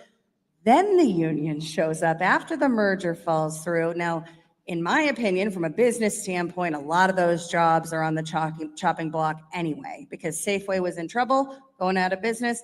The role for the union to be protecting those jobs was during the due diligence process. They show up after the merger falls through and they decide to strike. You know what they're striking for? More money and retirement benefits for retail grocery workers at a time when a lot of those jobs are being automated away, warehouse jobs being automated away, right? All those kinds of things. The union, they collect their dues and they show up too late. I don't think there's a role for that in the future. Is there a role for collective organizing? Maybe, but we're still talking about a future where the corporations are super powerful, which I don't want that future. All right, last question. All right, so no, not much of a question. However, I'm from Indiana, home of the Kinsey Institute.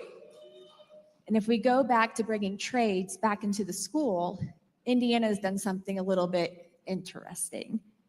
After COVID, they decided to put in everybody going into their freshman year, you have to choose between trade, medical, engineering. I forget the fourth one.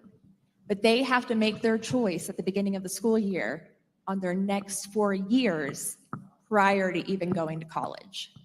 So they're getting a little trickier because they see the trades are coming back. They're seeing the mass exodus of homeschooling and all of that. And now they're like pivoting on what they're going to do.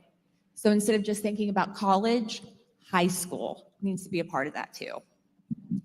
I think that's insanely early to be making a decision like that.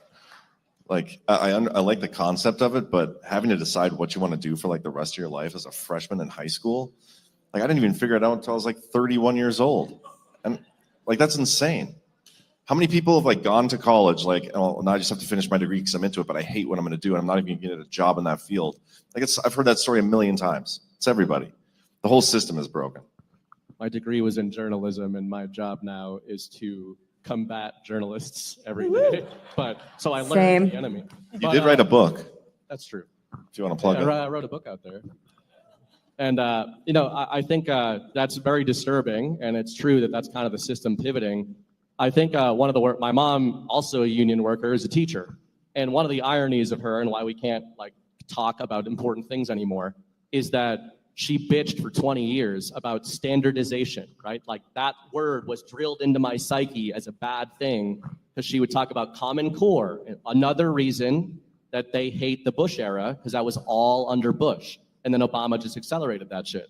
But the Bush administration essentially turned us fully into the Prussian education system, Common Core, standardized testing. And really, even though to the question there, the point, they're disguising standardization now. Now it's variety. That's not what education should be. Education should be, there should be animus and action on behalf of the student. I think this idea of standards for education is ridiculous. Yeah, you got to teach kids how to read. You have to teach them baseline skills. But standardizing what every kid is learning is absolutely insane because they have different aptitudes, they have different interests, they have different drives. One of the reasons, young boys, the statistics of them being medicated for ADHD is because, you know what the problem is? They hate being in a school building. It's not the teacher. It's not like it's speaking as somebody who clearly has undiagnosed whatever the hell. Yeah, you see him up here. He's like the whole time he's talking. He's But like, honestly, it's a joke. But I had anxiety problems as a kid, and when they finally got me to admit what it was sitting down in a room, in a rectangular room, listening to somebody talk to me and write stuff on a fucking whatever it is, chalkboard, a checkboard, checkerboard. Look how mad I am, and. That's torture. That's torture. It is torture. If you took a 9-year-old boy and you locked him in a barn and talked to him for 12 hours, you're torturing him, right? And I'm sorry, that makes parents feel bad, but it is disgusting what we're doing by shipping kids. I vividly remember what it felt like. And maybe girls deal with it better because they're more patient and all that, but it is destroying these kids' psyches. And it is making them hate education. If you say the word education to anybody under 30 right now, they want to slit your throat because they remember how bad it felt just being chained to a desk. And my mom now teaches in a city. The difference between 2025 Common Core and 2005 is astronomical, where they have in-school therapists now for 10-year-olds who are stressed about the tests that are coming up that don't matter because they don't actually pass or fail based on the test. The school is allocated public funds based on the standardized testing. So, it's such a cliche, but if we don't have and Trump, good thing, positive note here, Trump is talking a lot about money following the kid, not the schools. That's the number one thing. That's issue close to my heart, having come in, fundraising for our Catholic school system in Bismarck, North Dakota. The Light of Christ school system has the best scores in the state, better than all of the public schools. They fund the cost to educate a kid is $1,500 less than the public schools, but they have to pay their teachers $20,000 a year less. They have such a hard time keeping good teachers, even though all the products, everything about the Catholic school system in Bismarck is better than the public school system, but you can't pay them. And it's not a sustainable model. That can only go on for so long before the schools go away. How many private schools have had to shut down because they're not getting the public funding? And so that's an issue that Trump has promised he's going to address. He's talked about it, but we haven't seen any actual tangible movement with getting rid of the funding for the public schools and following the students instead. And the local governments in Bismarck are fighting that too. They want to take away any public funding at all. Even the vouchers, it's ridiculous how much they fight this stuff. But it's the problem. It's the root of the problem. Oh yeah, we should probably do closing thoughts. I don't really have any. Yeah. I think he said it all. He has ADHD though. We can diagnose him. Yeah, I was going to say, we did diagnose you, just so you know. They're trying to medicate me. Well, I like your guys' point, for my closing thoughts. The future of work is connected to education because, our raising is everything and our morals and what we believe in as we grow up. So I was homeschooled and my parents saw very early on that there was a system that was starting to program. It was my oldest sister, and it was in kindergarten, and they just caught it right away. And they're like, no, we need a homeschool. So they were ahead of the curve. But I bypassed a lot of that stuff. And so we do have a lot of these kids now that are coming out of school that don't know anything, right? And that is by design. And that's the defang, declaw kind of thing, where they don't know how to survive. So if they don't know how to survive, Big Daddy government will take care of them, right? So that's the whole design. So we need to break that. And seeing you guys all here and all the small businesses and all this is how we fight back. And I am super excited for the future of work.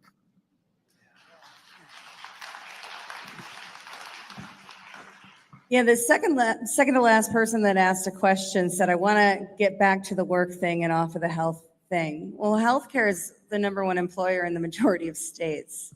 It is all interconnected. It's connected through every industry, right? Every industry vertical has a workforce pipeline that's coming into it that has to be developed, that ties to education and how we're building those pipelines. And I really do believe that our sovereignty, our golden age lies in us reclaiming our power locally, because it's where we have the most power, the ability to affect change. In change management consulting, it is broadly known that change happens where the work happens. It happens locally. You have to get down to the person level and impact person team level to drive change. We have to do that. And there's nobody that's going to do that for us. It's something that we have to do. And I'm super honored to be here, part of it, doing it with you guys. So thanks. Good. Yeah. All right, we'll take a break here and we'll come back in like 10 minutes for the last little Q&A panel. So come with your questions. 3:55.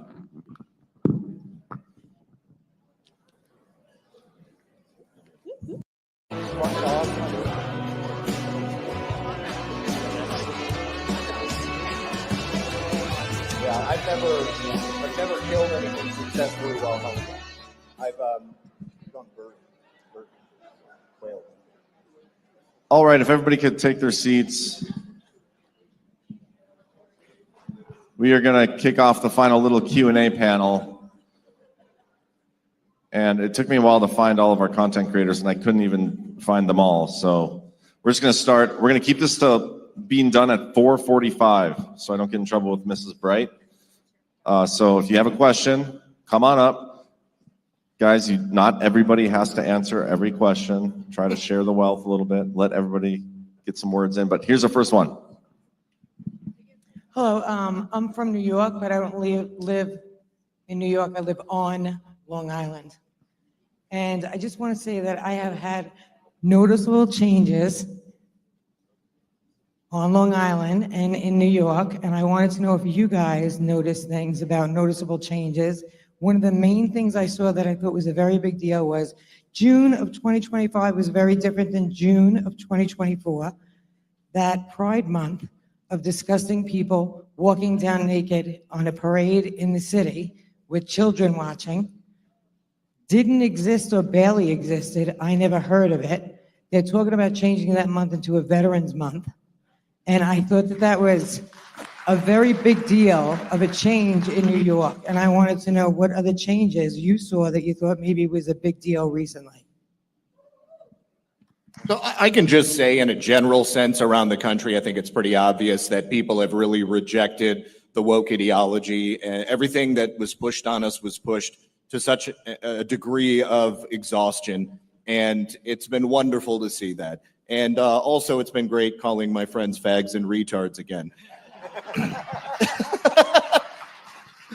But, living in Florida, I have a unique perspective. Most of the people that I'm around are pretty based already, but I'd love to hear from people who are in different areas of the country. Yeah, I would say in Colorado, one of the biggest changes from last year to this year is that the federal funding has been cut. So 40% of Colorado's budget is federal funding. So you're all paying for Colorado. And right now they have a $1.2 billion budget deficit. Now they're all freaking out and blaming Trump and blaming the Republicans for, shooting a massive $1.2 billion hole into the state budget. But the reality is that the rest of the country should not be subsidizing, for example, transgender face contouring and top and bottom surgery. And that's, potentially going to end. But, of course, they're talking about raising revenue and not cutting spending. So we'll see what happens. One thing I do want to point out, just to be a contrarian, is I do think there are going to be some rug pulls here. G Money's not on stage, but I will be the rug pull narrator here. I do think that keep an eye on Virginia. I'm going to go ahead and just call the Virginia race. We have a race for the governorship in November. I'm just going to go ahead. Badlands is officially calling the race. Abigail Spanberger is probably going to be the governor of Virginia come January 2026. Winsome Sears, who's the lieutenant governor of under Youngkin, has done nothing in terms of campaigning or promotion. I barely even realized that she was the candidate. Abigail Spanberger signs are everywhere. So I do think there's going to be a rug pull, and I hope that the entire country stops and says, how the hell did that happen? And it has everything to do with the Ron DeSantis op, right? Winsome Sears, by the way, right after the 2022 midterms came out and said, we need to dump Trump and get on DeSantis. And that was when Trump came out and said, Youngkin has a really weird name. It sounds Chinese or something. Remember? I'll say, in the beautiful state that everybody wants to abandon of California, we had Los Angeles try to kick off the illegal riots, and Trump came through and said, no, it's not going to happen. So seeing that California has tried to weaponize these trends that are going to go from one coast to the other coast, and seeing that, you know, HSI and Border Patrol was able to come in and stop that and prevent it from being a forest fire across the nation, I thought that was pretty solid.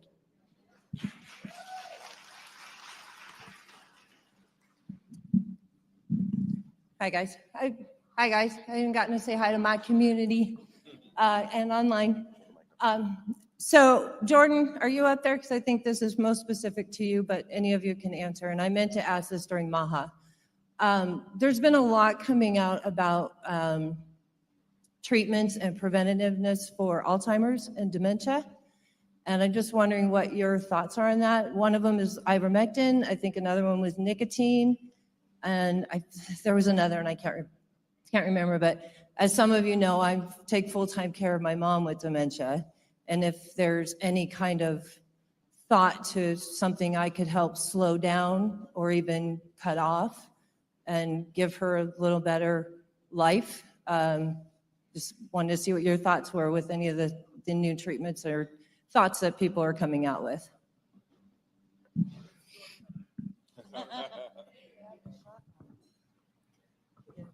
You gotta go in front of us. Yeah. Okay, story time. Back when I was working at the health food store, 2012 timeframe, in the Pacific Northwest, out of Hood River, there was a company called Maxam, M-A-X-A-M, Nutraceutics. And they developed a spray that was an incredibly powerful chelating spray that helped to detoxify heavy metals out of the brain. There were a lot of autistic children using this, parents with autistic children using this in their kids, and also people with Alzheimer's and other neurodegenerative diseases. It became very popular, and then the FDA in 2012 raided the company, shut down their bank accounts. They raided them again in 2015. They basically lawfared that company out of existence. So one of the things that makes me most excited about RFK is that he explicitly stated in a podcast about a month ago is that he is going to get the FDA out of the business of regulating small nutraceutical companies, being able to open up, yes, being able to open up the market to allow these small businesses with innovative technologies like this to be able to bring them to market. So when it comes to neurodegenerative diseases like autism or Alzheimer's, I think the biggest factor is neurotoxic chemicals, heavy metals, chemicals in our environment that can cross the blood-brain barrier and destroy our nervous system. What's out there right now, zeolite sprays, various heavy metal detoxes can help. But I would really love to see these small innovative companies, because it's not like this technology doesn't exist yet or has to be developed. It's already been developed. It's just been so censored and suppressed that this stuff has gone ignored or hit by old FDA out of existence. So I'm excited to see what the next few years bring with these kinds of innovations if RFK's, HHS, and FDA can actually get out of sending the black suits after the small manufacturers.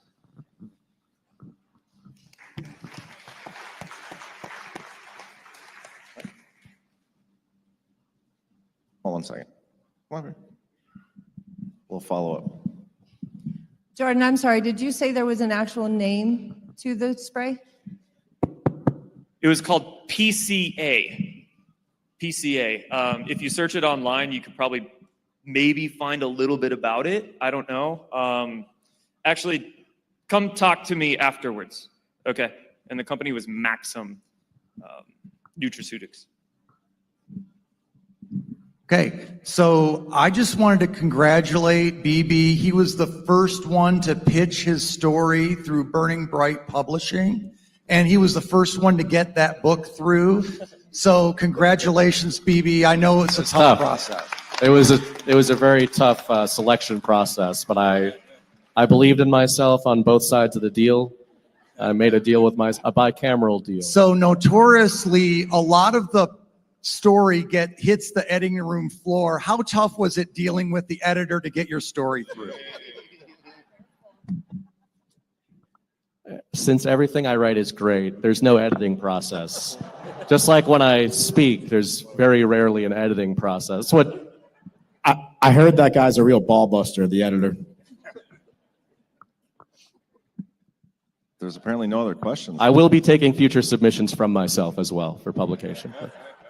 Check the Telegram. I am. Nobody said anything. Which will just be done early, I guess, unless anybody wants to come ask some questions. I had an There we observation go. that Jordan, I recently posited on a show that he probably didn't hear.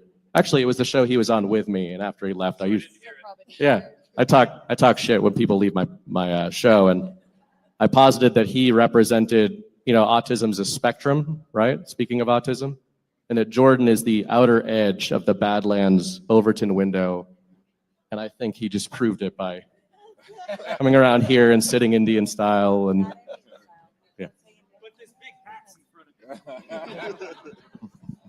Okay, now we have questions. Okay, not necessarily a question. I asked John when's the appropriate time to bring this up, but I work with a private high school and I work with a lot of teenagers, and we're trying to teach them how to properly use AI without being used by AI. And I've had a lot of fun with doing the video things, the music, but a very important thing, especially for if you're doing research and you want to have some sort of privacy, you have to know these online ones, even though you're not changing your mind when they come up with some answer for you that you want to hear. But what you do notice is your profile and your past questions are logged. So these larger companies are keeping track of what you're asking. And you might not want them to know that you're asking questions like, oh, the doctor wants to do a drug test. How long does it take for THC to get out of my system? Or private things like that, or conspiracy type things. So I try to tell them, if you're going to be doing research that you want to keep private, you don't want your questions to be associated back to you, the best way to use these large language models is download a program like LM Studio, and then you can download the actual large language model. You use it offline. It does not have any way of tracking you. It maintains your privacy, but you still have full access to the knowledge base that's there. And happy to show anybody how that works if they're interested. I have a question for you real quick before you leave. We come back up. So you say that offline, it can't track you or anything like that. Is there any way of them tracking you once you go back online? Not necessarily, because unless you've given some sort of access to your computer, but the large language model files are not executables. So you bring them down to the program that runs it. So instead of using somebody else's server to run it, like Google or whoever, you're just running it on your laptop or your computer, and you're getting the same results. You can even see the reasoning model. It's fun to watch the reasoning model go point by point through figuring out the answer. But that is not any more available to the outside world than like a Word document or something that you've written on your laptop. Thank you. Yeah, just to add to what you said, I really appreciate you saying that, because that's been my biggest pet peeve with AI is I've just always been not fearful, but I want to give the least amount of information about myself to the machine as possible. So thank you for that. Mrs. Bright from the chat wants to know if Burning Bright is going to allow her to come to Cocoa Beach. Great question. Baby Bright will be at Cocoa Beach with Papa Bright. No comment on the actual question. I can't speak for the mother. She's pulling the permits right now for the doghouse, and she's just going to start building it. She can't get me here. I don't think she's going to appreciate that answer. She's going to Cocoa Beach. She needs to get down there. So there we go. Mrs. Burning Bright, just let us know what you want us to do. I wanted to ask about free and fair elections, if you're seeing, like, what latest movement you're seeing. I did notice where there were some arrests down in Texas of something to do with election fraud. Well, there's quite a bit happening, actually. There's a program with the DHS to create a nationwide qualified voter file based upon living people, and they're going through each of the states to scrub the number of registered voters to make sure that the people who are registered to vote actually are living human beings. There is DOJ intervention in Arizona, Georgia. There's a couple of other states. I was talking with people about it yesterday. Pennsylvania, there's allegedly a grand jury operating in Pennsylvania right now that is dealing with the 2020 election. It feels like they're ramping up to the point. Well, and then of course you've got Tulsi Gabbard of the DNI talking about the insecurity of electronic voting machines. So I think that that's where it's going. They're going through and they're erasing people who should not be in there. And there's also an investigation into Act Blue, which was just announced, which should be a huge deal as well.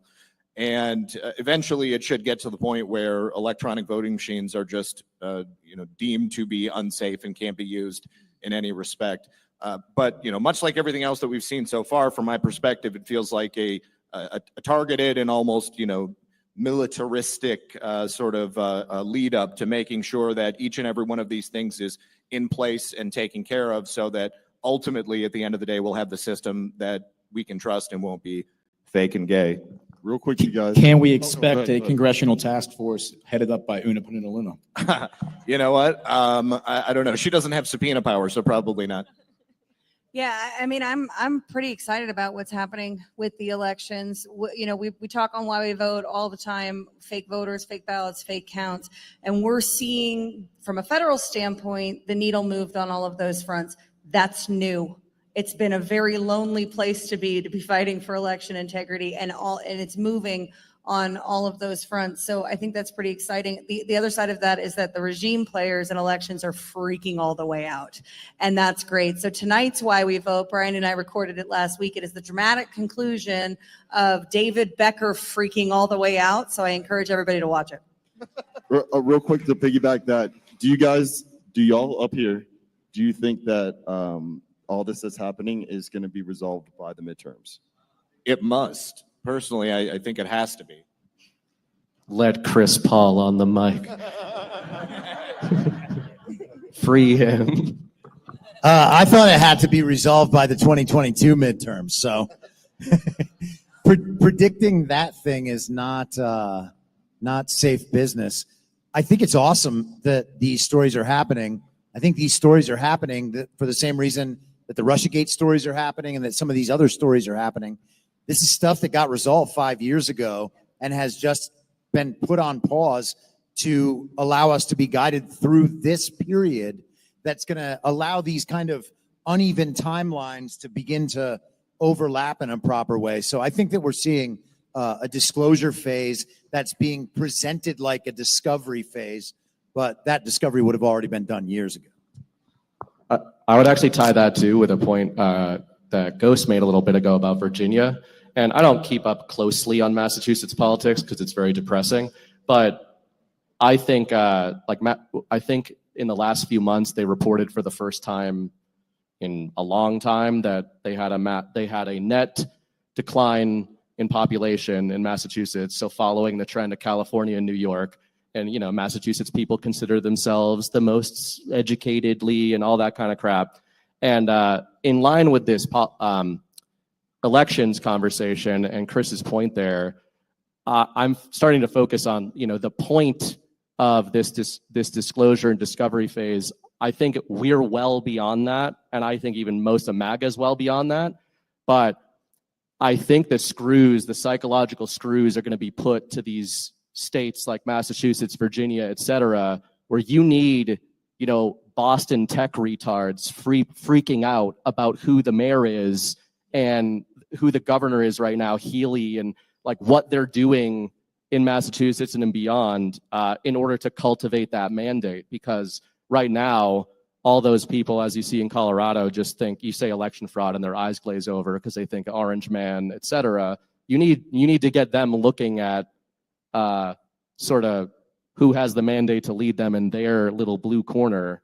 I think that's gonna get worse before it gets better. Yeah, I mean, Youngkin was, in my opinion, a pacification project. It was a project to pacify the growing discontent in the populist movement. And when he was elected, oh, everything's great. He's so great. He's awesome. And my grandmother loves him because he's very polite. He's not like that big, mean orange man.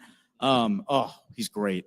And I look back over what he's accomplished over the past 4 years, and he's accomplished, you know, pausing like the march towards pure full-blown communism, but the Trotskyite Republicans party still controls Virginia, and that has not been addressed at all. And the people who were like populist figures have been driven out of the party. So it's, you know, elections are still fake, but I think we're going to get CIA soccer mom Abigail Spanberger. So Yeah, is that on? No. I really appreciate Chris's take, and I agree with it. This is something that Brian and I disagree on, and we've disagreed on it publicly, that, you know, does there need to be another stolen election to get the middle, right? Colorado is a good example. In 2021, when we were canvassing, it was the, you know, it was like 150 people involved in canvassing, and that was pretty much it in terms of people that believed election was fake. Now you have the libertarians, you've got some Democrats, you've got, you know, unaffiliated in the middle, and nobody believes that the elections are real. That's the point, I think, of the disclosure op, is to get, you know, to move the collective mind. And so I think Chris is right. I also think it's working, but also by definition, Brian's wrong. Just add a little bit more to it, Cam. Where is Brian, by the way? He's hiding from Ash. He's out saving babies, John. It's leg day. Oh, I don't know. That's true. I didn't even realize he wasn't up there. Is he golfing? Did he say he was going golfing today? Is that what he's doing? I think he might be working. I think he's working. I'll cover for him. He's working. Terrible. I see Christy ducking under the table up here. Christy, run. But will it be done by midterms? I don't think it's going to be completely done. It's going to be enough for the check engine light to go on for everybody to be like, this is where we need to move. And part of like what you guys were talking about with Act Blue, you're hearing about the major investigations in some of the major cities like Maricopa County and these other ones. But those investigations are going to go in every single county in this country. And those agencies are going to have to be taught how those investigations were going to be done.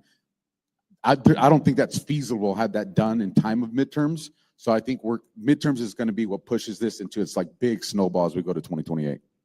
Got it. Thank you. Next question. Well, first, I'd like to say thank you to each and every one of you. I've learned so much. You're my lifeline, and I'm grateful. And Thank you.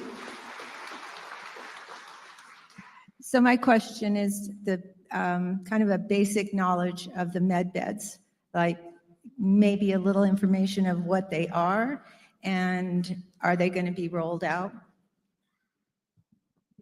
Why is everybody looking at me? Because I don't know very much about it. So, I mean, personally, I don't know that med beds are a real thing. I think that there is undoubtedly technology that has not been given to the people yet, which could facilitate certain things that maybe people think that a med bed might be able to do. But I don't know that it's possible or that anybody has the ability to just heal you by laying in an electronic device. I think that there are technologies that verge on that, like red light or Rife technology, or perhaps a number of other things. But you know, I don't know what you're thinking when you think med beds, but I know that there are people out there who are like, you know, oh, Trump's got med beds, he's going to give one to everybody, and then everybody is not going to have any disease or illness from now on. So, but I don't know if that's what you're thinking. But Jordan, I know you have thoughts. I mean, you pretty much described everything to a T. So yeah, there is a lot of fake information, AI photos, influencers for years that have promoted the military rolling out med beds to everybody and all disease is going to be cured. I would question what exactly is a med bed? What does that mean? I mean, whenever a lot of these internet influencers describe med beds, they don't talk about what technology is associated with it, who's making it, how they're making it, how it works. It's kind of a buzzword. So like Zach said, I mean, we know Dr. Royal Rife existed. He was using frequencies to kill viruses. There's a lot of technologies that are out there and are probably coming out that will be wonderful. But yeah, I would just question some of the internet influencer sphere and what they're saying.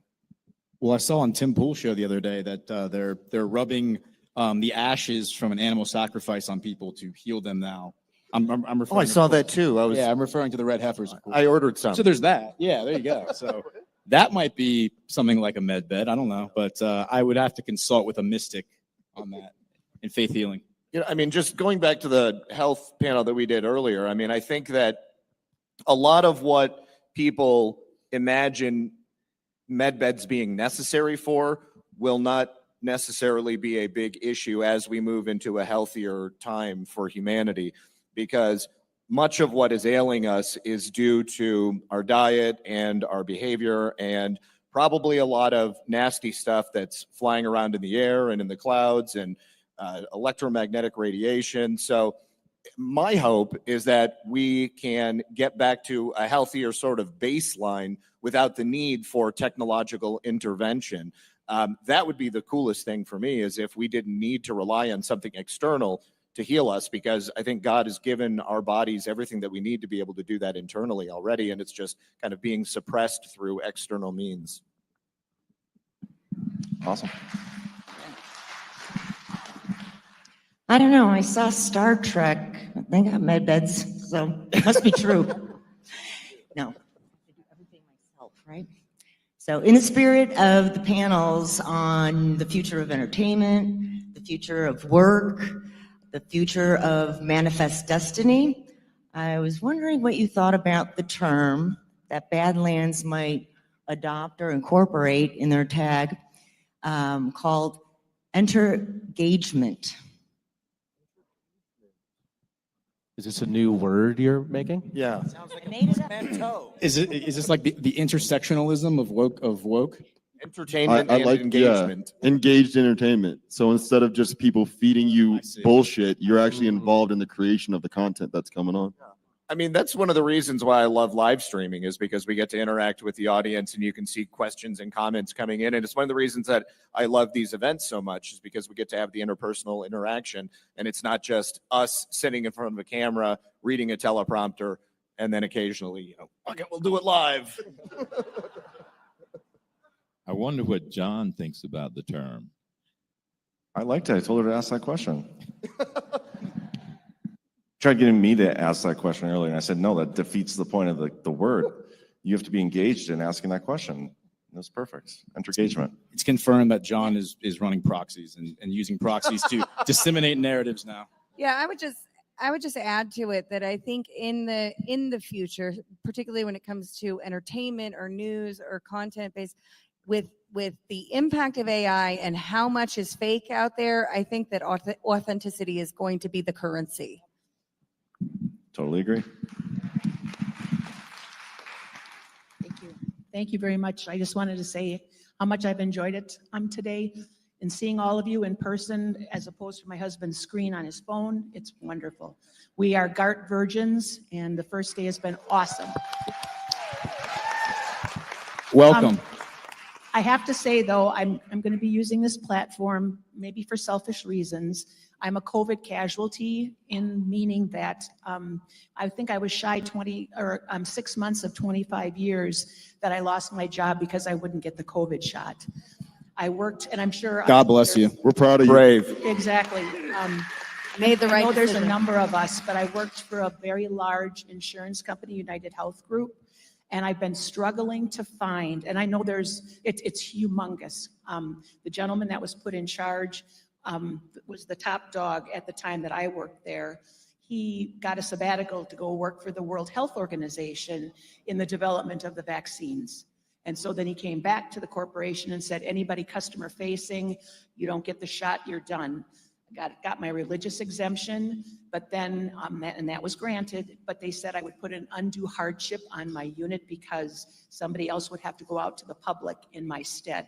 So again, I'm using this platform. If anybody knows of anybody that's in the same situation that I was with United Health Group, and I know you have 1 million followers, I don't know how you'd get in touch with me, but just putting the word out there. Mark and I are going to be partying with you all tonight, so reach out. It seems like you should be able to sue. Like, that just seems totally unfair. And I would imagine the executive who helped to develop the vaccine or the jab at the World Health Organization probably was exempt from having to take it himself. But the problem is, though, we're looking at a class action. I can't Yeah. sue on my own. Yeah, okay. So I'm looking for other people Other that have been United wronged. employees. Is it unreasonable to assume that he had a financial element, like the financial incentive with the vaccine? Like, do you think he made money off the vaccine? I didn't hear that. I'm sorry. I'm sorry. Say again. Do you think he made money? The guy who left to go to the World Health Organization, did he make money off the vaccine? He's wondering if the president of the insurance company made money off of COVID. I highly doubt it.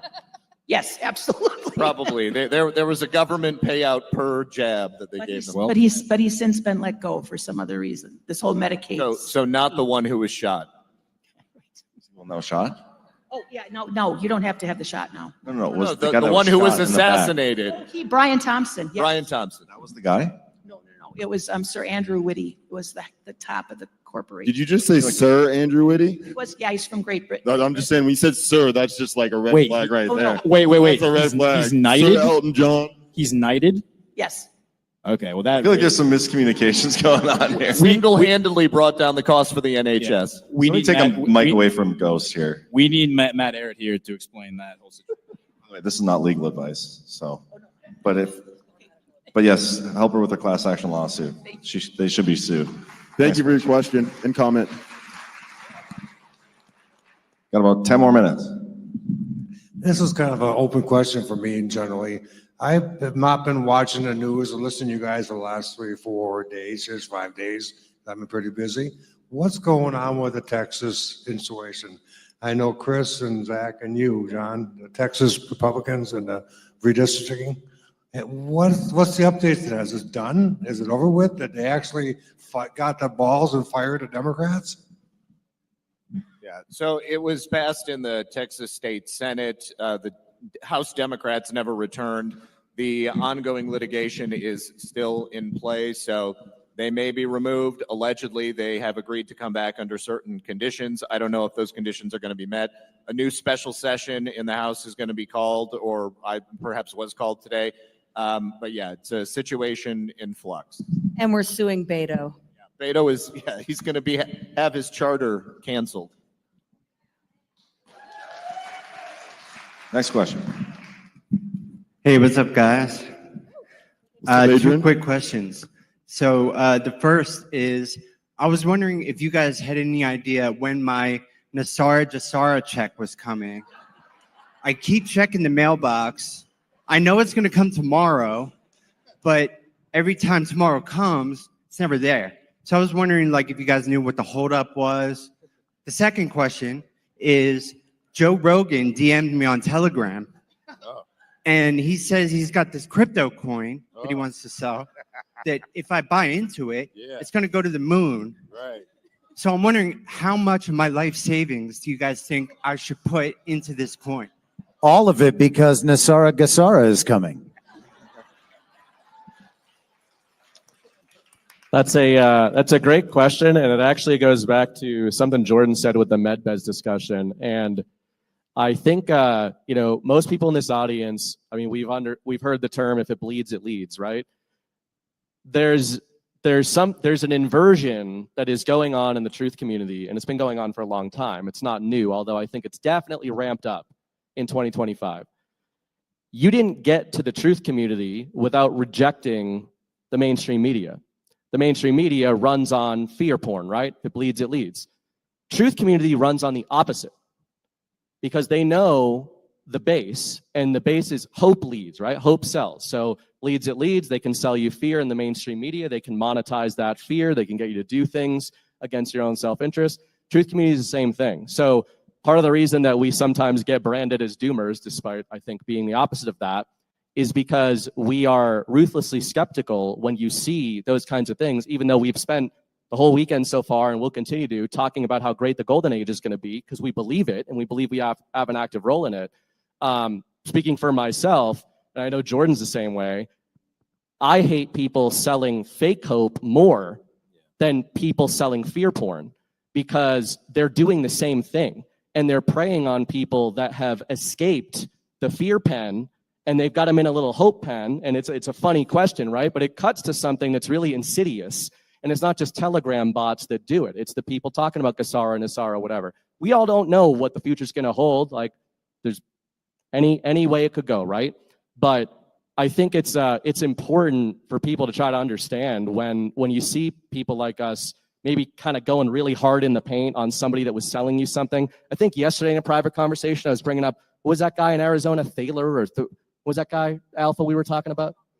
Yeah, and like the guy who was going to sell you a book on how he was going to take down the Arizona deep state, and we were ridiculed publicly by people with very big followings in the truth community for not talking about that on the Power Hour because we thought it was bullshit. And it turns out it was bullshit, right? And the guy was trying to monetize the MAGA movement and the hope and change of it all. So that's why it's not meant to be dismissive of med beds and all this kind of stuff. It's saying somebody is on the other end of that deal making money off of monetizing hope.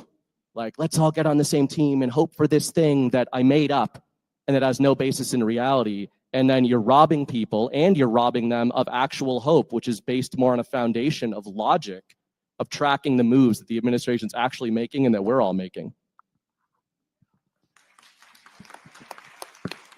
I'll just add to that.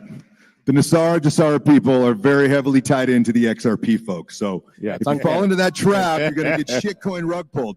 Don't do it, right? But the flip side of this is there is hope, right?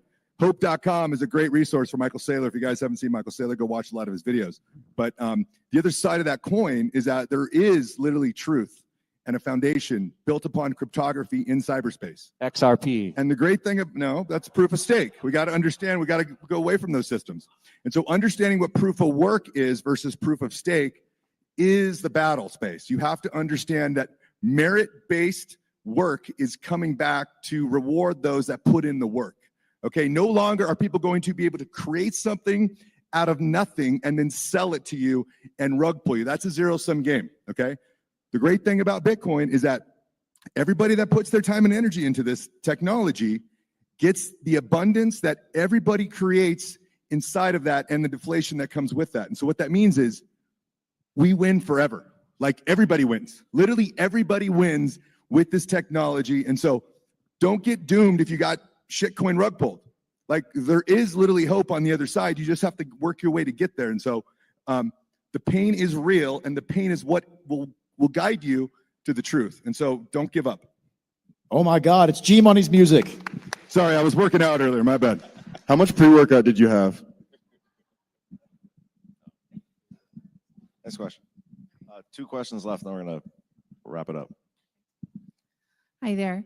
My husband and I homeschool our kids. We're actually more considered like radical unschoolers because I feel like homeschool is ridiculous in a lot of ways. But that's kind of my question is I have had the hardest time finding real curriculum like history. I taught my kids what I thought was history and then went, oh, sorry guys, scratch all that. And so now I have a middle schooler and a couple of high schoolers, and I'm wondering if you guys have found any great curriculum that is actually real and not just propaganda. Because I feel like even the Christian stuff now is a lot of propaganda. Bitcoin podcasts on loop is just the. This is actually a great question.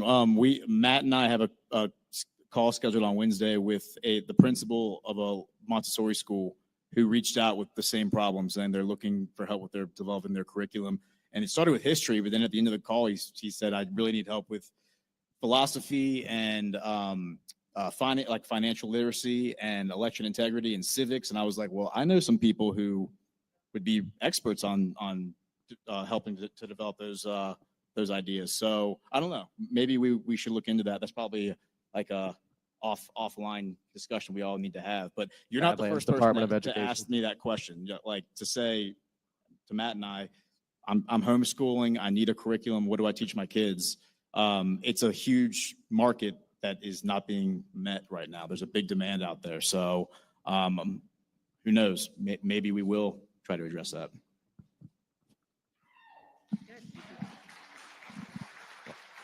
Last question. I got to go back to the financial thing for a second because it came over. We have to get a new currency though because the Fed's going to go away, right? We know the Fed's going to go away. I mean, it almost has to, right? So the dollar has to go away. But I don't think crypto is the only way to go because I think there's too many people that want paper money. So don't you think there's still some, not necessarily, Nasara where everybody gets free paper money, but I think there's going to be a new currency that comes about. Did anybody see the U.S. debt clock and that PDF that they put out? I mean, that was pretty interesting. It provided the whole, history of money and, how it transitions and how they're going to do the transition for the most part. It kind of described that. I don't know if it's real. It's probably fake, but I mean, I think there's going to happen at some point. What do you guys think? Well, this actually, G was on the narrative on Sunday, and it's even if you're not a Bitcoin person, that was probably a really good episode because we talked about this. And another point on the why we don't like the hope porn is the transition is happening, and you can see it right now, and it's real. And, we're theorizing about it, but like when you've got Trump, he signed the Genius Act 2 weeks ago and said it was the most important thing he had ever done and was a bigger technological step than the internet. And that's part of this, currency stabilization path that he's going down. It's not only about Bitcoin, et cetera. There's a whole transition, but the reason that push back so much on Nasara Gassara is because it's a bunch of pseudoscience bullshit. Meanwhile, you can just watch a Trump press conference where he's telling you, like, we're buying our own treasuries back, we're pegging the dollar to stable coins, we're outsourcing banking to private companies who have to have proof of reserves at a 1-to-1 ratio. Those look like bank killers to me. They're killing the banks right now, and you don't need Gassara to do it. You can't kill the banks via executive order. You have to outcompete them, and that's happening right now, and that's why we try to focus on what's going on, which is really positive. But I think people want this shortcut of like, when do they like pull the lever and do the transition? The transition is happening right now, and I think that they're essentially telling us about it. I was listening to what BB said, and when he said the dollar was tied to stable coins, I think that's the answer to your question. I don't think that the dollar bills that I have in my pocket, they're just going to be transferred over not transferred over, they're just going to actually have worth. I think that's going to be the only transition that we see, and then our purchasing power will go up. But I think that's really the only thing that we're going to see when it comes to currency change. I don't think there's going to be like a yen or a whatever, something else taking over. They cut the Hello. Yeah, and just to add to that, Trump and them are trying to provide the smoothest transition possible from this disruption of technology. And so him going so hard with stable coins is establishing that, hey, we're not just going to jump off a cliff, right? It's like extending the ramp of fiat is what I'm kind of call it, where you're going to have stable coins in your bank account versus just, magic numbers that were there before that made no sense. And so understanding that you are in the transition and you will probably have stable coins instead of dollars that are pegged to the dollar, but it's going to be tracked and it's going to be, well, I mean, you can still use physical dollars. Yeah, they might actually, use still physical dollars. But I think the important part here is that the new banks fractional reserve banking is going away, right? That's kind of the point, is that these new banks, like Bernie Bright was talking about, are being backed with T-bills and Bitcoin, and then they're issuing their own currency. They're issuing stable coins on top of that. And so I'm just, adding to the thing. But yeah, go watch the narrative on Sunday. I think it was a really good episode that me and B this last Sunday. That was a good episode. So For an episode of the narrative, it was pretty good. Okay, we're gonna wrap it up here because we have our welcome reception tonight at 7, and you got to eat before you come. There will be light appetizers, but not a full meal. So thank you guys for the first full day of the conference. This is fun. Excited to hang out tonight. Yeah, go get some food, and we'll see you here back at 7 o'clock, 7 to 9, and then we're going to karaoke after that. So thank you, Ty. All right, guys, that was the first day of this most recent GART. It was a blast. I hope you guys enjoyed that. That was like over 5 hours of content, premium content for you guys, and also is available over on Twitter and YouTube. So hope you enjoyed it. Our next conference is coming up here in Cocoa Beach in November. So those tickets will be available here pretty shortly. So make sure you get that. And then last reminder, guys, tonight, 6 p.m. Eastern, the premiere of Codex 9/11, the best documentary possibly ever, but definitely the best 9/11 documentary. You don't want to miss it. It will be available for replay, but coming out with us live. Hoping it'll get featured on Rumble, and we'll be in the chat hanging out. Should be a great time. So we will see you guys all tonight. And with that, you guys have a great rest of your weekend.